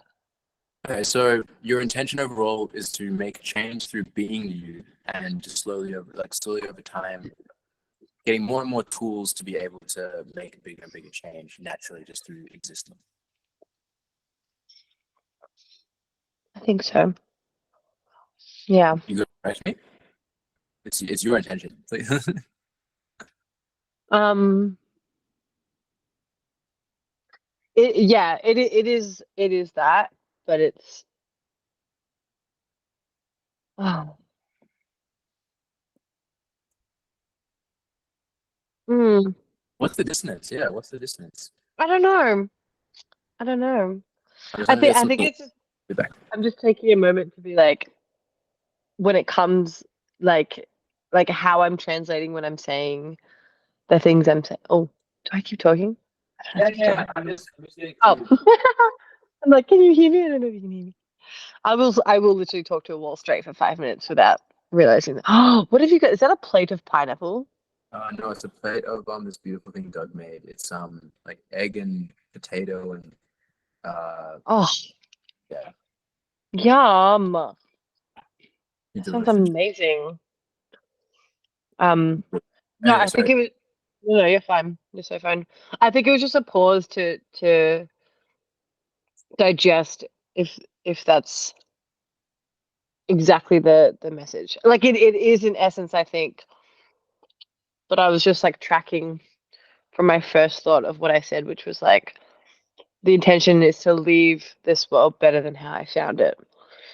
And I think that opposed to like the harshness where I started, which was like I got to fix everything now, kind of thing. Mhm.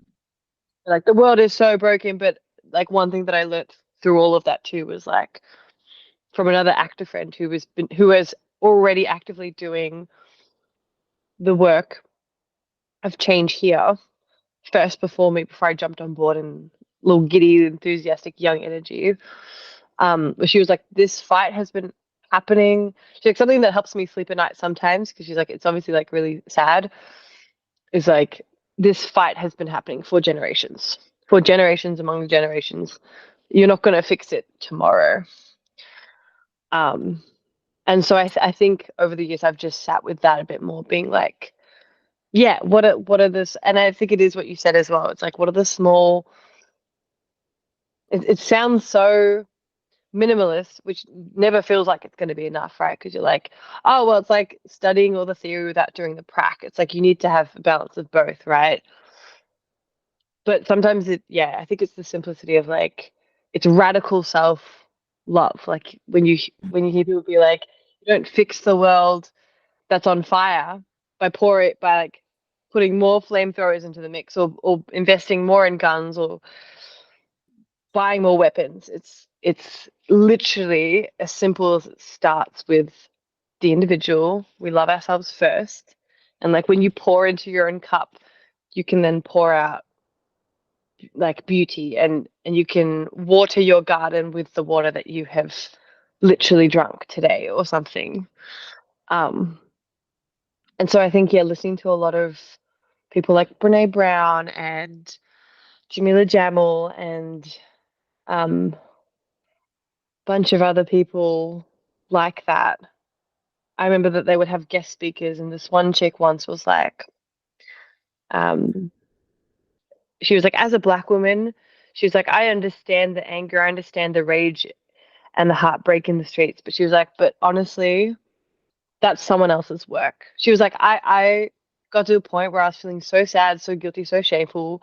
But she was like, I'm the type of empath that like absorbs that information, and I just have to sit with it. And she was like, my healing work and the best work that I can do to contribute to what's going on out there, which is so valid. It's loud. It's in their face. It's like physical. It's actionable. But she was like, my show up of activism is I'm gonna heal like the voice in me that says that I'm not enough. She's like, I'm going to heal my childhood trauma, like my parents telling me that this, that, and the other. But she's like, I'm just going to sit here and breathe and cry.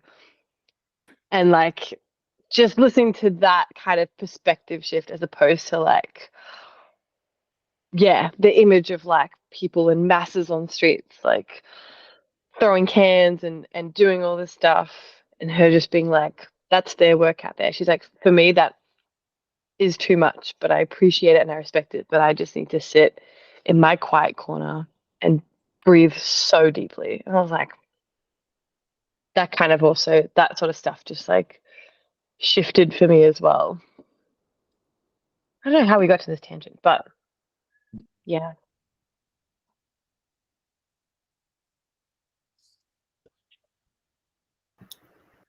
I wish more people were in the call right now because I love having you in the call. I feel like you just have so much to offer. It's Thank you.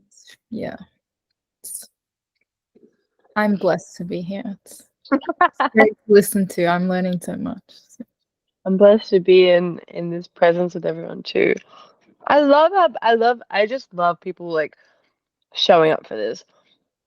Like Sarak, I don't know like how like if you've got like a list or if there's like whatever, but like is there an element of you that's also like surely you must, I know you're such a humble, beautifully modest person, but surely there is a part of you that is like can acknowledge how amazing it is that you're literally you're talking about doing all the things of like let's bring community together. I'm like, you're literally doing it.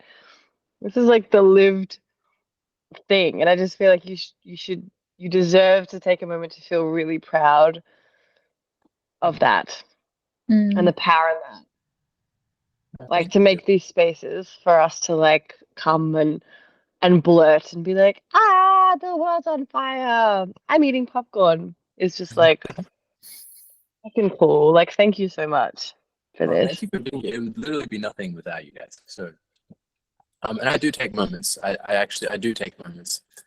Cool. I'm really proud of what this is as well, and that is also why I'm I'm also aware of the power that there is. So it's not something that I'm like proud of. This isn't the end, you know. This isn't like the end goal. This is like just the beginning, you know. This is like what can really be happening from this is much larger than just a few artists getting together and feeling good together. It's we have the capacity for actual change, like actual systemic change in the world. So I'm really trying to just like plant as many seeds as I can with that, like around. It's planting a seed. You're building a garden. What's that line from Hamilton by Lin-Manuel? Who's like, "What's a legacy? Planting seeds in a garden that like you don't get to see grow or something." Yeah. Hopefully we get to see it. Hopefully, I mean, we'll see it grow. We just might see the roots, but anyway, enough about me. I want to bring it back to what we were talking about before. So the intention that you had being to leave the world a better place than when you found it, and where you're at now is the shift to accepting that your world and your life is actually enough to change the world. Like changing your life and addressing your like inner world, your inner wounds, is more than enough to help the world as an overall entity and energy. My God, that makes me sound so important. Stop it. Yeah, I guess, but I'm so aware of how like silly that sounds. Like not Why? even in like a take that away, but it just no, not silly, but it sounds self-important. And sometimes I'm like, but Kira, there are actual people starving. Like I think I Yeah. think it is the cognitive dissonance of like, okay, cool, but it's nice to sit in a room and heal, but also like go and do something. Think about it like this. Let's say you have 5 people that are all supposed to meet up for this activity that requires 3 people. Okay? Mm. And one person feels really shit. And not the type of shit that other people being around will help, the type of shit that actually just requires you to be alone and just like process how you're feeling. Like overwhelmed, sort of like, just like, not personal, just like, I just need to feel my feelings by myself. And this other person feels kind of like they're a bit of a people pleaser. They sort of need the support. They need the people around them to help with what they're going through. The other 3 people, they're chill. They're just hanging out. They're just gonna come to this thing. There's not anything happening too much. And the person that needs the people stays home because they feel like a burden. The person that needs to stay home ends up coming because they feel like, oh, well, I'll let everyone down. And like, if I'm not important enough to have my feelings matter. So I'll go, help with people. And what ends up happening is the person that stays home is really sad. And then it's like, I'm not getting what I need. The person that leaves the house is really sad. I'm not getting what I need. And it's just like overwhelmed talking about all this thing. And then everyone's sort of subtly sort of feeling this thing. Both of them could have just not come. One of them could have come. It really didn't matter. Like in the grand scheme of things, it actually would have been better if both people just did what was best for them. But because they didn't, now the situation is just more difficult. And it's not so much that it's not possible. Nothing like dies. No one dies. No one it's just it's those small interactions where the person that needs to stay home, if they'd stayed home and recognized that it's actually selfish of them to not do what's best for them, because now just energetically, and this is where it goes into belief, so I wouldn't take this for granted, obviously, but Yeah, I'm listening. having an emotional energy around you sort of pushes things away and towards you. Like if you're in a really emotional negative mood, you're going to bring towards you and be aware of things that make your mood negative. If you're in an emotionally heightened mood, you're going to be aware of things and bring towards you things that will make you feel positive, like the abilities that you seek that are positive. And when you leave the house in that like sort of I don't want to be around anyone mood, people will get that. People will feel that from you. And that's not to say that you don't need to that. Like sometimes you need to be out when you do that, obviously. But in the time where you have the privilege to be able to stay home, using that privilege is not. That's how do I put this? It's almost selfish to not use the privilege that you have because you might be the person that could sit down with that feeling and process it. So it's not out in the world for one more day. Because you exist. And I think that's one of the things that people sometimes forget is that you actually exist. And you exist in the world and everyone else also exists. And when you exist next to someone, you have an effect on them. And that effect has a ripple effect on all the people that they meet and they see and they interact with later on. And it's all of those little things that we forget, like that one little interaction that you have with someone who's in a really bad mood, or when you're in a really bad mood, that's the sort of thing where like, even if I didn't say anything, you have no idea how you affected them. But if you wanted to stay home and you stayed home and you gave yourself that space selfishly, that has a much larger impact on just the fact that now this is an interaction that didn't happen, that didn't need to happen. That it's smoother, just in the general like flow of society. There's just smoothness that's happening because one 10, 20, 50, 100, 2,000 people didn't feel guilty to leave and do what they felt they had to do. And it's like it's I sort of want to flip how you view the like selfishness thing. It's selfish of you to think that you're important enough to not give yourself that time.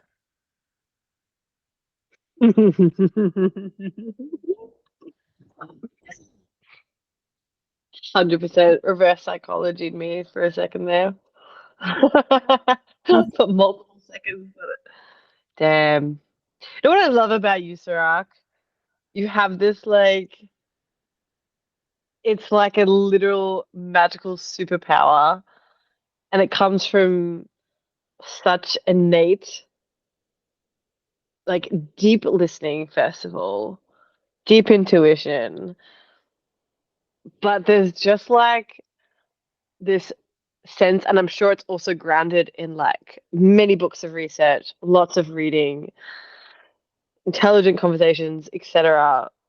But you just have a way of like seeing so objectively what someone needs to hear. Like I feel like your brain is like, I would love just to spend one day in that beautiful brain of yours that just like assesses, downloads, processes. You're like a hard drive, and then just feeds back the CD disc like, "Hell, there you go. Is that what you're looking for?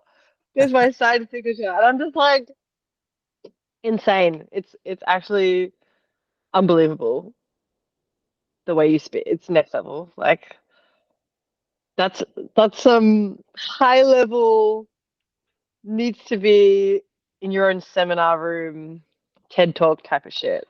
You're crazy. You're crazy. Get out of here. This is a therapy session I didn't ask for, but I didn't know I need it. I need it. What do I beam you? What do I PayPal that shit? That's insane. Oh, thank Thank you you. so much, Kira. That really Thank means a lot. you. It means a lot. Your energy means a lot to me. Thank you so much. Mm. Mm. Wow. Wow. Meanwhile, I've journaled some of the things that you prompted me with. I was gonna ask Couple. about that.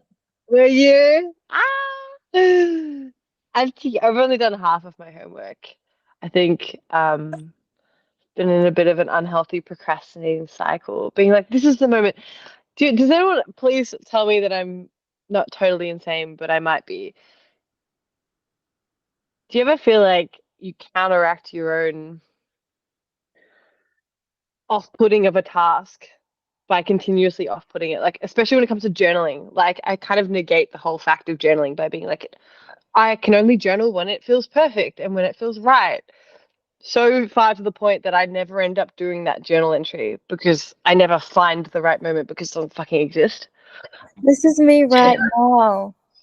That This one moment how do that I we? want to journal about, and it happened in like December of last year or even January. I can't remember, and I still haven't done it. but my brain said thinks I'm gonna do it. Thinks I'm gonna do it still. That assignment that's like insanely overdue. Yes.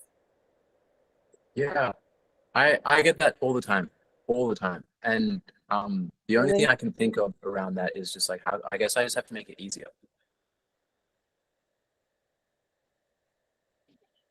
I hate you, but I love you. I was like, do we even bother asking Sir? Actually, he doesn't have this problem, but of course you do, and have found a way to problem solve it with your insane brain in the best It's way. not like complete problem solving, and like it's one of those things where like it's a process for me. Like it still happens all the time. It's not like I've completely solved the problem of not procrastinating anymore. It's more just like now I see procrastination as a symptom of a different problem. It's like the symptom of procrastination is like, okay, I guess the task itself isn't actually important to me. And that's like, it's just important to like acknowledge that. And then if it's not important to me, is it the task that's not important to me? Is it a reason? Is there a specific thing about the task that's not important to me? Like, what is important? Why do I value it enough to feel bad for not doing it? And why do I value it enough to not do it? And just recognizing it and being aware of it. That's as far as I ever go. Oh, even that's like 10 chapters deeper than what I'm at the current stage of. Right. I just picked up a what are these called? A brush to write. That's where my brain's at. Me versus Sirach. Sirach versus me. When it comes That's to neurodivergent. That's neurodivergent as fuck. Oh, that's hilarious. But I would be really interested to hear about if you want to share the journaling that you've done. Yeah. Wait, have you been on this call? Is this your first time? No, so for context, Kira put on her story once that she was struggling with like feeling burnt out from like and dancing all the time, just like I guess life in general. Kira, do you want to explain? You might explain better than me. I doubt it. You are the word of God at the moment. You are my Torah. You say you're like, Kira, let's over to you. Let's go into your mind palace. And I'm like, nah man, I say the unfiltered da da da da rubbish and you come out with pristine gold. No, but I will talk about it. Yeah, it's basically that. I was just I've just been stretching myself quite thin across many things.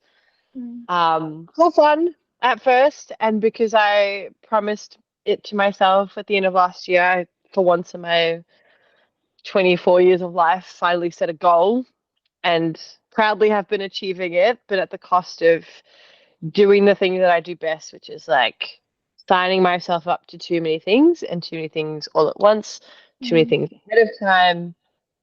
It's like I'm at a stage where I'm picking up brushes and trying to use them as ink pens. But yeah, so yeah, just been doing lots of activities, plus work, plus yeah. And so I just got to a stage where I'm like, yeah, overwhelming, but like, and I'm kind of used to existing in a place of overwhelm and intense chaos, but also because, and Sirach, I don't know if you may or may not know this, but like, I've been making a lot of like, it's not just like the normal way that I would exist on a plane of like, because I've always done this where I've like, I book so many classes and when I get fixed on something, I'm like, I'm going to do it forever and ever and ever until I get sick of it. But I've made a lot of like, I've been transitioning as a person too, and like trying to move differently in the ways that I do it in the world. So that's also taking another exhausting thing where it's like I'm trying to not keep myself up past certain bedtimes or setting boundaries a bit harder and being direct with people and recognizing when spaces are no longer for me and realizing that, okay, cool, 15-year-old relationships are now dropping off because at the fundamental core of it, I don't even like you as a person and you're kind of rude. And it's just like, there's just been big like shifts in my personage that have been happening simultaneously of like being on an intense grind for my career. And so like I've just been sitting in this place where like I'm just like, whoa, this is a lot. This is really, really hard. And so like I put something on my story a couple weeks back that was like me in a studio trying to produce art, like doing a bit of dancing from the place that I'm at. But I was incredibly unwell and I'm still kind of in recovery of that. And still a bit kind of essentially just depressed. And so I like put a thing that was like, oh, specifically to my artists, what do you do when you are so creatively burnt out that the thing that would usually be your release and help to soothe that burnout, which would be my art, no longer brings you joy? And like, I want to create my art, I want to practice it, but even that upsets me and makes me feel defeated. Like, what on earth do you do when the thing that brings you joy goes? And so Sirach, being Sirach, who was incredible, responded like 8 times to my sticker. And I was just like, it was like maybe to me in my brain it was the equivalent of 5 a.m. on a Friday night, but it was actually Saturday at like maybe 11:30. But I was like, well, excuse me, it was literally just like all of this advice, all of these like beautiful words of validation. But then there were some things in there that were kind of like free journal prompts that I was like, oh, let me screenshot it and write that down because I actually want to think about that later. And it just had this like powerful effect on me where like I was literally sobbing on the studio floor at 2 a.m. Came back home, got in my bed, was still sobbing, and then paused that thought because for a second I was like, it's a really good point. And I was like, whoa. So I wanted to actually be able to break the cycle that like in my mind was unbreakable, and I was just gonna keep continuing to cry all the way through the night. I was like, that means something. So then I made a point to want to journal on those things Mm. as another way to add to like my little buckle and belt of like, oh, actually, maybe I'm not off the path. Maybe like I'm exactly where I need to be, and this is exactly what I needed to hear right now, like message from God. That yeah, this is yeah. So that's that. Amazing. Is that a good summary? I don't need validation, but is that No, essentially what happened? yeah. Very good Cool. summary. And I can completely relate to that. Yeah, I've been there and I actually just stopped doing everything. So Well, that's the other alternative, right? It's like you either go so far one way and then you counterbalance by doing nothing. But I was like, I think what it is like I need to create sustainability. It needs to be sustainable. Are Creative practice, sustainable you, mental are you in the music theater industry, or is it because you dance too? So, or the no, so I did do acting at uni, but ironically now it's like which we were like arch enemies of the music theater, but now it's come full circle where it's like, oh, I see, an artist has to be literally everything and be paid nothing. So now I'm back into my singing and my music and my writing and dance. I've decided like maybe last year or this year, but I was like, I'm gonna try and make a career out of it. It's super fucking hard. out of dance, or Yeah, out of dance specifically. I mean, I'm still pursuing like acting as well. I'm doing a show this year, so oh, yeah, amazing. there's a lot going on. Yes. There's a lot, as always. I But it, that was like that world is hard, like having to try and juggle it all because they do expect you to be able to not even just freaking dance, sing, and act. It's like, can you juggle? Can you ride a horse? Can you yes, skate? yeah. Can you? Literally, no, that's exactly. I did my CV up again this year. I was like, it's time. It's been sitting in the cave for like 4 years. It's growing hairs and mold, and I was like, oh, I forget that it's genuinely a thing that you have to put your extra skills. And so like I just put like MMA, boxing, all the things that I like have projected for a while that I would do. And I'm like, whatever, I could totally fake boxing if they got me to show me like, can you ride a horse? Sure. There's one Honestly, horse I've on a spoken floor. to people that that like they've they just put things on their resume, and like, if they get asked to do it, they just got to learn how to do it in the week before the gig. Yeah, ice skating, let's go. Yeah. I'll fall and break a tailbone, but anything for the art. But Yeah. I also hate how much we have to sacrifice. No, I don't. I don't know. I still do it. I say that I hate it, and I'm back, but and I'll always be back. It's hard. I am an artist. Like that is literally. There's nothing else. I'm also just blessed to know so soon. I've always really known so soon. I'm like, yeah, acting's what I'm gonna do. But here we are, having And doubts. congratulations with the show. That's awesome. Thank you we'll have to all so come much. watch the drive. Would you? Yeah, we Yeah, should. I have this When is thing it? that, I think shows are coming. Will be up and running like the first 2 weeks of June. So actually, this is a funny story. I'll try and keep it brief, but I got my rehearsal schedule like yesterday, I don't know what was going on in my brain, but I was like, yeah, I've got till May to start. Like, we'll just chill into it. I start rehearsals in like 2 weeks from now. Wow. So I had this whole thing of like planning to take April as like my actual break from things, and I would just do silly little girly things like journaling in flowery gardens and patting animals at zoos.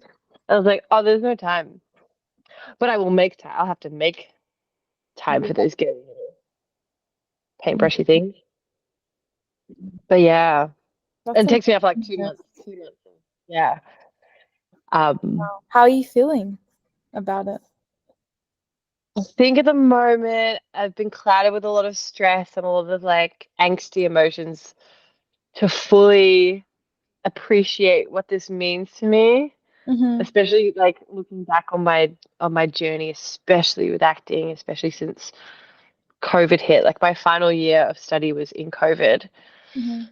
And I think this ties in back to your original question, Sarak, some of the stuff I'm about to say, but like I kind of have one of those like looking at it now, a bit of it still feels quite close to home, but like a cliched wayward actor moment where like 2020 came, we finished our degree, everyone moved back to Melbourne, but I didn't. I stayed, got a job in hospitality, but for the next 2 years I substance abused like crazy and got into some really, really unsafe and scary, dangerous situations, wrecked my mental health. And I've had this like a chip on my shoulder about acting that like I'd burnt too many bridges up in whoop whoop. Now looking at it, it's a bit inconsequential, but like one of the bridges I burnt was with someone in the course. And so I've been riddled with like social anxiety to the max since moving back to Melbourne, which was in 2022. Didn't feel like I knew how to connect to people anymore. Was too scared to connect or talk to all these friends that I was like this with at uni, that I was like, oh, this one person that we now hate each other's guts. I've burnt every other bridge from that. I'll never get work. I'll never do that. Like, I'll never be an actor. And so, like, I had this huge mental identity crisis, especially with an artist, and especially as someone that ended up getting diagnosed with BPD and then ADHD. And, like, one of the things with BPD too is like feeling like you need to aggressively, like, attach onto people and, like, connect. And then feeling so disconnected, I was just like really depressed and sad after I Did quit you drugs. say I moved back and BPD? BPD, borderline personality disorder. Right. Yeah. Mm-hmm. So I ended up getting on medication, which changed my life halfway through 2022 and then into 2023, and then rekindled some old relationships, built some new relationships. Dance became the thing that I first kind of came back to since moving back to Melbourne. Mm-hmm. And by God's grace, I had the opportunity to do an acting show at the Malthouse Theatre, which ties back to many years before I, like, when I was still in uni and before I, like, did a bunch of drugs and stuff and thought I ruined my life forever. I met this chick who is a Samoan, again, Afakasi, Italian in her. I saw her show when I was at uni and was like, hey, Samoa, blah, blah, blah. And I met her through another guy that went to my uni, and then it was her show that she had written, and she needed people of Pacifica background to do this show. So she got me, a couple other guys that she knew. Her and this other dude couldn't do it, so I did that. And then there was a rerun of it last year, just gone in 2023. So that was 2022. And then I ended up doing the show with her and with the guy that got me to meet her or go to see her show. So it was like this huge full circle moment. And 1 year later from doing the show again as well, like I was anxious, and I stopped doing drugs and all that kind of stuff, but I was still with like a not great ex at the time. It was like kind of like my last legs of that crazy cooked era that I had. Did that show in 2022. Then when I did it in 2023, and it was a different cast, I was closer to being this version of myself that I am now. And since that's finished, I've instigated a whole like, cool. Now everything I do it sober, and everything I do, I'm doing because I put my mum through absolute hell for like 2 or 3 years with that version of myself that like is so unrecognizable now. And so it like my whole tangent was like, yeah, I was really scared of acting. I was really scared that I was just so paranoid and so like mentally unwell for so long that I thought I would never be able to be an actor because that one person knows everyone, and it's meant to be who you know in the industry, and I can't have access to those friends because they're friends with her. And so it's like it just feels huge to me to like have finished that show, which I was lucky enough to know was coming a year later, but I wasn't doing acting work. Like everyone's always like, oh, when are you doing shows? Didn't have an agent, never got an agent out of uni. That fell through off the back of like all of my activism I was doing, which all ended up falling through. And then yeah, to be here, like I did this audition on my own, and I've been auditioning for other dance stuff and other things, and I'm just like in the best place ever that I could be. So yeah, yeah, I'm so glad to hear. Yeah, thank you. yeah, I can relate to you. So I'm proud of you. Yeah, it's a pretty crazy journey though. Like I feel like not many artists doesn't have like a huge not hero story, but like No, well, hero's in a death. way, yeah, in a kind of sense, like you end up being your own savior. But yeah, for so long I thought other people would be saving me, but yeah. Do you feel comfortable talking to people in the industry now? And I do, because I've been able to form new connections, and I realized like it didn't really matter that I lost. And then like I look back now, I'm like, that wasn't a nice person. Um, and I am like it, like I'm proving it to myself that I can still get work because like but it was just like those tiny things at the time because I was so inauthentic to who I was. They felt huge. It felt like the cost of my full time. But when you're in that headspace where like it's such a it's just such a concentrated dark hole. and I also sound you're in exaggerating. that uni circle too, you feel like that's all there Well, is. that's your entire world, right? So I thought like, oh, these like I thought I was going to graduate uni being like, let's all make theater together, which was the plan, and then just when everything just like continued to fall off, I just got more and more in my head because I was like on fire at the end of uni, but like kind of quite literally on fire in the way that like so many things were happening in the world, kind of like what's happening now with Palestine, but the resurgence of BLM version, plus doing stuff that you need to like make that change. And I was auditioning like crazy, connecting with people in the industry.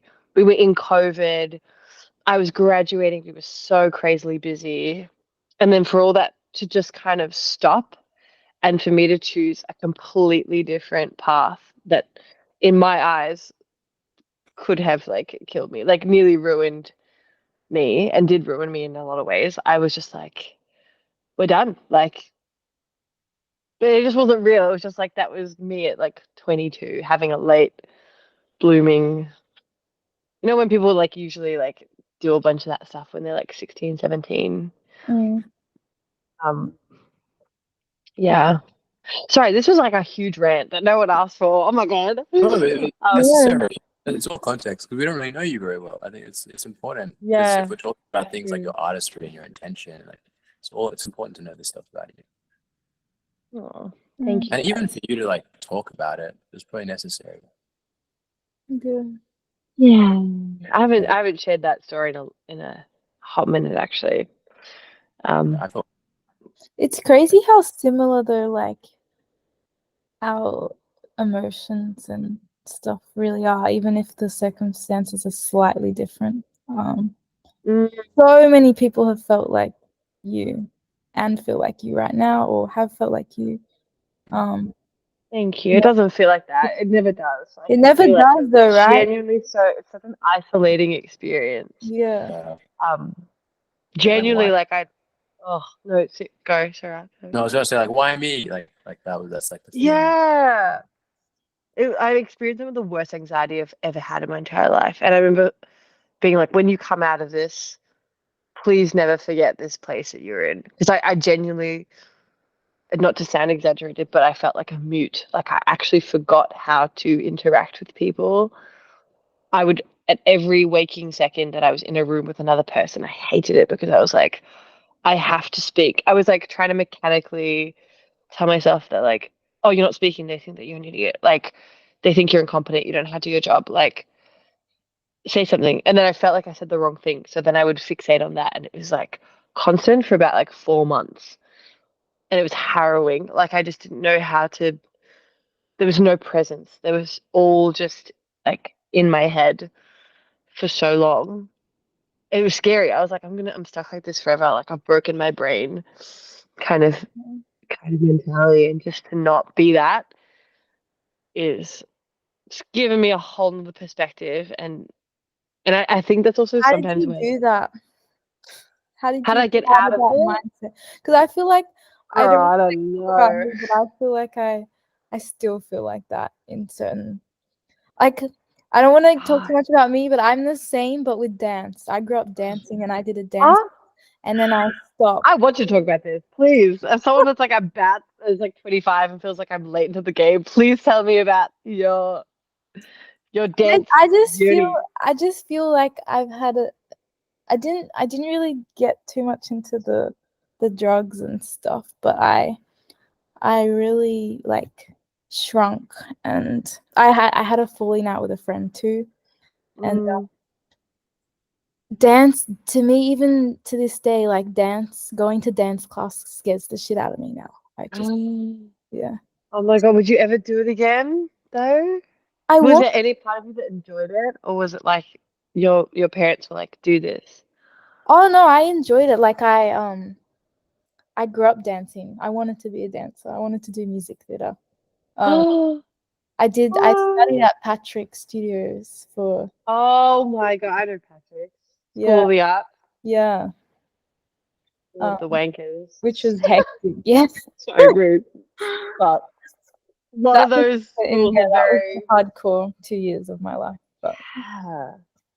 yeah. Yeah, no, that would make me hate dance too, I think. As much as I wish that like I had a bit of a dance mom that was like, go to JMC, you will. Go to VCA. I'm also like a part of me is also like thankful because I feel like now that I'm entering into it and been doing a lot of classes, I notice that there's pockets. It's very clicky. Like Yeah, they're all besties and actually having a that's why I conversation. can't go. Yeah, it's giving very like, oh, I don't like Mean Girls.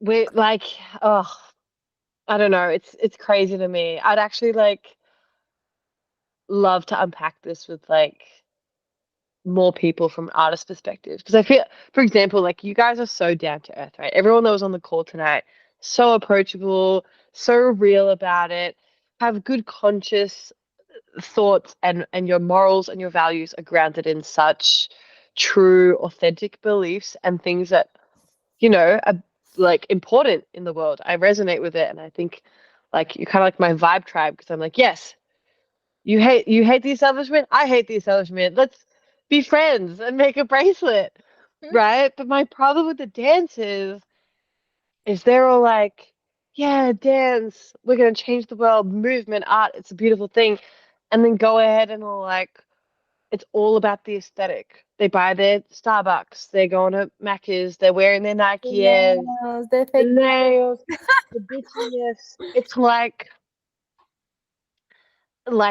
performative activism, like that case that I told you where there was a dance fundraiser. That is a rare situation, and I still feel like she's in a bit of a cliquey group, but she is someone that I think she has Arabic heritage, so like that call to be like help my ancestors. It's the only one that I've seen in the dance community that's hosted. I would love if there were more fundraisers like that, but I only ever see important issues like that tied into the dance art very rarely in the space, and it sort of comes from a lower socioeconomic area, kind of like from the, because I think she used to dance out west, and she's involved in the west side of dance as well as what happens in the CBD. And I realize that there's a difference. Mm-hmm. Like it's these dancers here that have gone to GMC. It's almost like rich white parents paid 30K a year to send their kids to school. We're all like woke liberal. Like I don't know. There's something just like not quite right there. It's like, Mm-hmm. oh, I went to a protest once. And then like I don't know. I don't know. It's just like Yeah. I'm finding it hard to really relate and find I have to be quite selective with who are my people. But even when I find nice people, they're still like after class, like, all right, Macca's run, or Yeah. like, why are we talking about like I've even tried to kind of be like, oh, let's boycott the Palestine, right? And like just lands and like nothing. It's a very like in your own, like I remember when I was doing it full time, it's like dance was just life, like, and I think if you're still in that world, I don't know, and it's also a very selfish sort of quest. Ego So centric. like Yeah. need to look good for the videos, need to, you know, I need to network Yes. with all the people that are, you know, certain people, which I mean all creative fields like this, but I do find that with the dance and like auditions Community and stuff, especially like I don't know, superficial. what did you say? It's really hard to put words to it, but it's Yeah. superficial. Yes. It's performative. It's quite like maybe it's elitist. I don't know if I have the right language and lexicon to describe it, but I'm glad that you also can talk about this. Like it makes me not feel crazy. No, I completely agree with you. I mean, yeah. And the falling out that I had with my friend actually felt very like it was like I felt like I just didn't give her what she needed to. I don't know if it's true, but I felt like I wasn't the right person that she needed to be networking with or connecting with. When I thought You we weren't were gonna get her friends. clout. Like she's Yeah. not bringing you on the up. Like you're not coming with her and her posse to Yeah, like like I'm not on her level, stage and I'm right. not like I don't know. That's how I Oh, felt, and that's just how I feel the whole industry really is deep down. yeah. But I don't know if it is or if that's just my experience. I mean, I've danced with some of the industry. I've done a few workshops where industry people fly in from Sydney, and I realize that they all fucking, not to be crude about it, but they all suck each other off. Like they're all best friends. They're best friends. Like I've even noticed that like, and this sounds judgmental, but just in terms of like the like for art speaking sake, there is one dude that I consistently see in all these pop-up workshops, right? I thought he was a cool person like when I first met him, and then with an actual close friend of mine, heard some weird story that she told me about like an interaction she had with him. It wasn't deep, but she was like he was just a bit of a dick about it. Um, and then I was like, okay, keep that in mind. Like I thought he was cool, and then I noticed that like yeah, there's like a snobby element there, sure. But then in terms of like the actual quality of the work that he seemed to produce, I was like, oh, I thought you were so good and like at here, but you're kind of here. And I'm like there. But I can just see that there are dancers that are better than you. But like at every time that there would be like an opportunity for you to showcase in groups, because he's friends with the choreographer, always get selected. And like when you go to groups and stuff like that, it's sort of when the teacher's like, all right, let me pick the best ones. Like usually, and not like best is a loose term for like let's show off some people that are really vibing it or have great energy or are cleaning it. But you notice that like once you're in those pockets, they just choose their friends, whether or not they're actually good or whether they are killing it because they've all gone to JC ministry. I just noticed it was definitely about um, who you know, not how you know it. Like, It does that definitely make can be like sense? that. Yeah, it's a social climbing game. Oh, it is. Yeah. Yeah, they're all trying to social hierarch. Even, yeah, it's just that thing of like, There are they just, the outliers for sure, but Oh, definitely. But like I said, it's hard to but yeah, I find. definitely noticed that as well. Yeah. Is that like, yeah. I just don't trust that, like, if it came down to the nitty gritty of, like, there's also that side of, like, when we choose our work, like, do we do the work for the money, for the clout, or do we do it for making work that we're proud of and that is conscious and supportive? It's like when I see my Vietnamese friends that are killing it, booking huge gigs like Miss Saigon, right? But then you look at the storytelling of Miss Saigon and it's inherently fucking colonial, inherently racist, and they're not making work that, like, they're just putting themselves in that story again where they are oppressed by the oppressor. And it's like, but they're making fucking bank. And I'm just like, or like when you find out friends are doing like ads for cigarette smoking or gambling, it's like people that choose the money over the type of work that you're creating. Like some people just do it for the check, which can be valid. We don't really get paid fucking well, but then it's also like your artwork surely it's represents like part of who you are. Like these are the type of people that would always go to book the best gig and not realize that they're choreographing with Chris Brown, who used to wife beat. Like that type of shit. It's just sort of like, where do we go with that? Like, what do we do with that? yeah. Yeah. Sirach, do you I have think any thoughts that's on why that? I think that's why it's still something that I haven't really unpacked as to why I stopped. I feel like there are a lot of reasons why I just like stopped, but it didn't feel like songwriting for me has personally felt the most authentic so far. All the different, like, whereas dance, because I was doing all the auditions and like yeah, like it just didn't feel as authentic anymore, and I would and I was just grappling with like what was the reason I was doing it in the first place. What's your intention, right? Like, Yeah, who's yeah. doing it? What was the intention? But I Damn, do miss aspects of parts of it. that I would. Yeah. Maybe when you go to a class, let me know and I might come. In conclusion, Bessie, let's go vibe out to some hip Yeah. hop afro. That's so funny.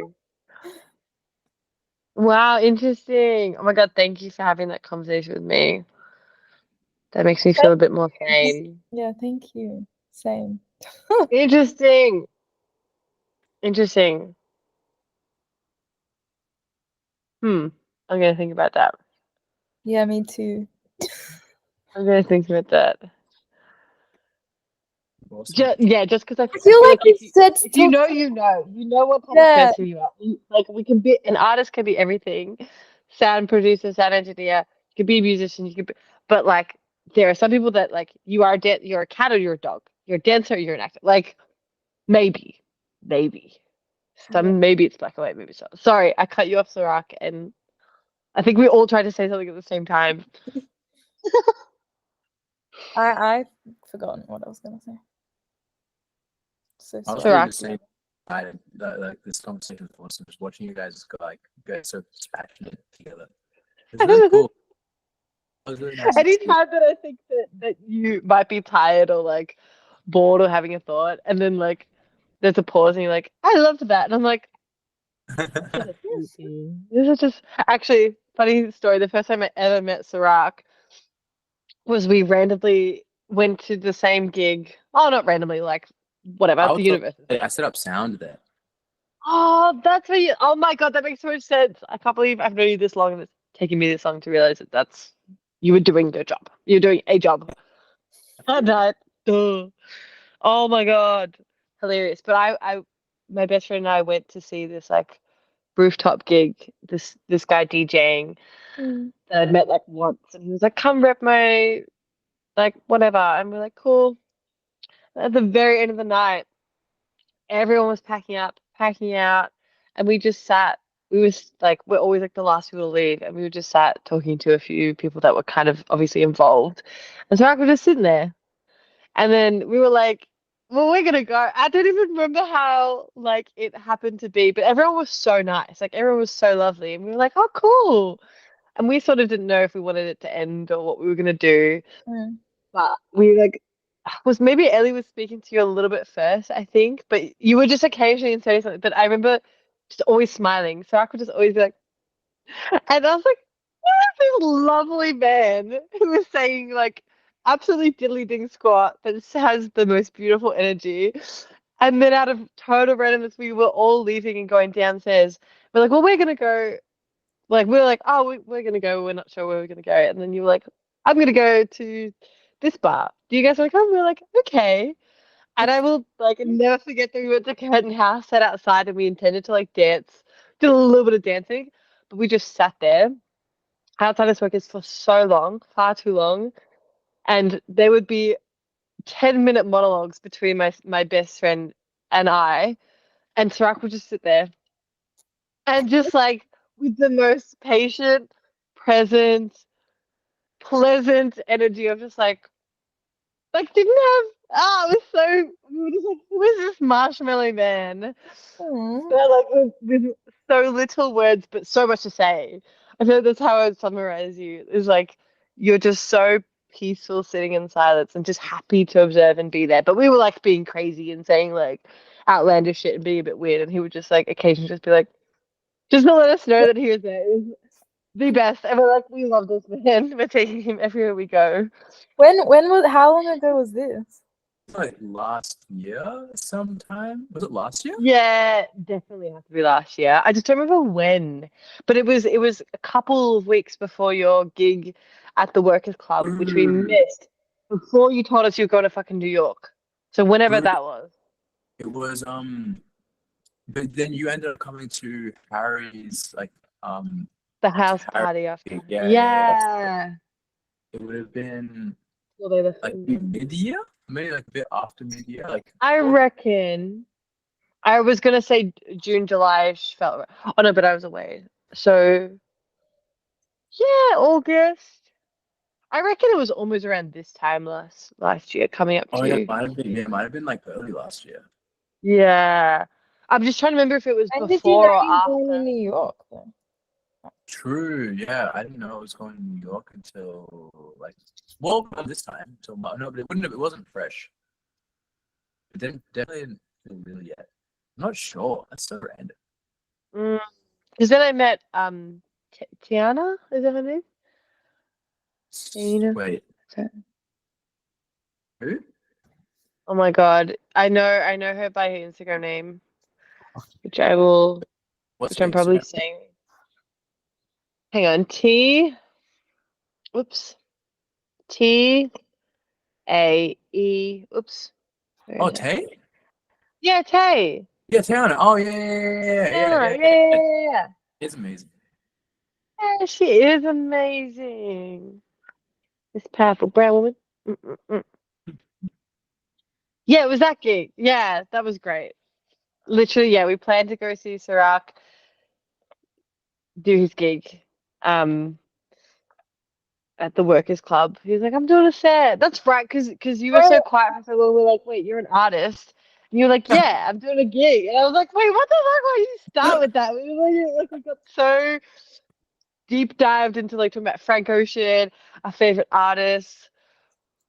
Found out you're a Pisces thing. Hands up. Oh, God, but my bad. I knew it was water. Sorry. The Workers Club, Sirac, is that That's Brunswick Artist Bar. It's not Artist Bar. Oh, the Workers Club. Sorry. Yes, Brunswick Artist. Brunswick Artist Bar. That was the It's what? so different. No, that was for Harry. Left to England. Yeah, Harry who left to England. Yeah, he Mm. had his goodbye gig. I was moving upstairs. Oh, you're fine. I need to put my phone on charge. Can I ask you something, Kira? Oh, yes, of course. I was like, there's two people. I might not be being addressed. Of course. I love question time. I don't know if you can tell, but I love talking. Yeah, keep on that. This is what I'm going to be asking you. Go. How can someone with so much to say and so much like knowledge and just the way I mean, you execute things so clearly and well. How can That's so not how happening. can you like feel mute in certain Well, I don't know if you do anymore, but you said you used to. Get so much social anxiety that it stopped you from. I still got Like social you could. anxiety for sure. For sure. Oh, I've never been asked that before. So I guess like another thing about me and about being like a neurodiverged biddy is like I'm such an extroverted person. Sirac would know this. But like the introverted side of me that's like a chronic overthinker, full of anxiety. I don't know. It's just like how my brain be. This is where I totally like you're like, oh, you're so articulate, and then I like try and say 5 simple words about how I feel, and I've just said none. I've just said like, oh, I don't know. Sometimes I'm sad. What? I don't know, girly. Mm, It's a pretty deep question though, so I understand where like the difficulty in articulating yourself comes from. yeah. It is. I guess Have you ever thought about that before? that question of like, how can I Yeah. be so extroverted and then have so much social anxiety? I do. I do sometimes think about it. It keeps me, ironically, up at night thinking about it. Oh, Because it baffles me. Because I'm just confused. Because like so was I when it was happening. The inclination for me to just like really simply be like, it's because two truths can exist at once, but that sounds so rude and sassy. But it is true. Like, wait, it because is what true that I missed that. because two truths can exist simultaneously. Oh, yeah. Because that, yes, like extra, like for a majority of the time, I'm super extroverted, but then there's this like hidden hamster in me that's like, I hate people and I don't want to talk to anyone. Get away from me. Um, I don't know, Sirac, can you chime in here? Do you ever feel this way? I'm actually quite similar to that. Like I'm Mm. You an speak to this better. extrovert. Like I get energized by being around people, but it's weird. Like Mm. I get energized by being around very specific scenarios and it's different scenarios based on how I'm feeling. So sometimes all I Here. want is just like one friend, like a specific friend at a specific time for a specific need, and like just that's just the interaction that I need. Other times I need to be completely alone for like weeks. And then other times I need to be out every night socializing with complete strangers, with like groups of friends, with like just like the whole spectrum of socializing is like the energy I get from it is in and of itself a spectrum. And flowing with that, it's sort of like you sort of notice that I've noticed the seasons where there's like seasons where it's just like I'm out all the time, I'm meeting so many people, and that's like really awesome for me. And then when that slows down, it's like I have like a few friends that I see all the time, and then when that slows down, it's just like I have time for myself. I And have me. yeah, I have me, yeah, and like throughout all those times, like the real, I mean, I don't experience social anxiety. I don't think I ever have experienced social anxiety, but I can't really speak to that side of it. But I think at the same time, I also do give myself a lot of time, and I'm really forgiving with myself for like everything. So there's no like I early on and repeatedly I learned that should, like anytime should is in my brain or have to or could or like would, all those like things that come up in the brain, it's not that they don't come up now, it's that when they come up I acknowledge them as like, oh, they're just irrelevant then. That's just like that's not the me that matters. That's not the me that actually has to have a voice and has to have density in my mind. So it's like I feel like the social anxiety comes when it's like, oh, I should say something, or I don't know what to say, or I should do this, or I should do this, or I have to do this, or there's an expectation. Anytime there's an expectation of something, early on in my life, like the biggest disappointments in my life came from expectation, and even to today, the biggest disappointments in my life come from expectation. So anytime I find myself disappointed now, I always say like, what was my expectation? How can I like, because that's one layer deeper of not having an expectation that I'm getting. So like every situation that I get into, I'm like, I need to not have any expectation. I need to not have any expectation. And obviously, you still have an expectation, but the expectation becomes more and more vague and grounded in the possibilities of what actually could be. So that what that means is like, the expectation of going outside on a really summer day, on a really hot day, is that you're probably going to get hot, so you'll wear things that accommodate for that. And whereas the expectation, like an ungrounded expectation, might be, oh, I'll go outside, but I'm gonna, but sorry, you might bring a jacket for when it gets cold at night. That's like a grounded expectation. But then an ungrounded expectation might be, I'm gonna just wear my jacket because I know it's gonna get cold later. And then, like, even though it's hot at the start, like, I'll just wear the jacket the whole time so that I'm not cold later. And then you go out, you're really hot, really uncomfortable, and then and it doesn't even get cold. You're like, what? I didn't even need to do this. It's like you can prepare, but then like you don't actually know the outcome. You can, but then, and anytime you find yourself putting yourself through suffering for an expectation, that's also just like, I don't know. There are all these things. The more you become aware of your expectations, the more you can become aware of your disappointments. And it's not about lowering your expectation. It's about accepting that you don't know what's going to happen, and you can't know what's going to happen, and it's not up to you what happens. And you can't control other people either. So you can't have an expectation about other people. You can only expect people to be themselves. And if you don't know them, then you don't know what they're going to do. God, someone get this guy on a mic. God damn it. You ever thought about doing a podcast, Iraq? I have. But I find this really hard for me to just like talk though. I need prompts. So it's I can yeah. give you the prompts all day. We could give you the prompts. Leticia just had that question. That was the right person to designate that question to, because you answered everything, especially in that first half of what I couldn't articulate in my brain, but I feel that on a spiritual level. Yeah. Yeah. It's very It's like validating.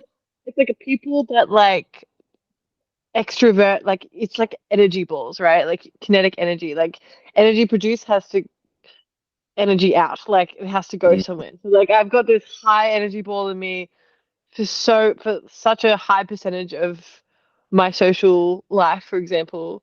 And then when I'm expending it, it's going like this, like the hamster's getting tired and and so like now he needs a lot more rest because I've been going at such a high frequency for so long that now I'm like, okay, now I need extensive 3-month hibernation to get back to that. Like it's literally like a cycle. And it's quite it's hugely exhausting, right? Like I think it ties into being like then when you're neurodivergent and you're empathic and like I'm someone that's a huge thinker. I like to think a lot, but like it's always like a tipping scale. Like beneficial in a setting like this where we're discussing ideas, so not helpful when I'm trying to fall asleep at night and I'm thinking about how I didn't get all the admin done that I should and how do I solve world hunger and do my taxes and oh I forgot to get that thing at the grocery store and oh did I upset that person today? Doesn't matter. Does it? Constant. So I think it's important to have switch offs as well. You need switch off activities. Yeah. The whole like I didn't get I don't really suffer from that. Like thinking about things right before. I mean, I definitely what I like. I don't want to say suffer. It's not really suffering that much, but what I experience that keeps me awake at night is not having used up my energy. I think that's what it is. I think it's leftover energy. Because I don't get that when I'm super tired. I get that when I haven't expended enough energy or I'm in like a bad mental state, which probably also means that I'm not expending like the energy that I need to be. which is like Mm. being in the gym and like being physical. Mm. True. I haven't thought of it like that.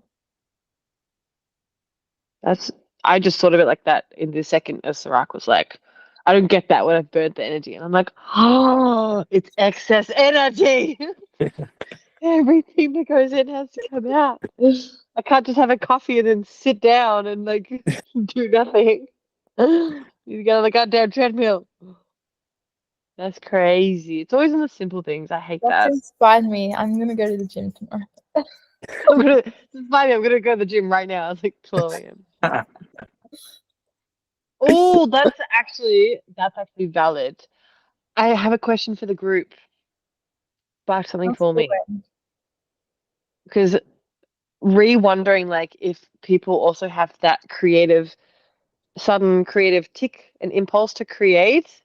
Sure, I know, Sirac, for a fact that I think you would get this with. I know for a fact, I think, doesn't make any sense, with sound engineering that you would get this. Like you just suddenly, maybe it's not at 2 a.m., but I've been like wrestling with that. Oh, I feel the need to like create something right now. It's also 2 a.m. Oh And yeah. like following that impulse because you might not get because it's an impulse and it's like, oh, I could do it right now. But then talking myself into like the normalcy of like, no, Kira, get to sleep. You need to go to your 9 to 5 job tomorrow. And then like sort of like when or if you listen to those things and when it's healthy. Because I know for me, if I get into the studio at 2 a.m., I'm not coming out until 6 a.m. Like that's the type of vibe. I need 2 or 3 hours of like creative process time to digest and to play and then to work and then to stretch and all those things. But like, yes, like that, just that unplanned. Like, when do you sort of throw out the routine and the mechanics of like, I'm in a routine. I will go to bed at 10:30, and then like, fuck, it's 11:05, and I think that I would make some mad beats until 2 a.m. Is it worth it? Like to then be exhausted. What do people have to say about that? That wasn't sort of a question, more of a concept, but Mm. Is for you, is it dance that you would do at 2 a.m.? yeah, it can be dance or it can be a song, like a tune that comes into my brain. And I'm like, oh, Because I think with the two that it's different. Because I think the other night I had to work the next day at like 10, yeah, 10, and I think I went to bed at 4 because I was just thinking and writing things in my notes. But I was lying in bed doing that. true. Well, sometimes it's writing as well. Whereas like Yeah. getting up and doing a dance class or like choreographing something at that time of the night or morning, I don't know if I could go to work the next day. So then I'd be like, oh, let's just I don't know. This is just me though. I'd probably be like, oh, maybe you Yeah. should wait till tomorrow. I don't know. Yeah, But yeah, yeah. It's not with 3 a.m. For example, like it might be 9:30 or 8:30, but I still have to drive 15 minutes to get to my studio. mm, And I've done it. I have actually done it a few times. And sometimes it's like maybe it's an expectation thing. Like sometimes it hits and I'm like, I'm so glad I did that. And other times I'm like, this is a stupid what? I think it depends on your intention too, like what your goal is. Like, do you clearly love dancing and that's what you want to do? I'd always prioritize it over the 9 to 5. I'd even call if the desire is strong, I'd call in sick and go do the and go do the Yeah. go I think it's or whatever. I'm not really a big call in sick to work super often just because like Mm. my line of work is disability support, and I know I know which programs can and can't be covered at the last minute, but generally out of like trying to not disrespect the other person's Oh yeah, genuine need to like have me there. And that's the other thing, like fuck man, we're on that like crazy grind to pay for the expensive things that is my art that will not make me money, but it makes me joy and happiness. And I Mm. want to just be able to work in the studio until 11 p.m. and have no consequence because I can get up late the next day. But functioning in society is a whole other thing because I need the money. But Yeah. ugh. That is That hard. Yeah. I've taken that to the point of literally putting off my creative pursuits with the intention of treating making money as a creative pursuit so that I can like focus on any impulse that comes into my mind whenever I want. Like Oh, my intention now is to literally just create a life where I can do that. So that if that means that I can't do that for a certain amount of time, that's fine. But in doing that, my schedule is pretty wacky anyway. So I find that yeah. my creative energy is burnt like from doing like from understanding trying to understand money, trying to understand teamwork, trying to understand language, communication, all the things that I've been studying for the past few years. That sort of made me not really have the energy to make music that much. I make it every so often, and I don't really care. I don't really care that I don't because I'm treating making money as a creative pursuit right now. I'm treating that as my That's art. that's huge, Sirach. I hats off to you. Like the respect. That's a fucking discipline in itself. I find because I'm just as a person that gets really hung up on missed opportunities, and maybe it is tied into like my personal experience of like having feel like I missed out a lot creatively for a number of years. Like I've watched all my friends book gigs before me, do indie theater before me, and I'm like, fuck, what am I not doing wrong? Oh, that's right, I'm not doing the work 24/7, but also I'm not being paid to do 8 hours of breathing through my bum in semi-supine for 7 days a week. But that I appreciate hearing that. I really that I'm gonna take that away with myself. That makes me feel less bad about that choice making for me, which is no choose sleep, which makes me feel lazy or like not dedicated. Okay, thank you. I think the answer I needed was permission to just fucking go to bed. Not do a silly back dance at 12 a.m. girl. So thank you for answering that. Interesting. It's That's interesting. Because I'm Unless you, but wait. Unless you really want to, you should though, right? Right. well, I mean the should. That's what I mean. Like where's that should coming from? And like, yes, I would personally be like I'm pretty irresponsible, but I also set my life up to where I don't have to get up in the morning to go to a job. All my jobs are super casual, and I work maybe one day a week at 3 p.m. and that's like the earliest I start consistently. Otherwise, I start at like 10:30 a.m., 9 a.m. But they're really random jobs. So I don't ever have a week where I'm definitely starting that day every day. I don't do that sort of work. So I've set my life up to where I don't need to worry about that. I can sleep in as long as I want, like any day. And that's like because I value that. I've really valued being able to sleep in.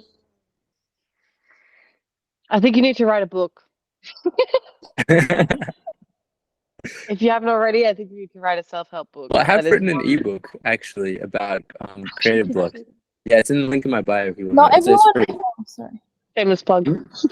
Yeah. That I asked for. But I am writing a book though. On Right. like, it's a it's quite a big task. Though. What were you gonna say, Leticia? I said I hear what you're saying, but not everyone is in the position to do that. I know you don't think so, but you'd be surprised.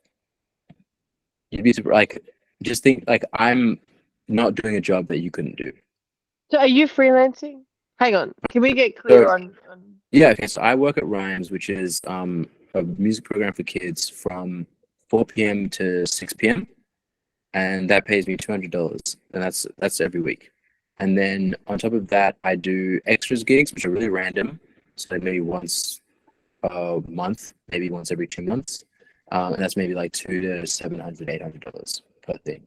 And then I do lighting, which is also super random, and that's like maybe $200 per shift, like per shift, and that might be once or twice a week or once a fortnight. It's random, it's super random. Like I'm going to a festival this weekend, but it's not paid, but it means that I get to work with people who then, if they like me, they might give me more work. So that's the sort of thing that I'm doing. It's super random, but it means that I don't ever have to take a job that is in the morning that I don't want to get up in.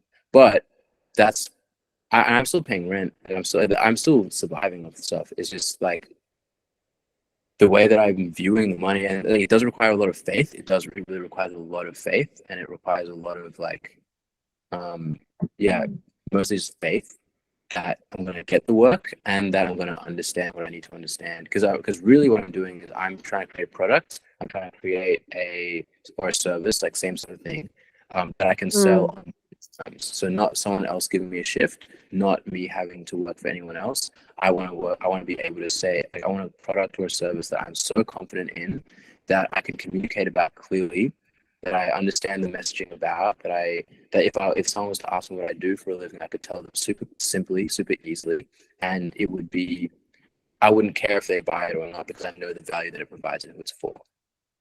And that's what I've learned about money so far, is that if you can get clear about what value you can provide and what problem you can solve for the specific person that needs that problem solved, and how you can communicate that, and if you can be confident in that communication, then that's how you get money. That's how you sort of get money in exchange in a not icky way. Because that's one of the things is I want to be wealthy, but I don't want to feel icky about it. I don't want to feel bad about taking money from people. And the way to do that is by offering so much value that they literally just throw money at you. Like people want to pay me. So that's really the intention. It's like, what do I need to do? So people just want to just chuck money at me. And that's been about 2 to 3 years of like learning. And now I'm at this point. And I'm still not there yet. I still don't get paid, but I'm at the point where I'm sort of more understanding what the things are that I can do, and how I can facilitate that for myself, because I really valued.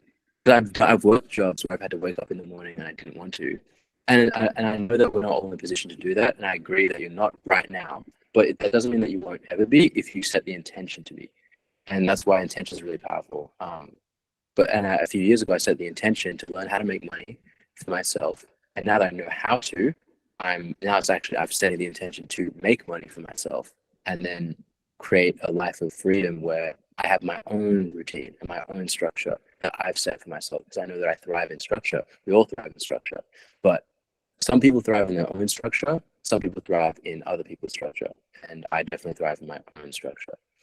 So what do I sign up to the business course?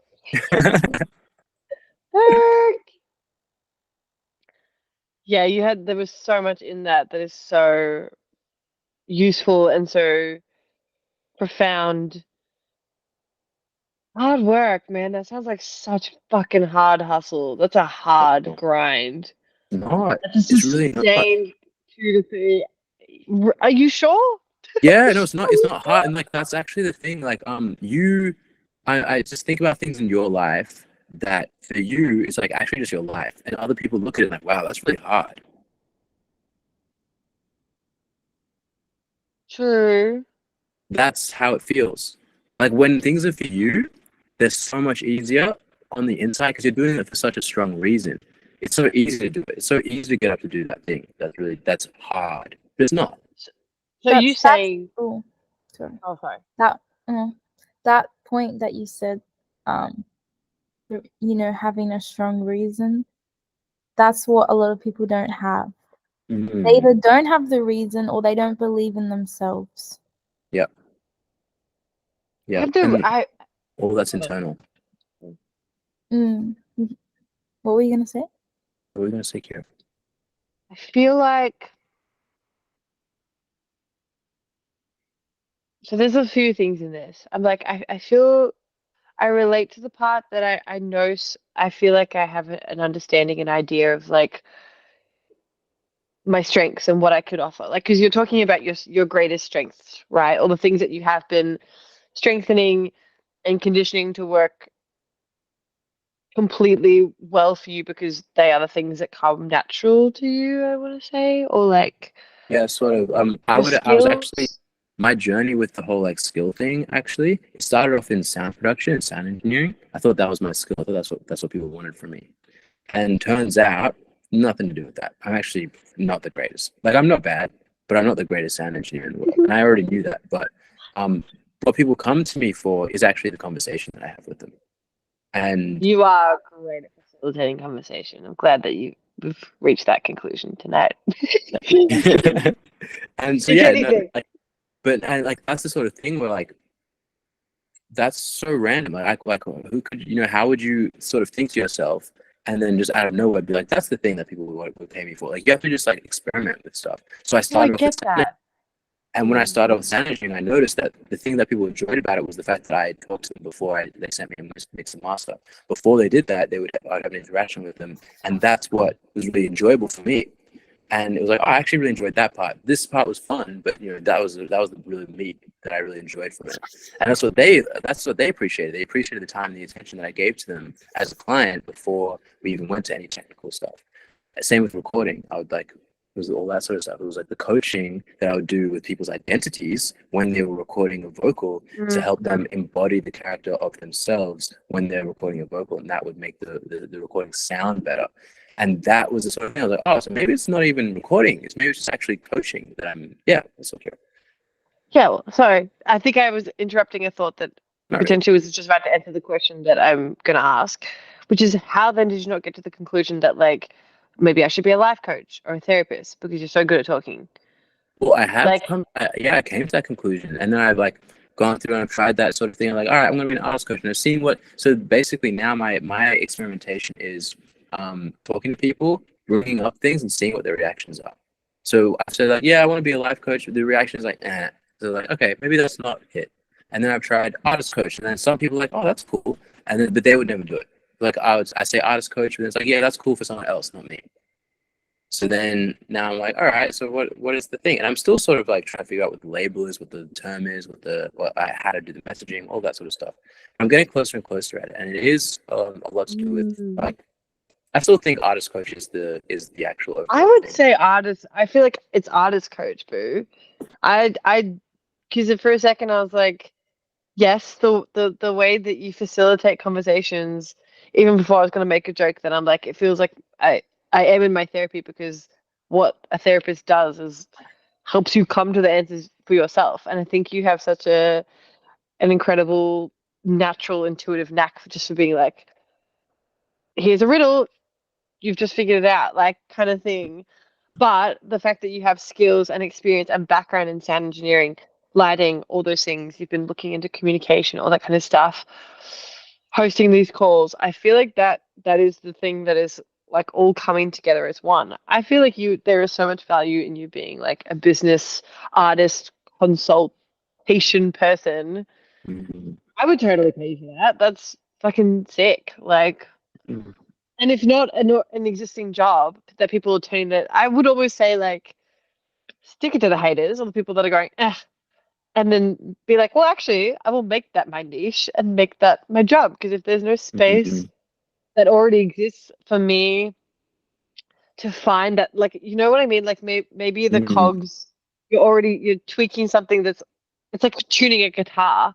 Like Yeah. I think you've already got the body, babes, and the tuning Yeah. is thinking that other people are the frequencies that are gonna. I think you found it. I think that's not to tell you what it is, but it sounds like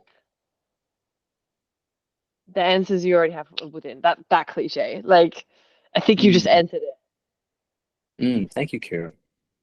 On that, I was actually, I guess like the next logical conclusion for me was, so instead of, cause I sort of jumped to one-on-one coaching, like that seems like the next logical step is to offer one-on-one coaching to people. But through doing these calls, what I noticed that people really enjoy bouncing off each other as well. And so I'm like, well, I guess maybe it's actually doing like group coaching to start off with. Doing like a small group of people, like 3 to 5 people, and having like you join, and then over 3 months, every week we have a call separate to the artist call, and we just go through each other's stuff. We go deeper into everyone instead of it just being like, only 4 people can come on. You do the journal prompts. I think this is the life coaching, darling. I think you're so right. This is what I actually did when I was in the shit in COVID and stuff. I was like finding life coaches, and this is the work that she does. And at one stage, it made me think, oh, I think I'm good at this. I would like to be a life coach. That's hilarious. I've had a similar-ish brain journey to you, and just in terms of like, I'm good at talking, but I don't want to do a huge thing of study for like a really long time. Like, not saying that that was or wasn't in your repertoire, but I was like, ew, 5 years of doing psychology. Yeah. Plus honors, Definitely. no way. But I was like, life coaches make bank, and they live that financially free, but also like just a normal free life. Mhm. And it's something that does have impact on people, but then also like they make fucking good money when they're making good money. This chick was having me like, I think some elements of it are very scammy, and I definitely do think I was a little bit scammed initially. You got to be careful for other people that are going to certain life coaches, but like Mhm. thousands, people Yeah. will pay thousands to go to certain practitioners and like yoga people that I've looked up to, thousands to go to Yeah. America and just like be on the retreat. Like if you, he's right. Like if like it sounds hard to do this, it's all within our grasp, but it's not. But it's like I guess there's something to be said about like if you capitalize on the thing that you are good at, Yeah. you can turn anything into a business. Like I've Yeah. been writing poems actually like recently, and even in the past couple of years, I do like voice memos and stuff out loud, and then my partner at the time was like, you know that like I was this close to getting you onto Insight Timer and just paying for membership so you could just start like talking to people and doing these poem things. I don't know why I haven't done that. Maybe I should go back to that. Anyways, not that me, but Yeah. Why haven't you done that? What's inside timer? it's a platform for a bunch of meditation practitioners, yoga teachers, spiritual guru, guiders, whatever you want to call it, across the world to kind of interconnect on this one app. And they share yoga meditations, or sorry, yoga, meditation, separate things, music. You can find like, yeah, a bunch of different art, people and just like do like a 5 minute morning meditation or whatever, subscribe And they pay for it, people. Or there's like a free version and then there's like the upgraded pro version where you pay monthly to be on this app, but you get upgraded access to courses and to more of their meditations if you really like it. It's like a whole thing. and your partner wanted you to put your stuff on there, or Yeah, and he was as like a little act of love gift, he was just gonna make me a membership. Because I would have to be paying for a while, and then you're supposed to make revenue off people subscribing to you and asking you for more work, and then you can make courses and you can make premium tracks and stuff like that. I don't know how much money's in it, but Interesting. yeah, I know. I was like I was like in a real season as well of like I was writing some beautiful stuff. It's somewhere in my phone, but yeah. I wish we really need to do the show and tell Sirac so people can share their thoughts. Can we do it? Because I have poems that I would like to read to people. Yeah. Oh yeah, I told you like once the feminist final is confirmed, I don't want to tell anyone that there's a date or anything until I have the place, the date and location confirmed. Because I know people will come. That's not really the, huh? What is this? Oh, sorry. Oh, so yeah, like part of this whole article thing, I want to make a really strong community, and part of that is real life events. So I want to do a show and tell for people where we have because we're all artists, we all have stuff that we want to show, we all have stuff that we want to like talk about. So I figured why not have a place where we do a show and tell and have you know, artists come through. Yeah, exactly. Yeah, it'll be really fun. That makes me feel like I'm Yeah. in primary school where you had to do the Yeah. show and tell, and it was like kind of exciting, kind of super nerve wracking. But for Yeah, I yes, feel like I'm all about childhood regression. Sorry, keep going. and I was thinking, yeah, so this is like anyone who's coming that's not an artist that wants to just like come and see it could then pay a ticket and then that could go to the artists. That's sort of Go to you. This is your business. well, Oh, yeah, us. but like You. if the thing is if everyone gets paid and if everyone becomes successful, then everyone's gonna want to help. And if everyone's helping, then the business will go much bigger. Like So true. there's so much more capacity that we can do when Huge. we all work Got together. that business mindset. He said proper communism, socialism. We share, and then we Yeah. all go up. Yeah. No, I love that.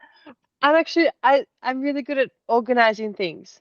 Really? I was about to say before, well, I know I have a very disorganized brain and way of doing things, but I have noticed, I've been saying this a lot out loud recently and to Bessie, is that because the way that I've been getting my life in order is crazy, but I think my strong suit is I'm an incredible delegator. Like I can also do the tasks, but like in terms of like how I would get it done and hitting all the deadlines, not as much of a strong suit as me being like, if you do this and do this, is this, then it's done. Yeah. I think I'm a delegator person. I've been doing it. I'm able to like succeed in my life, but like I get burnt out. So like, Yeah. which Cool. is just not sustainable. That's really good to know. That's really good to know. Because there will be a point where yeah, this is gonna be like I'm gonna need a team of people to work together. Creating creating events and all that sort of stuff. So yeah, that's really helpful. Keep me Thank in you. mind.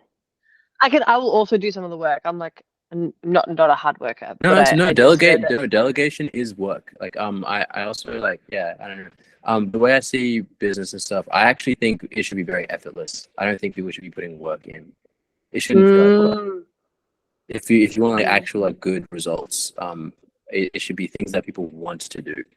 And that's sort of yeah, that's where I feel like really understanding what the people's strengths are. So if you enjoy delegating and that's something that you like that you find really easy, that's awesome. And then just do that.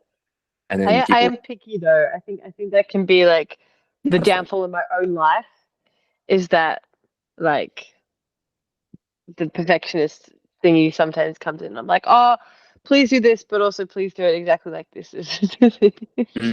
Well, I guess if that's where like recognizing the true strengths in people Yeah. will help, because then if we know like, all right, if there are 5 people and we know that all these people have really specific strengths, we're not going to give them tasks they're not going to succeed at.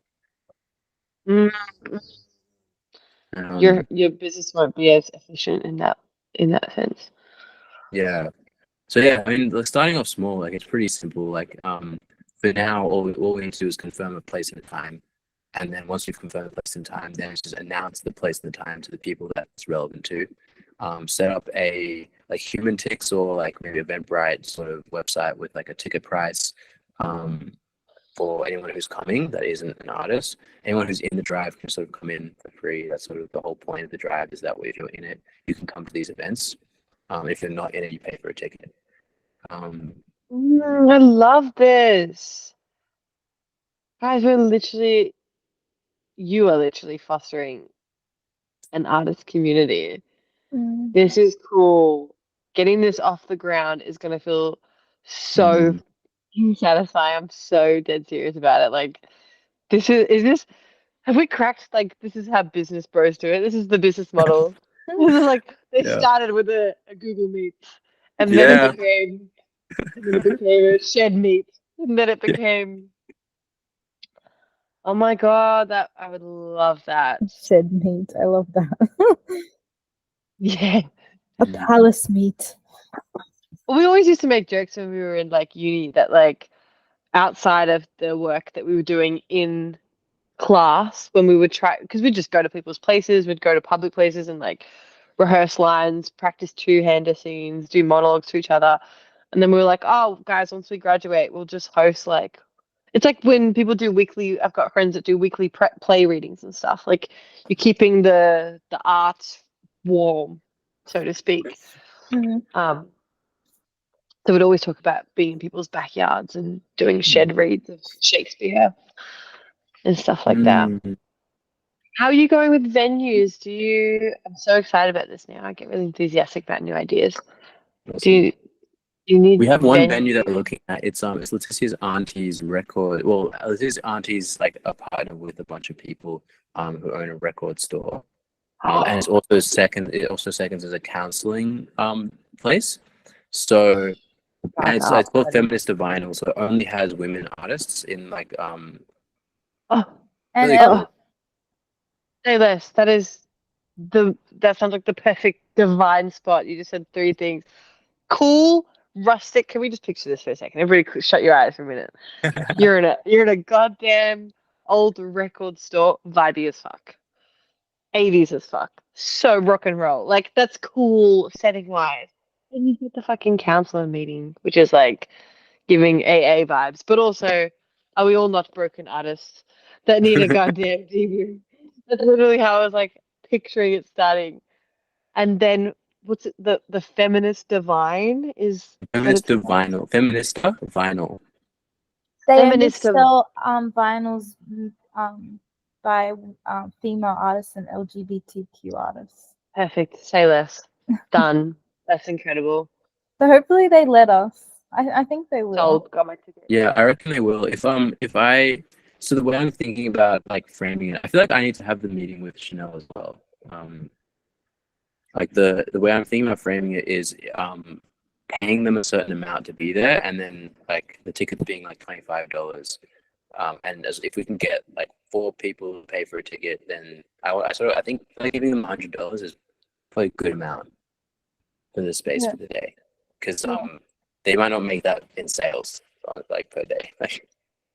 I'm even And then happy we to like encourage pitch people in to for buy. the space.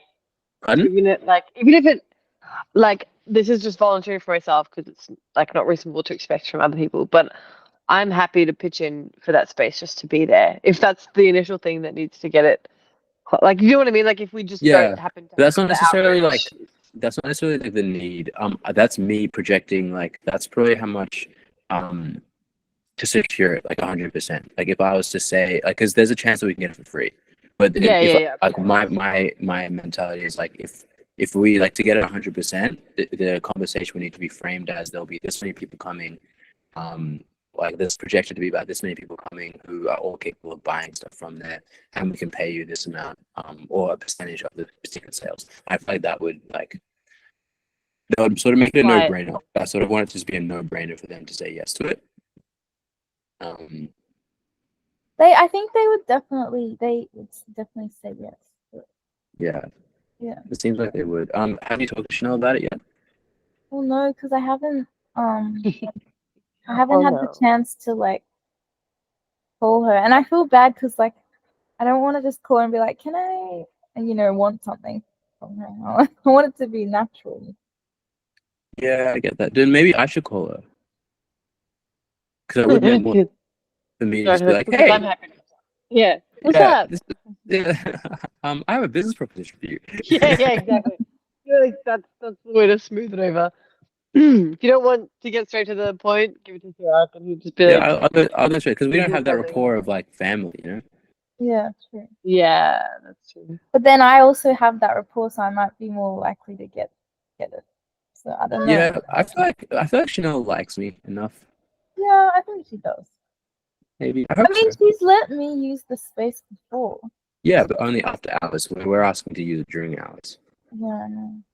Um, Because they're only and- open on Saturday and Sunday. Oh, As in the vinyl stores only open Okay. Saturday and Sunday. yeah, right. But the counseling rooms are like Monday to Friday. And sorry, so is the plan to like use the entire store, like the counseling section and the book and the vinyl? probably just the Or vinyl which? section. Yeah, I think.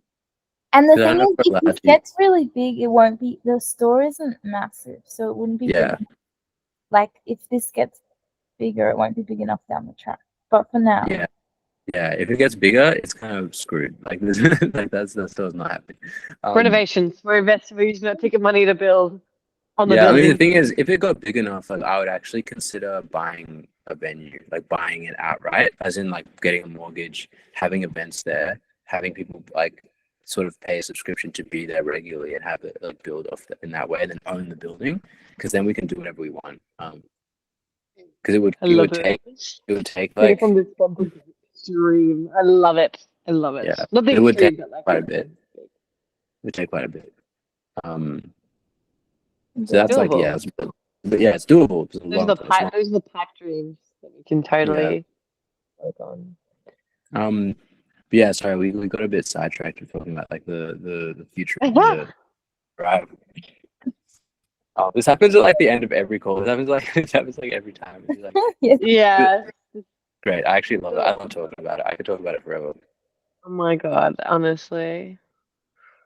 Yes. These are the last cells We of our did get brain. sidetracked though, didn't we? And we didn't. Yeah, a little bit. I don't think we ever actually finished like getting deep with you, Kira. Like we were So on brand. We really I'm got sorry, to like I sort of part sidetracked two. that too. No, don't apologize. Everything that Yeah. needed to be said is said. Yeah, what was the rest of the Yeah, so we've gone over your intention and then where you're at now. And I think there was a moment where you sort of took away something. Actually, yeah, I feel like let's recap if you still remember, if you still like it's still with you. What have you sort of taken away from our conversation so far? Oh, dear Lord. If I had to pick three things, I'll go from reverse order. What I said it before, the thing that you said, Sirach, that I was like, oh, the permission slip that I got to just like, if I work this hard now on just making the money to then have financial freedom, that would make me feel better about ignoring the extremely chaotic late night impulses to create.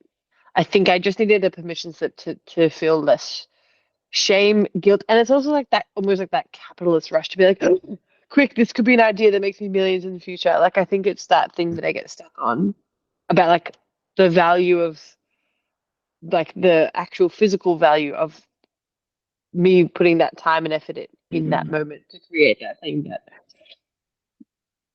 could be a thing in the future. But it's just offered another perspective and way of thinking of like, I think it's also just gentleness. I think it is just like being a bit softer with myself and not putting that kind of like that capitalist grind pressure on like churn out the good shit now because you're gonna not ever have good ideas ever again. Which is like also sometimes you churn out a bad idea. Like the amount of times I got into the studio and was disappointed with the outcome because I was like, oh, I actually don't have the skills to execute the vision that exists in my brain because I'm not skilled enough within that field of dance to do that move. Like sometimes I have that kind of creative block where like I genuinely am like, oh, there's something in there. It's like when you can, it's like that visualization of like, I know I'm capable one day to dance with Master Bell, but right now, like, I just need to drill a bit of house. Like, that type of shit. I know you know what I'm saying. Yeah, I can see your brain receiving that.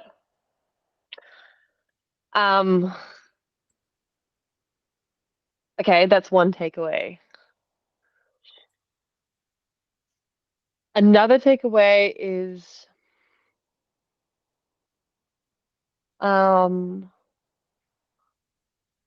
reminding myself that again, even I'm like even fighting my own thought about like it's okay to be a bit selfish. And I think that just comes back to being gentle about like the best thing that I can do for myself is probably nothing in this moment because if actually no, let me rephrase that. It was something that you said to me whilst I was being harsh and critical about like, oh, I feel so silly saying like the biggest impact I can have is like me sitting in my room and meditating, which is me just like downplaying whatever. But the perspective that you offered about like if I think about if I'm in a really bad spell and I go out into the world and I carry that energy with me, that will impact someone. You're so right. And like as someone that speaks in energy and is huge on like good energy, bad energy, like I literally read people and their energy. And some people are like, well, how do you read people so well? I'm like, I can just speak the language of the body and the mind and the spirit and the soul. That's like how that happens. But hearing you from another perspective, from someone else being like, dude, if you're carrying a bad egg on your shoulder and you're not resting or you're not taking that nap or you're doing the shoulds and the coulds and the expectations for someone else, it's kind of like that's selfish. And I'd never, it's one of those things where like I listen to you speak and I kind of have that knowing in me, but I hearing it from someone else put it in such clear ways is like, yeah, right. That makes a lot of sense. Genuinely because I can connect in my brain that I have done that recently. And you said it, you were like, it's a privilege if you have the privilege to stay home instead of doing the thing that you should or could or have to do, you should. Like, why wouldn't you? You just made it seem so simplified to just choose to look after myself and to choose to not because like if I reverse psychology that, which you kind of did on me, which is like if my biggest thing is like I'm an empath, I want to help people, I just want to put good energy in the world, and it's like I don't want to be a bitch or whatever. It's like, well then don't go out when you know that you're in a foul mood. And I just like reflecting on the past few weeks when, like I've said, I've been extremely tired and so burnt out. I have really kind of probably been an unpleasant person at stages, and I was aware of it too. Like I still didn't care because I was like, well, I'm valid in being. Like I sort of went in the other defensive way where I was like, well, I'm so tired. I'm doing so many things. I have a right to. I'm fed up with this. You've been annoying that, but I'm also like, cool. Well, if I had the choice and the option and the control, maybe it's better if you just fucking take a second and look after yourself. Maybe it is better if you just clear your schedule of a few things so that you don't go out into the world with that anger and that hatred. And you're one of like very few people to kind of highlighted that also has an impact in the energy. And like, yes, it's valid for me to feel tired and fed up with people and feel like people have been testing me and draining my energy. But it's also always going to be my responsibility. It's no one else's fault. Do you know what I mean? Like it's my problem, but it's no one else's. I don't have to go and make that other people's problem when I walk into a room. And I think just now that you've said that, it's made me realize like, oh yeah, I don't have to apologize for taking up space, but I can be intentional and be in control about how I enter a space and what I have to offer or not offer. And if there's nothing to offer, then god damn it, keep it to yourself if you like have to be there, or just like don't be there. So that no one else has to suffer from that. And I just was like, the only other times I've kind of heard someone check me on the like, whoa, calm down on the hate for the world train is literally Ellie. Bessie being like, all right, maybe you just need a nap. Like it comes out, and she said it in a different way, which is like very sibling vibe. She's like, all right, maybe just like pull it back and I think you should rest before you burn a bridge. Like that's literally how I end up pushing everyone out. So like there's that other extreme of like you will make yourself, if you just isolate for a little bit, you'll feel less isolated later on because you wouldn't have just gone rah, rah, rah, fuck you rah, to everyone. And I'm like, cool. I think that's now solidifying for me. Just in this open space while we're being quite vulnerable and yeah. And then and then um like two huge rants. I really think there's a lot of things that I loved about our conversation about Palestine and how as artists we can show up. There was so much in that. I think some of the things that Jada was saying and the reminders from Fetty as well, just to be like, my culture, stories from our culture, blah blah blah blah blah, that type of stuff. And really the thing that Jada said about like we need like artists, political movements are one. Like that oneness and the power that we have to actually use our voice Even you just like putting that into a bubble of focus of like, because we did come in, like Betty and I came in guns blazing, being like, well, we can boycott, we can, and you were like, no, no, no, I want to, that's what the normie people can do. Hello. But what can we are not, we're superhuman. Not to put us on a pedestal, but like us little Mm. weird theatre bugs, hello, how are we going to be doing? What can we do? And I was like, oh yeah, that's different, isn't it? Sometimes I forget that I'm an artist with like the power of voicing my opinion, using art as that vehicle. I think that was a really good reminder of what we do and why we do it. And then the thing that I said about seamless, like let's make it easy. I weirdly surprised myself by like actually having a good idea for once. Yeah, great ideas. Thank you. That was rude of me, but yeah, like I was like, oh yeah, shit. Yeah, that was Yeah, a it's been a long. really, really good point. That I didn't even think of until I said it. And so this, my fourth and final point is that I love people. I love my community. I don't hate people as grumpy as I am in my little Scorpio pajamas, being like, "Grr, I need a nap." I'm like, oh, this is why I get together with people because I have so much shit to talk. And I love listening and I love talking, and talking out loud like this makes me realize big ideas and concepts. So I think those are my takeaways. Wow. That's incredible. Thank you. You're incredible. Everyone's incredible. Love this. Yeah, that's so Amazing. cool. So cool. Can't wait for this to get bigger. It will get bigger. I'm serious. When I make a vision board, when I stop procrastinating doing that, I will make a vision board and this goes on there. Sure. Because this was sick. I wasn't gonna come tonight, Sarak.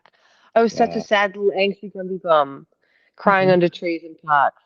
Look at me. What made you come?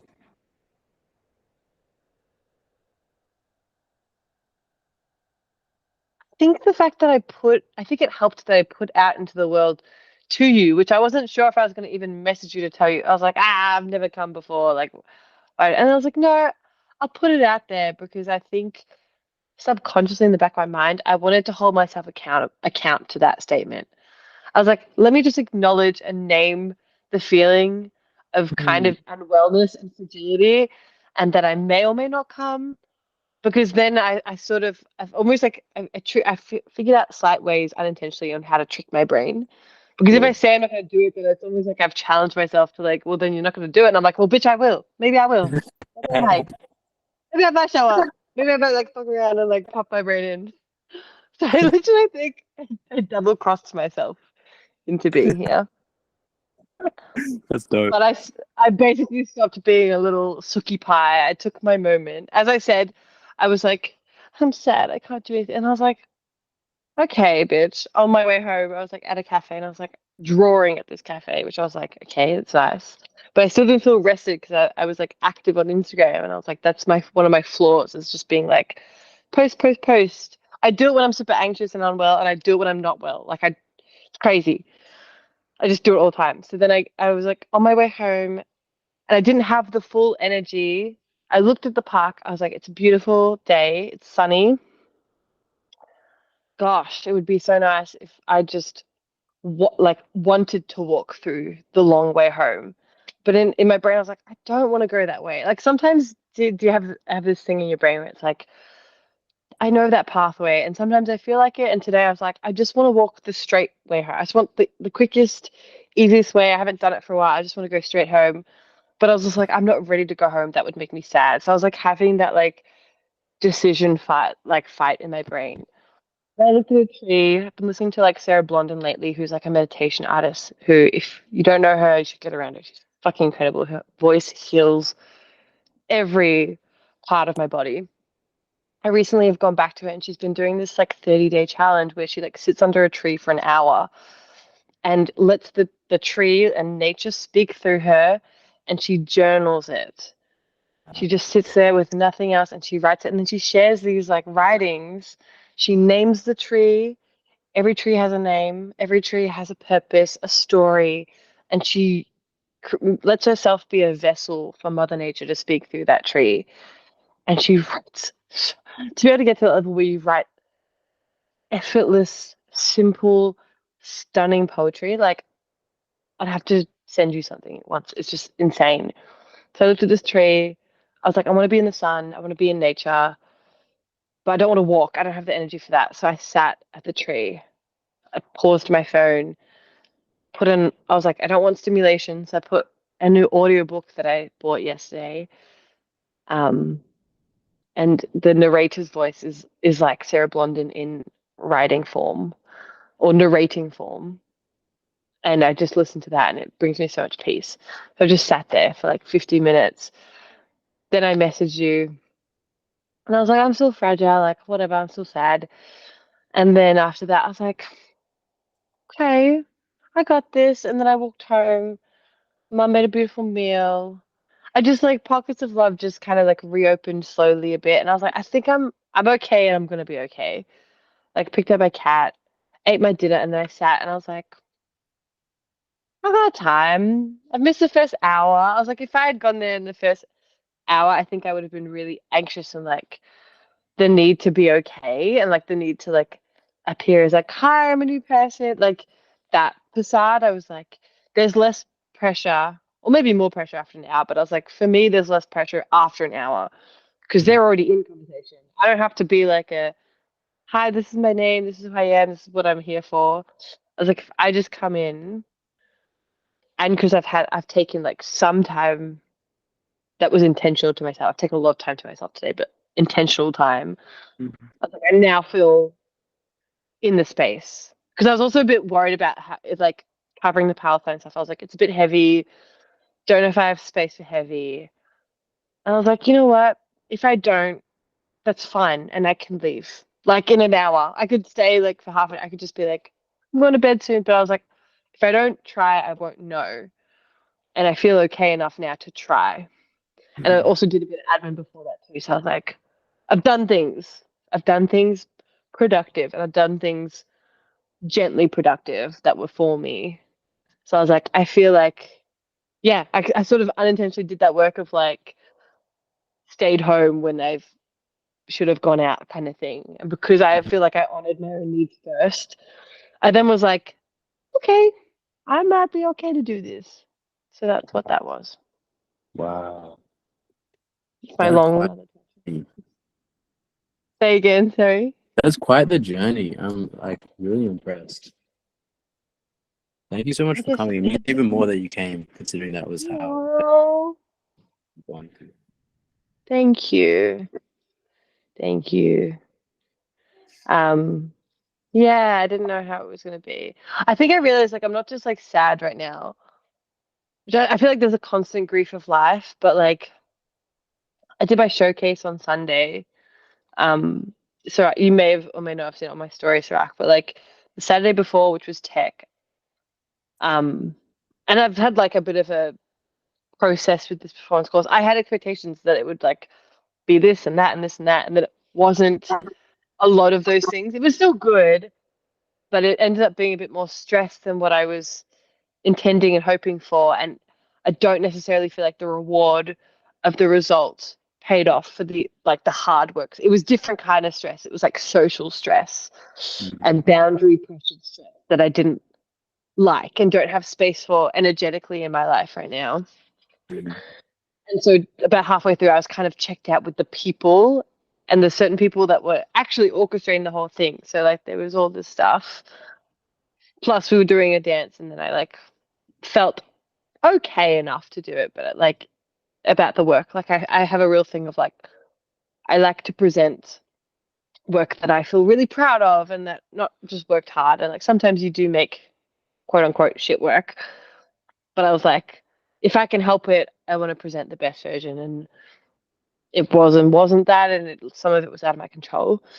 But I signed up to a new program like towards the end of this performance course. Been doing it for like 2 weeks. So it's just made my Sundays really long for the past 2 weeks. I've been doing like 12-hour days, 12, 13-hour days where I've like worked my normal job, gone to this performance course rehearsal, and then gone to another dance thing that goes for another 2.5 hours. So I'm dancing for like 6.5 hours every Sunday because I come in early to the rehearsal straight after work and practice, which no one else really was doing, to be shady. Anyways, and then I go to this thing, and then on Saturday I found out that one of the girls that I recently connected with in this new program passed away really suddenly in a car accident. And we found that out, like, I found out a way to like my tech. And I literally like had to sit on this train in a public, and I've been a public crier before, but it's not me anymore. Like, it's been in some dark spaces, but this was like, holy shit. And there's all these people in the train going in the footy, going in for like the F1. I just had to literally sit my ass down. And I didn't know this chick. Like, I spoke to her for the first time after 2 weeks. At the end of class, I told her that she killed the freestyle. And she was talking about how she's from Traralgon. She used to live in Melbourne and she traveled this way. She's wearing a boyfriend's clothes. She's a great dancer. She's doing the program for the second year in a row. She was 20 years old, bro. I was like, I just crossed paths with this person that I was literally like, I'm going to get to know her over the next few weeks. She seems really cool. She's a cool dancer. Love how she dresses. I bet she's a Scorpio. Was like, see you next week. And then like, we got this news, and this chick that facilitated was like, I'm devastated, deeply saddened, but we will not be hosting the thing tomorrow. I just sat and cried. And this beautiful girl got on the train at Camberwell, saw that I was just sat with my headphones, just crying. I was like, when you're in your pocket, and as you say, we all exist in the world, but like, no one really connects anymore. Like, no one sees you. I'm someone that goes in the world, and when I'm on, I'll see people, but I was just like, I'm happy to not be seen, but also no one can see me. Like, that was what's in my brain. I was like, they don't care. Like, no one cares. And I've just sat there. This chick sat down. I watched her sit down in the corner of my eye on the floor, crossed her legs, just tapped me on the knee and was like, "Are you okay?" And I was like, I just turned to her and I started bawling my eyes. She's like, "I didn't think so." And then I was like, told her what had happened, and then we just chatted for a bit. And then she was like, "Do you want me to leave you and you're in space? Or like, I'm so happy for whatever you want." And I was like, it's actually really nice that you've acknowledged that I'm here, first of all, and like sat with me. And she was beautiful. She was 16. She was like, I'm on, oh no. And she was like, I'm on the way to see like my dad, who I haven't spoken to since my last blowout a few years ago, like, blah, blah, blah, or a year ago, like at the footy. And I was like, that seems heavy. We just chatted. She was so lovely. She was so sweet. And I was just like, I had no idea that like, and I think just like amidst that and amidst this world that I was in, where I was like, oh, people, the people that I'm about to see, and then just being like, oh, you literally single-handedly like restored my faith in humanity, that people do care and people can see you, because like I wasn't just in a little glass box of like my own world. Like, a genuine human reached out and was like checking in. I was like, man, I cried even harder. I was like, "Dang." So yeah, and that's like still in my body.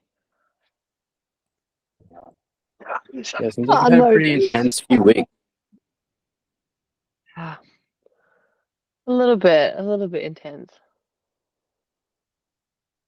How's everyone else's week been? Family. I Look have at the no four. words. That's yeah. That sounds like a lot. Yeah. Yeah, death is really easy. Especially like, doesn't matter who it is. I'm like, I met this girl twice, but I still was like, I feel that deeply. I just think it's so sad. Like, such a tragic way to go first. Like, all types of deaths are sad. I was like imagining all of her unlived dreams and how much we just take for granted, like how precious the source of life is. I was like, fuck, like It is so fleeting. And it kind of like, as soon as that happens, you're like, wow, nothing else matters. I was like, what am I doing this for? I'm like, I don't care to be at this rehearsal right now. Like, it just really, I don't know what the word is. Yeah, puts things into perspective. 100%, 100% it does. Because it's so final, and you're just like, why do I get to like walk around in my shoes and live out my dreams 4 years younger? Like, Yeah. so wild. So It's wild. confronting. Yeah, it's confronting, like seeing just the actual reality of how quickly life can be taken away from you, and Yeah. the realization that someone that you see as equal to you and just as much of a main character could just die. Right. The Right, reality right. for you too. Like it's a reality for them, so therefore it's a reality for you too. Yeah. That's exactly what it is. It's like, oh yeah, we're not just living in a fucking simulation or Game of Thrones or like, but yeah, it is like that. It's like characters just get killed. It's just like, yeah, it just blew my mind. I don't know. I don't know. Like we're surrounded by like a lot of death, Not but personal death. Like when you've met the person, like Yeah. physically been in that yeah, environment, and then you know that you're never ever going to see them again, and the last interaction that you had with them was the last interaction that you had with them. mm. Yeah, you're right. You're right. It's that. It is that perspective.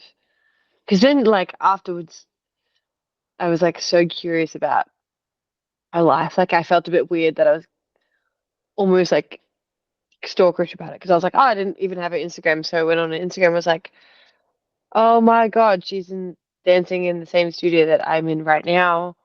Like I was just on that deep dive of like, this is a person, and like found her boyfriend, and the boyfriend's like, you will love my life. Like Mm. I found out that they've been together for like 5 years, and they were so in love, and like, oh, it was like, what is happening? Like, why am I researching this person? But also like, such a bizarre thing. Not bizarre, but it's like, Mhm. no, Mhm. so yeah. Confronting. Yeah. Yeah, I think there's no other word for it. Um, what festival are you going to on the weekend? Sorry to like Sonder. randomly cut. Sonder. Thunder. Sonder. Thunder. No, yeah, Sonder. Oh, where? Um, I think. Wait, I gotta find the address. Give me a second. It's uh,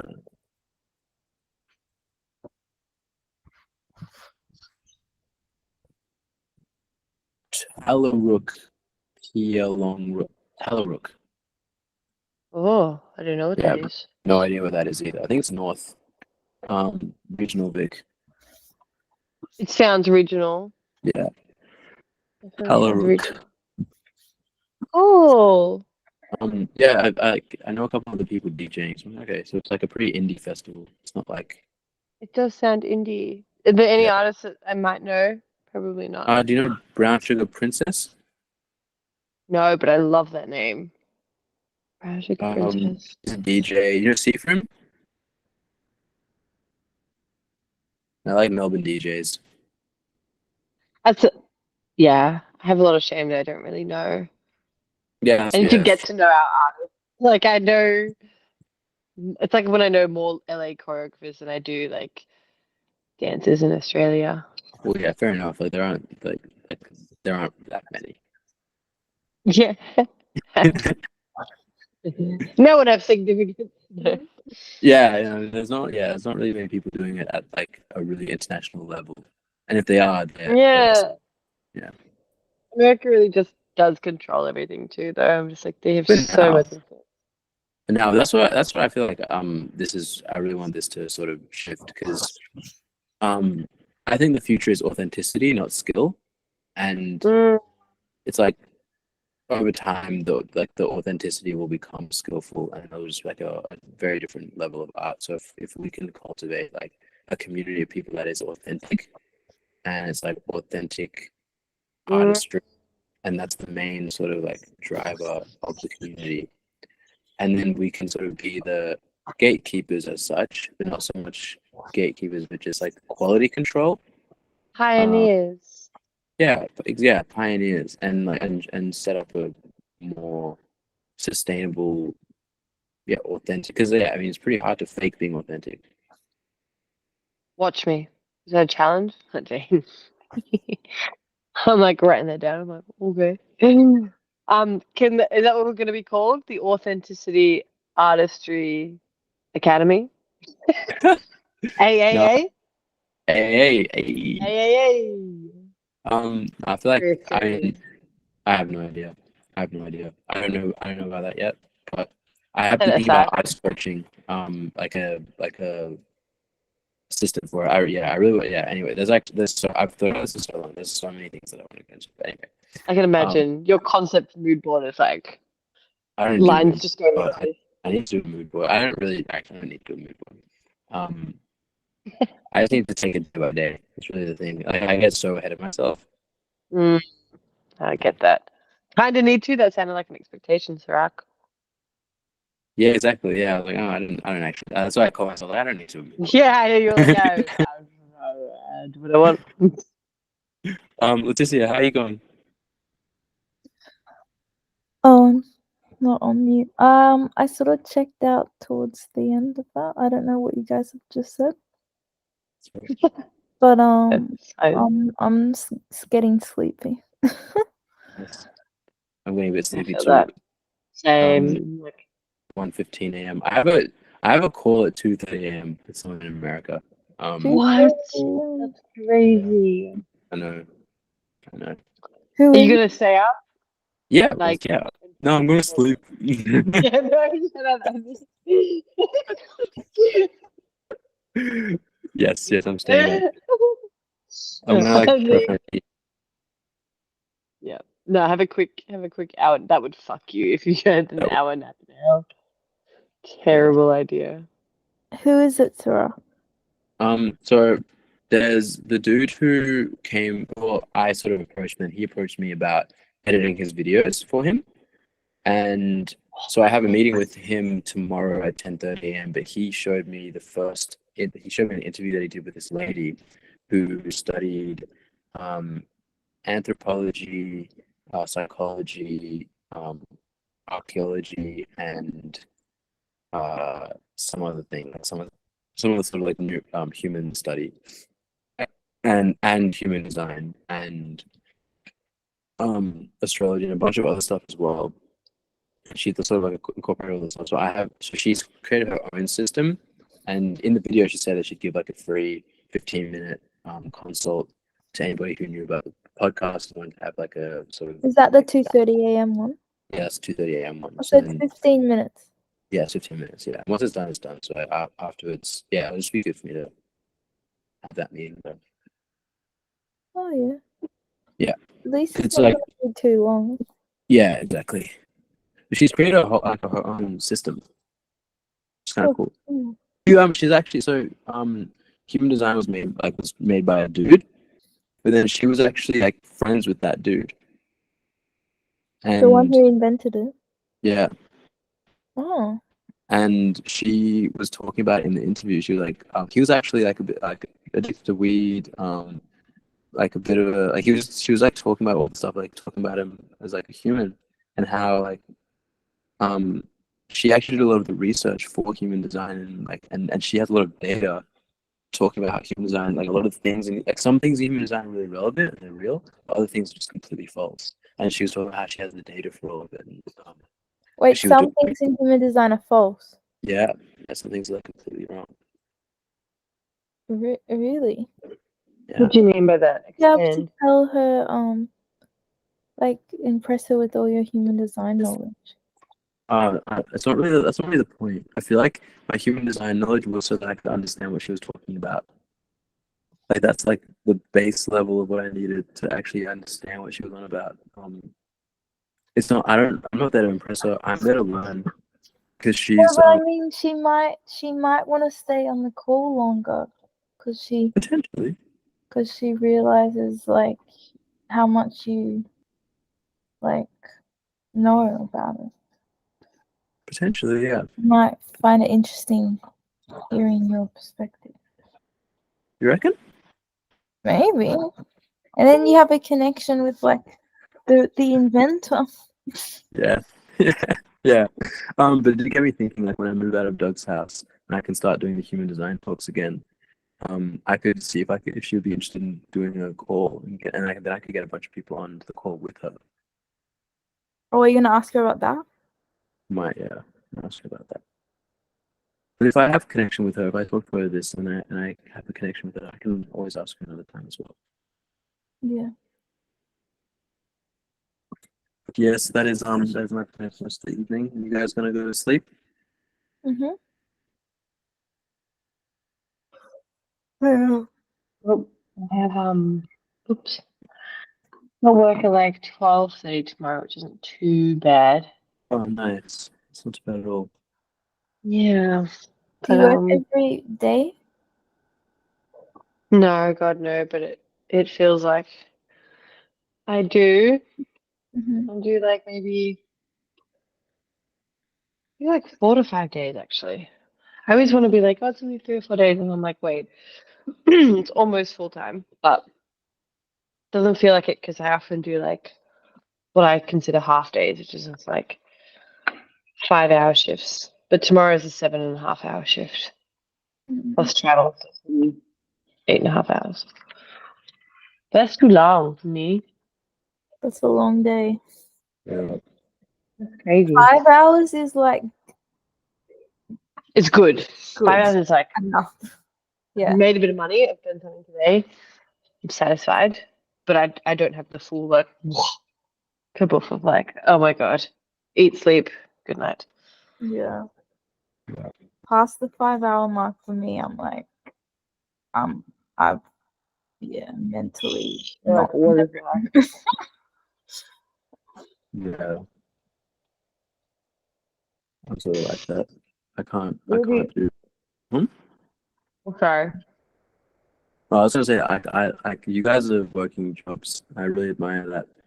Like, I literally could not do it. I've tried. But I only do it 2 days I a week, hate and I doing it. struggle. Yeah, that's I'm what I doing mean. enough Like, stress to rock. Like this is not it. I know, but like the freedom that you're gonna feel when you no longer have to do it, top, top notch. Like, just think of it like you're walking through life right now with a 30-kilo weight, just like, and you're just holding it, and you've got a backpack with 30 kilos in it, and you're doing this to yourself, knowing that you haven't even gotten to the starting line of the real race yet. And as soon as you get to the starting line, you get to drop that weight and you get to just run.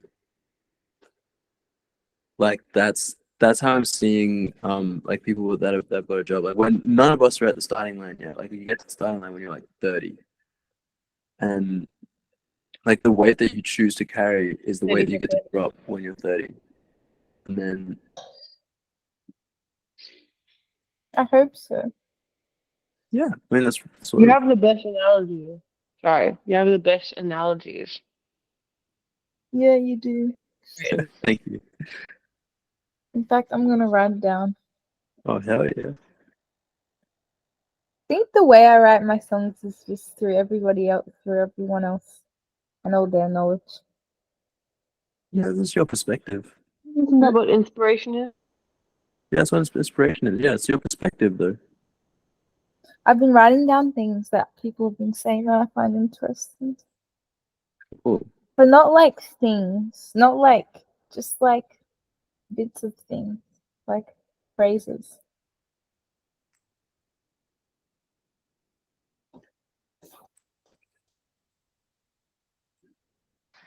I won't be able to hear y'all for like 2 minutes while I cleanse my face because I have to take these off. But I'm still here. Thanks, Kira. Holy. Silence.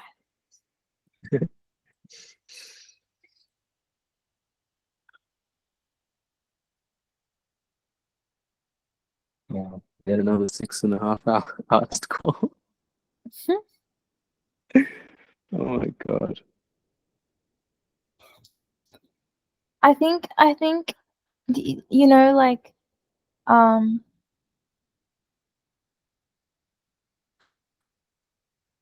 slow. I feel like you are gonna get like your core group of people that are like drive OGs. Yeah. Like I feel like Wait, smile. Kira and Fetty are hopefully, you know. Wow. Smile. Yeah. Oh, I'll take it again. I'll take it again. Oh, okay. Cool. All right. Yes, I agree. I agree. I think I Kira, know I did that twice, but I was like, did that look weird? a little bit. Probably. Maybe don't post it. I'll put the words over your face. Fine. Yeah, I feel like Kira and Fetty are really they've got some really great things to say, and I feel like they really could contribute to like the foundation of it. Yeah, I agree. I agree. I think having a like setting up as a team Yeah. would be awesome. Having sort of separate, almost team meetings of like, what could we do with the drive? Yeah. I wonder if Kira heard that. No, I don't think so. But I mean, thing is, like, I just keep like, just yeah, really, it's just about keeping the drive going like having the artist calls every week, just building the momentum. I feel like over time, it's just sort of becoming its own thing. I think I think it's really about being patient with it as well. Yeah. And yeah, not necessarily needing it to be anything just yet.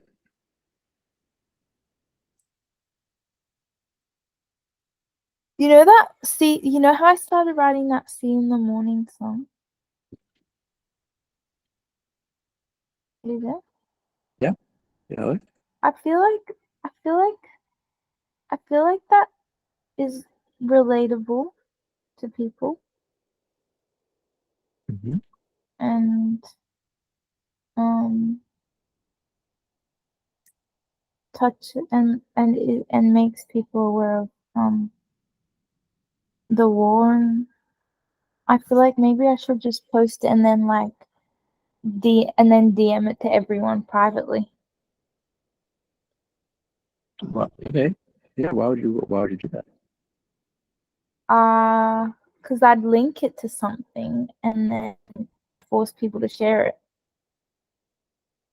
Wait, I'm confused. What are you confused about? Just your idea with the sharing it in DM. Why is that relevant? Why is that? Because it's about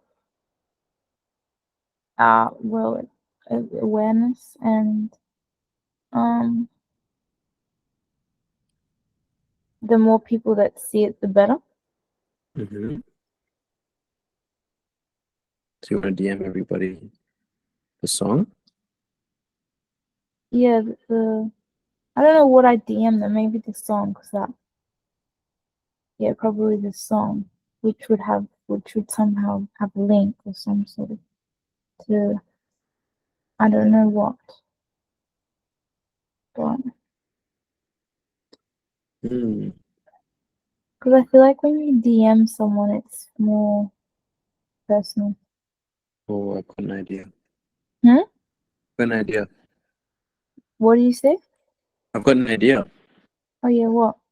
What if you make a funnel, and the funnel is basically like a paywall, and it's like maybe $1 or like $2 or something, like something really cheap, but you pay to a cause, like to a charity, like to a specific charity, and then paying it to that charity lets you go through the paywall, to then hear the song. Wait, come again? So you know what a funnel is? Yeah. So you have a funnel, and the front of the funnel is like a paywall to a charity. So it's like yeah, whatever charity you want, you have like your card details, all that sort of stuff. You put your email in, Or it all doesn't that. even have to be a charity. It could just be I will donate it to a charity. Or this charity. I feel like it's more credible if it's just automatically going to a charity. I guess. But okay. Either way, it doesn't really matter. Like the way the funnel is basically saying it will go to a charity, blah blah blah. They pay it and then they go through and then they get access to the song, and then that's just how they get access to the song. And the only way they can That's hear it, cool. As in, but it doesn't have to be the whole song, right? Or can it just be the little bit that I've written so far? Or does it have to be the whole song? no, that should be the whole song. It can be a little bit that you've written if you want, but like, it could just be a folder of all the little things that you've written so far. But I was thinking this one's directly speaking about the topic, that's why. Yeah. That's why I wanted to use that. I don't have enough little things to make a folder of songs. Fair enough. I'm back. Hey, Kara. Hi. Hello. What We're do I need? we're talking about so Leticia had an idea for like one of her songs, sending everyone a DM with the song that's somehow linked to what was it? A charity or Yeah, linked to a charity or something. And then I thought of I was adding like, what if you had a funnel that you had to pay like $1 or $2, a certain amount to a charity before you could get access to the song, and then Oh. by doing that you have access to the art. Oh. Tricky though, because I feel like that thing of like people pre-saving people's work on like Spotify as a link. So like I think, sorry, this is when my brain is like not functioning properly, but like I love that idea in theory, but I think if people know that they can get other music for free by like pre-saving links and stuff like that, is there a market for like pre-downloadable stuff with a cost? Not to take away like the value of that art, but like, Yeah, I hear you. I think that's super is that a valid. barrier? Yeah, what do you think, Leticia? well, that's why it wasn't. Well, it's not. Well, that's why it wasn't. I guess my initial idea, it wasn't going to be a whole song. It's just like what I do, like the snippets that I do. It relates to the cause directly. It's not just a song about whatever. You could have the So that's snippets. why I wanted. That's why initially it was just gonna be a link or something, and then I DM it to everyone, like they can just see it. But then that, because it's personal, it makes them more likely to take action because I'm directly messaging them. Wait, sorry, is this directly linked to like donations for Palestine stuff? Yeah.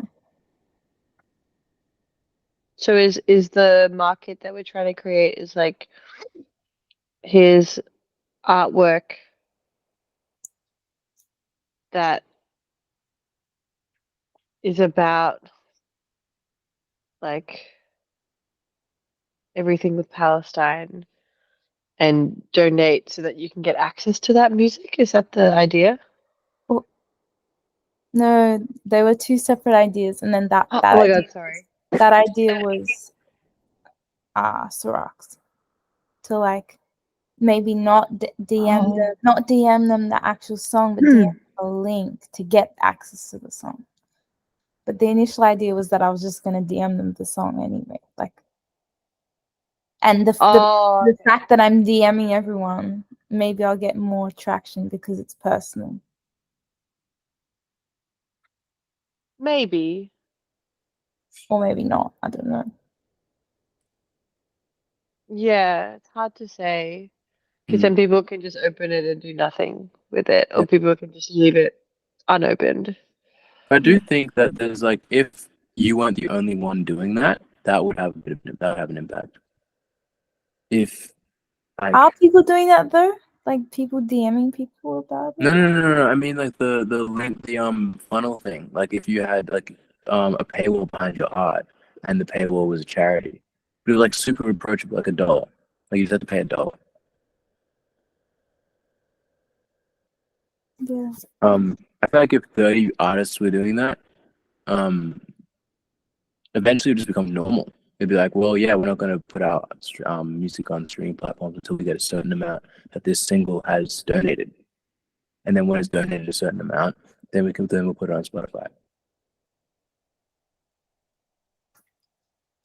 It sounds good in theory, but maybe there's so Yeah. much music that people might not. Yeah, there is. Yeah, but that's the thing. Like, that's why it would take like artists doing that with their music. Then you've got to get the artist to do that, though. Yeah, I mean, I would do it if I'd make that funnel. I reckon I might start doing that. Mm. I would. 'Cause I don't really care if people listen to my music or not. That's actually, I really don't give a shit. So if the people that but the people that do listen to my music, I want to like them. I want to like my audience. So if the people that do listen to my music are willing to pay $1 to donate to a charity that they presumably already believe in anyway, I don't know. I kind of feel like that's a no-brainer. Like I would do that. I would donate $1. I think that's pretty ballsy. I'd be like, damn, okay. Not everyone yeah. has your moral compass, though, when it comes to No, not everyone does. art. But there's definitely like, if you put it in front of someone, it's like way more likely they'll do it, and at least like then not do it. You know, if you don't put it in front of them, then now they don't even have the option to do it. And then if like 3 other artists also message them with that same concept, and the thing is like, if Kanye did it, like I would like people would do it. You know, people would definitely do that. Kanye. That motherfucker. I cannot not think of Kanye without thinking of like him going for presidency. Yeah, no, that's fine. The same thing, like Jay-Z, if Beyonce did it, if big artists did it, it would work. If they're like, there's a paywall direct, and then like this paywall is like, this is where the money's going. Buy my art, you know. Yeah. But anyway, that's sort of I didn't mean to get like super. I don't know. I feel like I could see you guys like not into that idea at all. But Oh no, sorry, my face is like just tired. No, yeah, Sorry, I'm just I just tired. realized that I look like a dick. It's not me being like, it's me just being like, Yeah, yeah. me too. See the way that I instantly was like, oh shit, I just realized my face is a fucking resting bitch face. I didn't even think, because I was had my camera off before. So I was just like saying shit, and now that it's on, I'm like, oh god. I hate the world again. Sorry, G. That's okay. No, it's fine. Yeah, I think that's chill. I think can if ruminate. I I think it needs it would traction. work, definitely work. Like if Taylor Swift did that, damn. Yeah, but like, She how would Taylor would Swift know to do help that? it. You know, What? like how would Taylor Swift know to do that? It's when a bunch of small artists are doing it, and then she's like, oh, that's like they've made $100. If I did it, I'd make like $100,000. But surely She's also Taylor she's Swift got would know the to do huge that. following. She's got a huge following base too. Yeah, exactly. Like, That's I what I think mean. the Swifty cult is a bit crazy to go up against. Yeah, exactly. And like, if Taylor Swift saw an artist with not as much of a following as her do something like this, like I don't know. It's just like the artist. The thing that the artists at that level. I don't know if you guys realize this, but the artists at that level actually look at artists at our level and steal from us.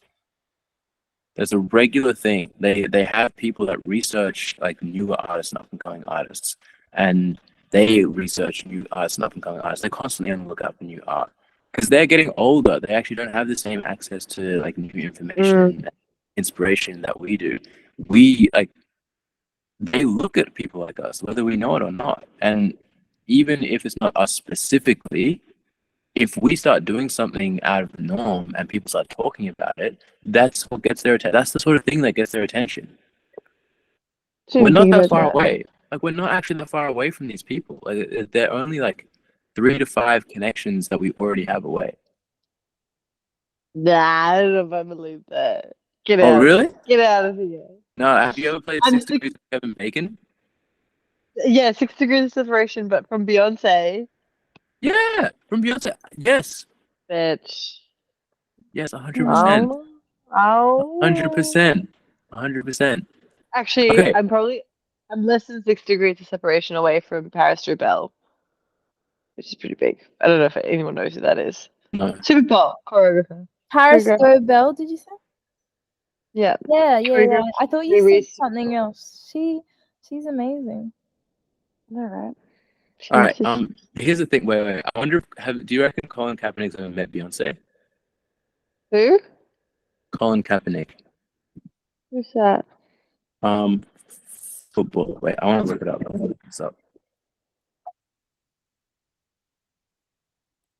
Yeah, but he's still in the famous realm. We're not in the famous Oh realm. yeah, hell yeah. No. Okay, here's the thing, right?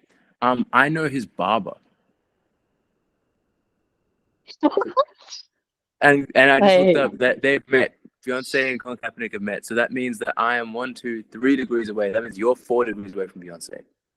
Girl. Wait, is this just people you've met? Yeah, these people you've met. You're 4 degrees, you're like 6 degrees away from anyone in the world through meeting people, through like people that have met.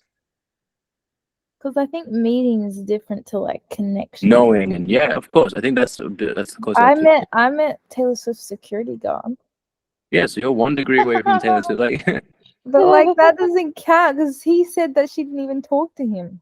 Oh, Doesn't mean you're Taylor probably Swift 2 is degrees. watching They're probably like 2 to 3 degrees away from her. Yeah, but that's not the same as Taylor Swift like watching my threads No, but there's a story. difference. Like, Taylor Swift might have that person on Instagram, and then she might see their story, and they might post it. Like, you actually don't know. They're not. But like, okay, your skepticism is valid, but also like just take into consideration like how these things happen through connections, and these things happen through like small movements start small. I've also heard that you're 3 people away from the person that could help you. Or Yeah. me. Yeah, exactly. You're pretty much always 3 connections away. We are getting AA. Getting to the real AA. I don't know what I'm saying. I have no idea. My brain's like zoop.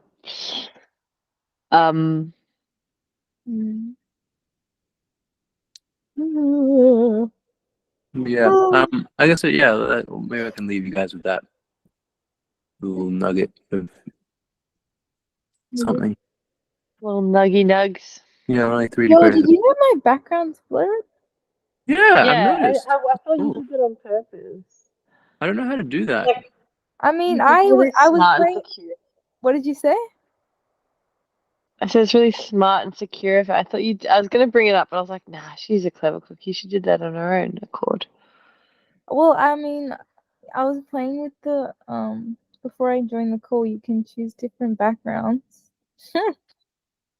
Oh, you're on Chrome.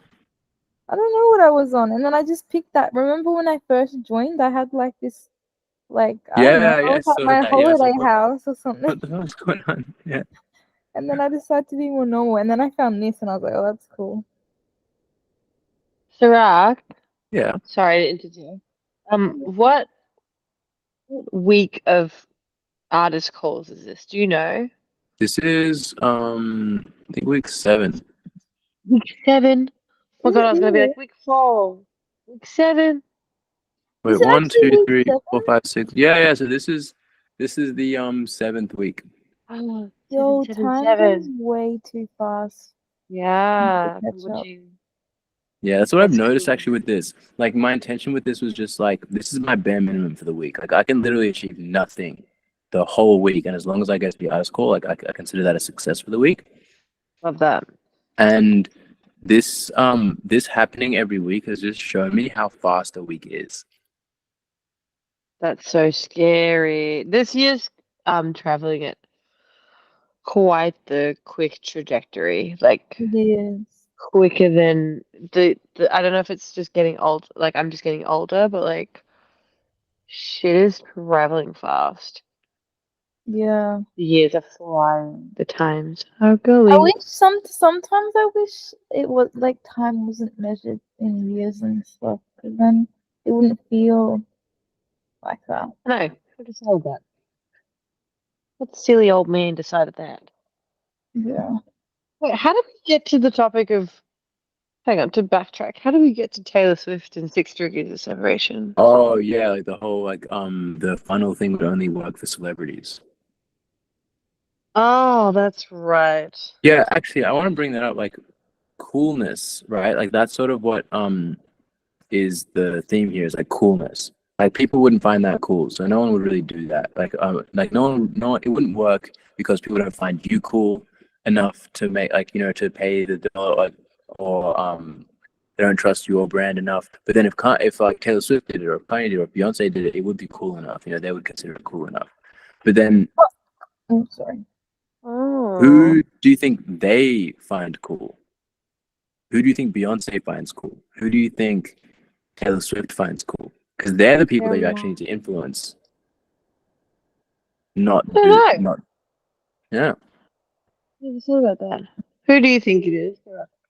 Well, I remember Jay-Z showed Beyonce Frank Ocean, and I know Frank Ocean is still like an elite like artist, obviously, but the fact like no one knew about Frank Ocean at that point. That was back when he was doing like Nostalgia Ultra, that was way before anything. And he put Frank Ocean on, and she was like, "Who's this? Like, I need to get him on a song. Like, I need to like who's this person?" And Frank Ocean was introduced to Jay-Z through some other dudes, through some manager, and it's just like you never know. And then who does Frank Ocean find cool? Well, Frank Ocean hung out with Tyler Creator, and Tyler Creator hung out with like his squad of like Odd Future people. Genius. Like also, right? I've met Earl Sweatshirt, so I think that's another thing. Like where that degree away. But it's just like I don't know, like the people that find people cool, it becomes like when it gets to celebrity level, it actually goes back. It's almost like a little peak and valley. Like non-celebrities find celebrities cool, celebrities find non-celebrities cool. Your grass is always greener. Yeah, so it's like, well, you're in the middle. You're somewhere in the middle, and you sort of just have to appeal to the right non-celebrities that the celebrities think are cool, and those people are really accessible, and it's the right celebrities that are accessible as well. I don't know. It's way I feel like it's way less intense than it seems. What were we gonna say with this? This is maybe controversial, but I don't think it's like super beneficial for the smaller artists to do that, to block their music from being seen, because number one, only the people that know them or care and their reach will like, Hey, and then so true. you're trying to make it as a career, and you're hiding your music from people. It would only work for someone like Taylor Swift because she doesn't need it anymore. She already has the Yeah. following, I hear you. the money, the everything. I'm out here trying to like Make it make my grind. music be seen by people. I'm not trying to hide it from people. No, And so I yes, it don't would think. help a cause, but only to a certain extent. Not Mm. enough to maybe Mm. justify doing it that way. I also I think d- like with all the stuff that's come out with Jay-Z and Beyonce. Oh no, sorry, not Jay-Z. Maybe I'm thinking Kanye and Beyonce. Like, isn't he like super like anti-blackness? And I have he's no like idea. really. Yeah, I feel like he's had a few eeps in Yeah, his I in don't his really pay views. attention to celebrities anymore. Yeah, and Beyonce is getting hella cancelled for her. Wasn't she doing a Renaissance tour this year? and still kept Israel on the list of countries to go tour at. I think that came out this year. Mm. And a whole bunch of other shit has blown up with her. So just in terms of like, I think I would like be in agreement here with Leticia as like, if that's how the celebrities are doing it, and like look how much money that some of them are making off the backs of still unethical practice. Not sure if that's like the model that we want to be.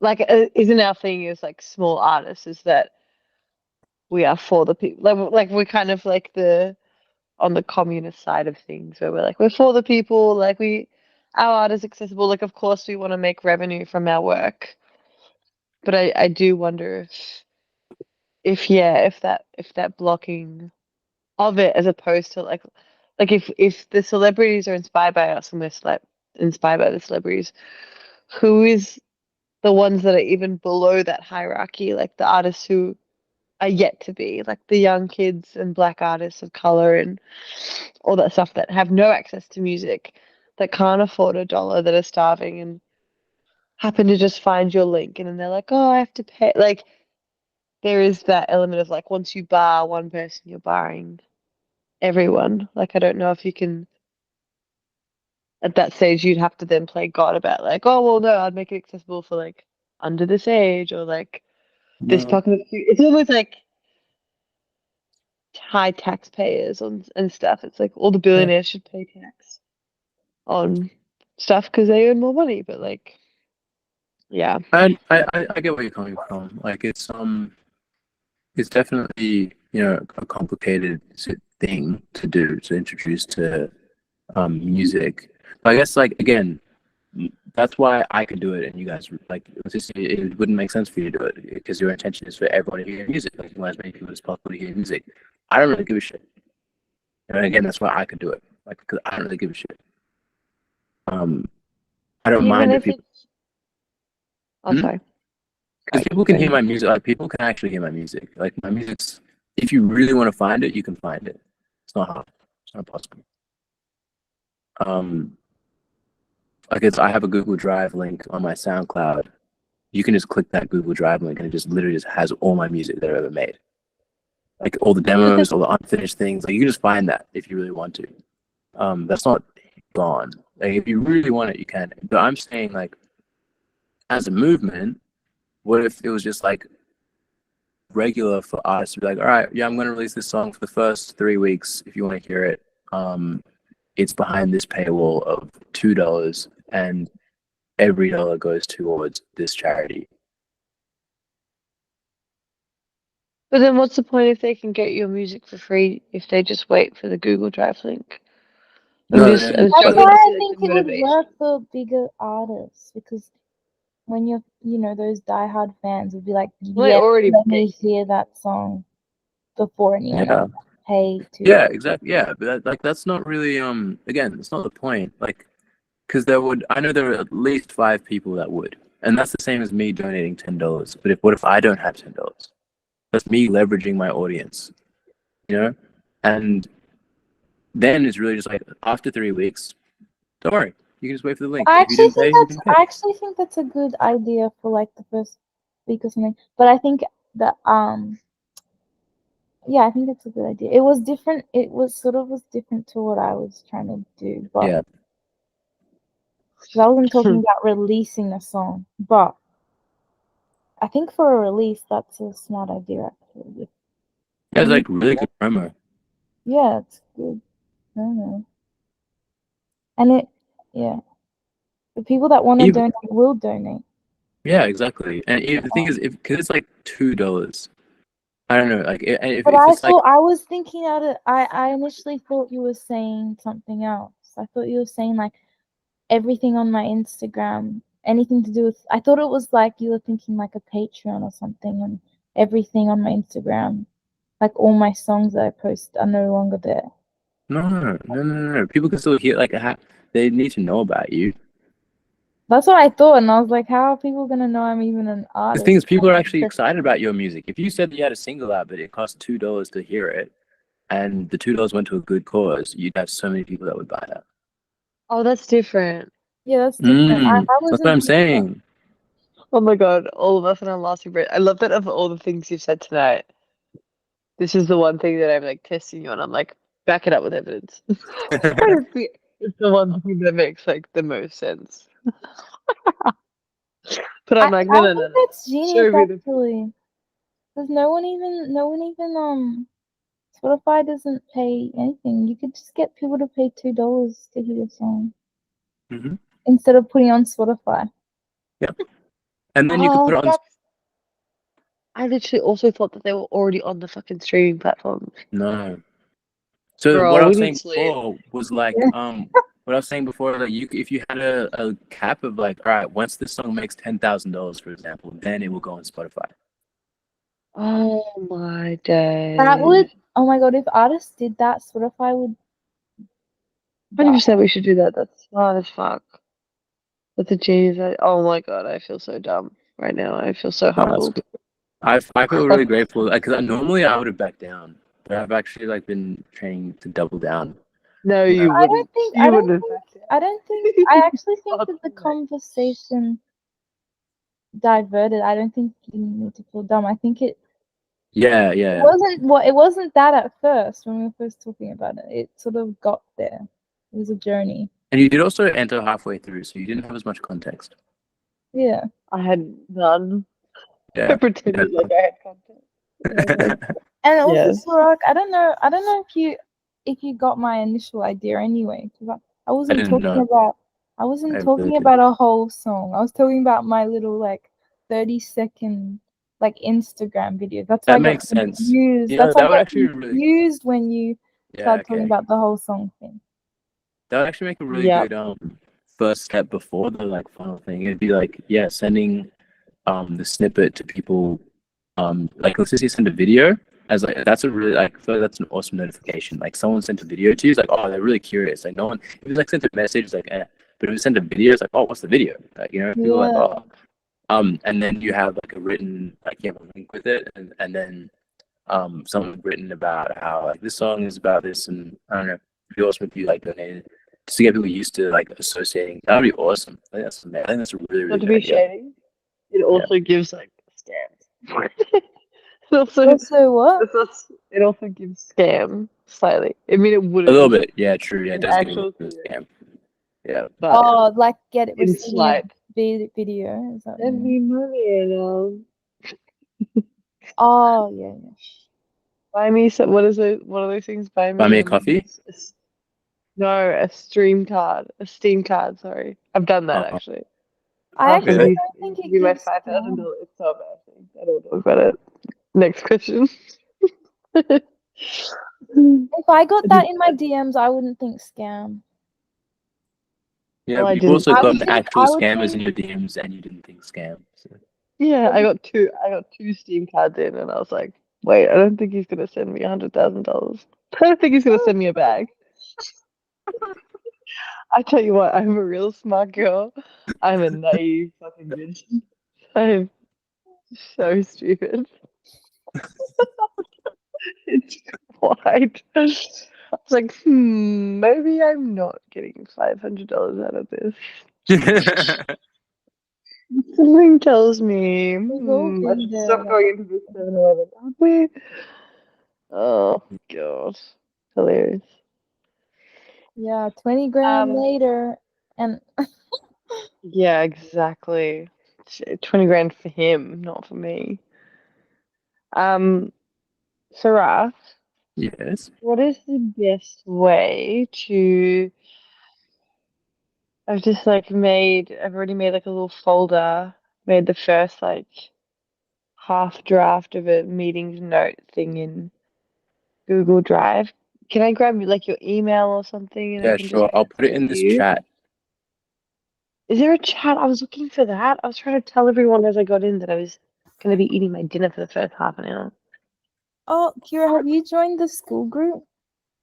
I have. Oh, yeah. I worry about how many brain cells I have. Right, I'll probably end up like bugging the page if I try and upload something right now. No, Wowzers. We're 24 Whoa. members. I saw that.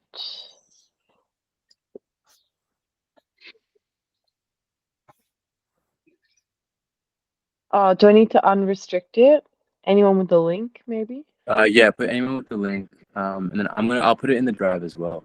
Maybe I'll put it as I'll put the link underneath this article in the classroom section. Okay. Okay. So I got your Instagram follow, Miss Leticia. Yes, I Very follow cute. you. I had a little also just had a little stalk. I haven't stalked you yet, but I will. Oh wait, no, sorry, I didn't finish that sentence. I was midway through something else. No, I had a stalk of our mutuals, and we've got some mutual dance people, and I'm like, that's so funny. We would have realized eventually. Just Yes, not to know. I follow all the Thanks, dance Kira. videos. I'm No cute. worries. Stalk you and watch your dance videos though. Ew, don't do that. Oh my gosh, shame. No, don't be ashamed. Shame. Shame. Okay, let me know if that works, Sirach, because I don't know if that will. Looks like it's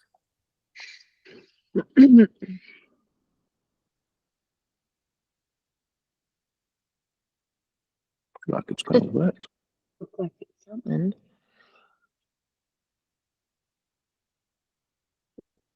All right, homie G's. I'm probably gonna have to head. Yep. It's crazy. I was like, I'll drop in for an hour. Literally, Yeah. 6 hours later. This is crazy. That's iconic. I know, Yeah, I'll be here hilarious. for an hour. Yep, Oh, awesome. All right. I me think and it's my Lovely bad. meeting you. You too, girl. Sarak, we should stay on because Meg might come on. Oh, really? Yeah, but I don't know. You got Okay. half Well, an hour. I do have the call. I told her Uh, it's ending soon. I told her just come say it. Meg, for context, lives in New York, so time zone thing. Oh, Yeah. oh, cool. Yeah. Well, enjoy. Good luck on the Yep. call. Well, Thank you once again. Sleep well. yes, we will. Thank you. I will now because I've exhausted all the energy out of my brain, and I appreciate y'all being here for that. Oh, you're the Next best. All right, see time. you next time. Bye, you. See you Bye. soon. Bye bye. Bye. And then there were two. Number 2. Should we stop recording? Yeah. I'll stop recording at 2 a.m. Wait, how many hours is it? 7, 8, wait, 8, 9, 10, 11, 12, 1, 2. It's 7 hours. This is what- 7 hours. 7 hours. Crazy. Oh my god, yeah, okay, I'll stop recording. I sort of, if Meg joins, I want it to be recorded. I want that to be documented. Well, Meg said, I said, if you're awake, come on the call. And then she said, still going on, question mark. So I don't know if she'll come on. Yeah, fair. I sent her. Let's see.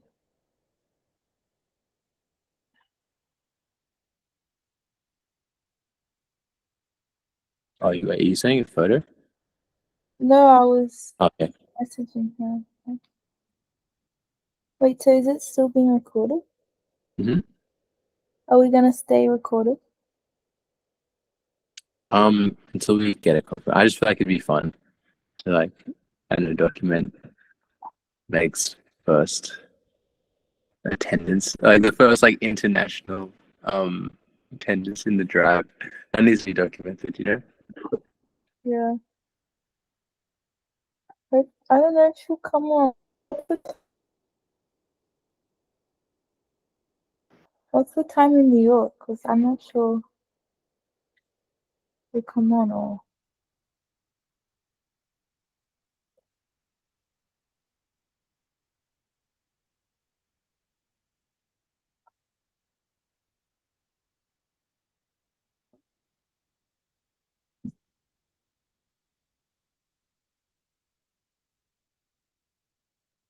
Hello, you there? Yeah, I'm there. That's right. I'm also recording.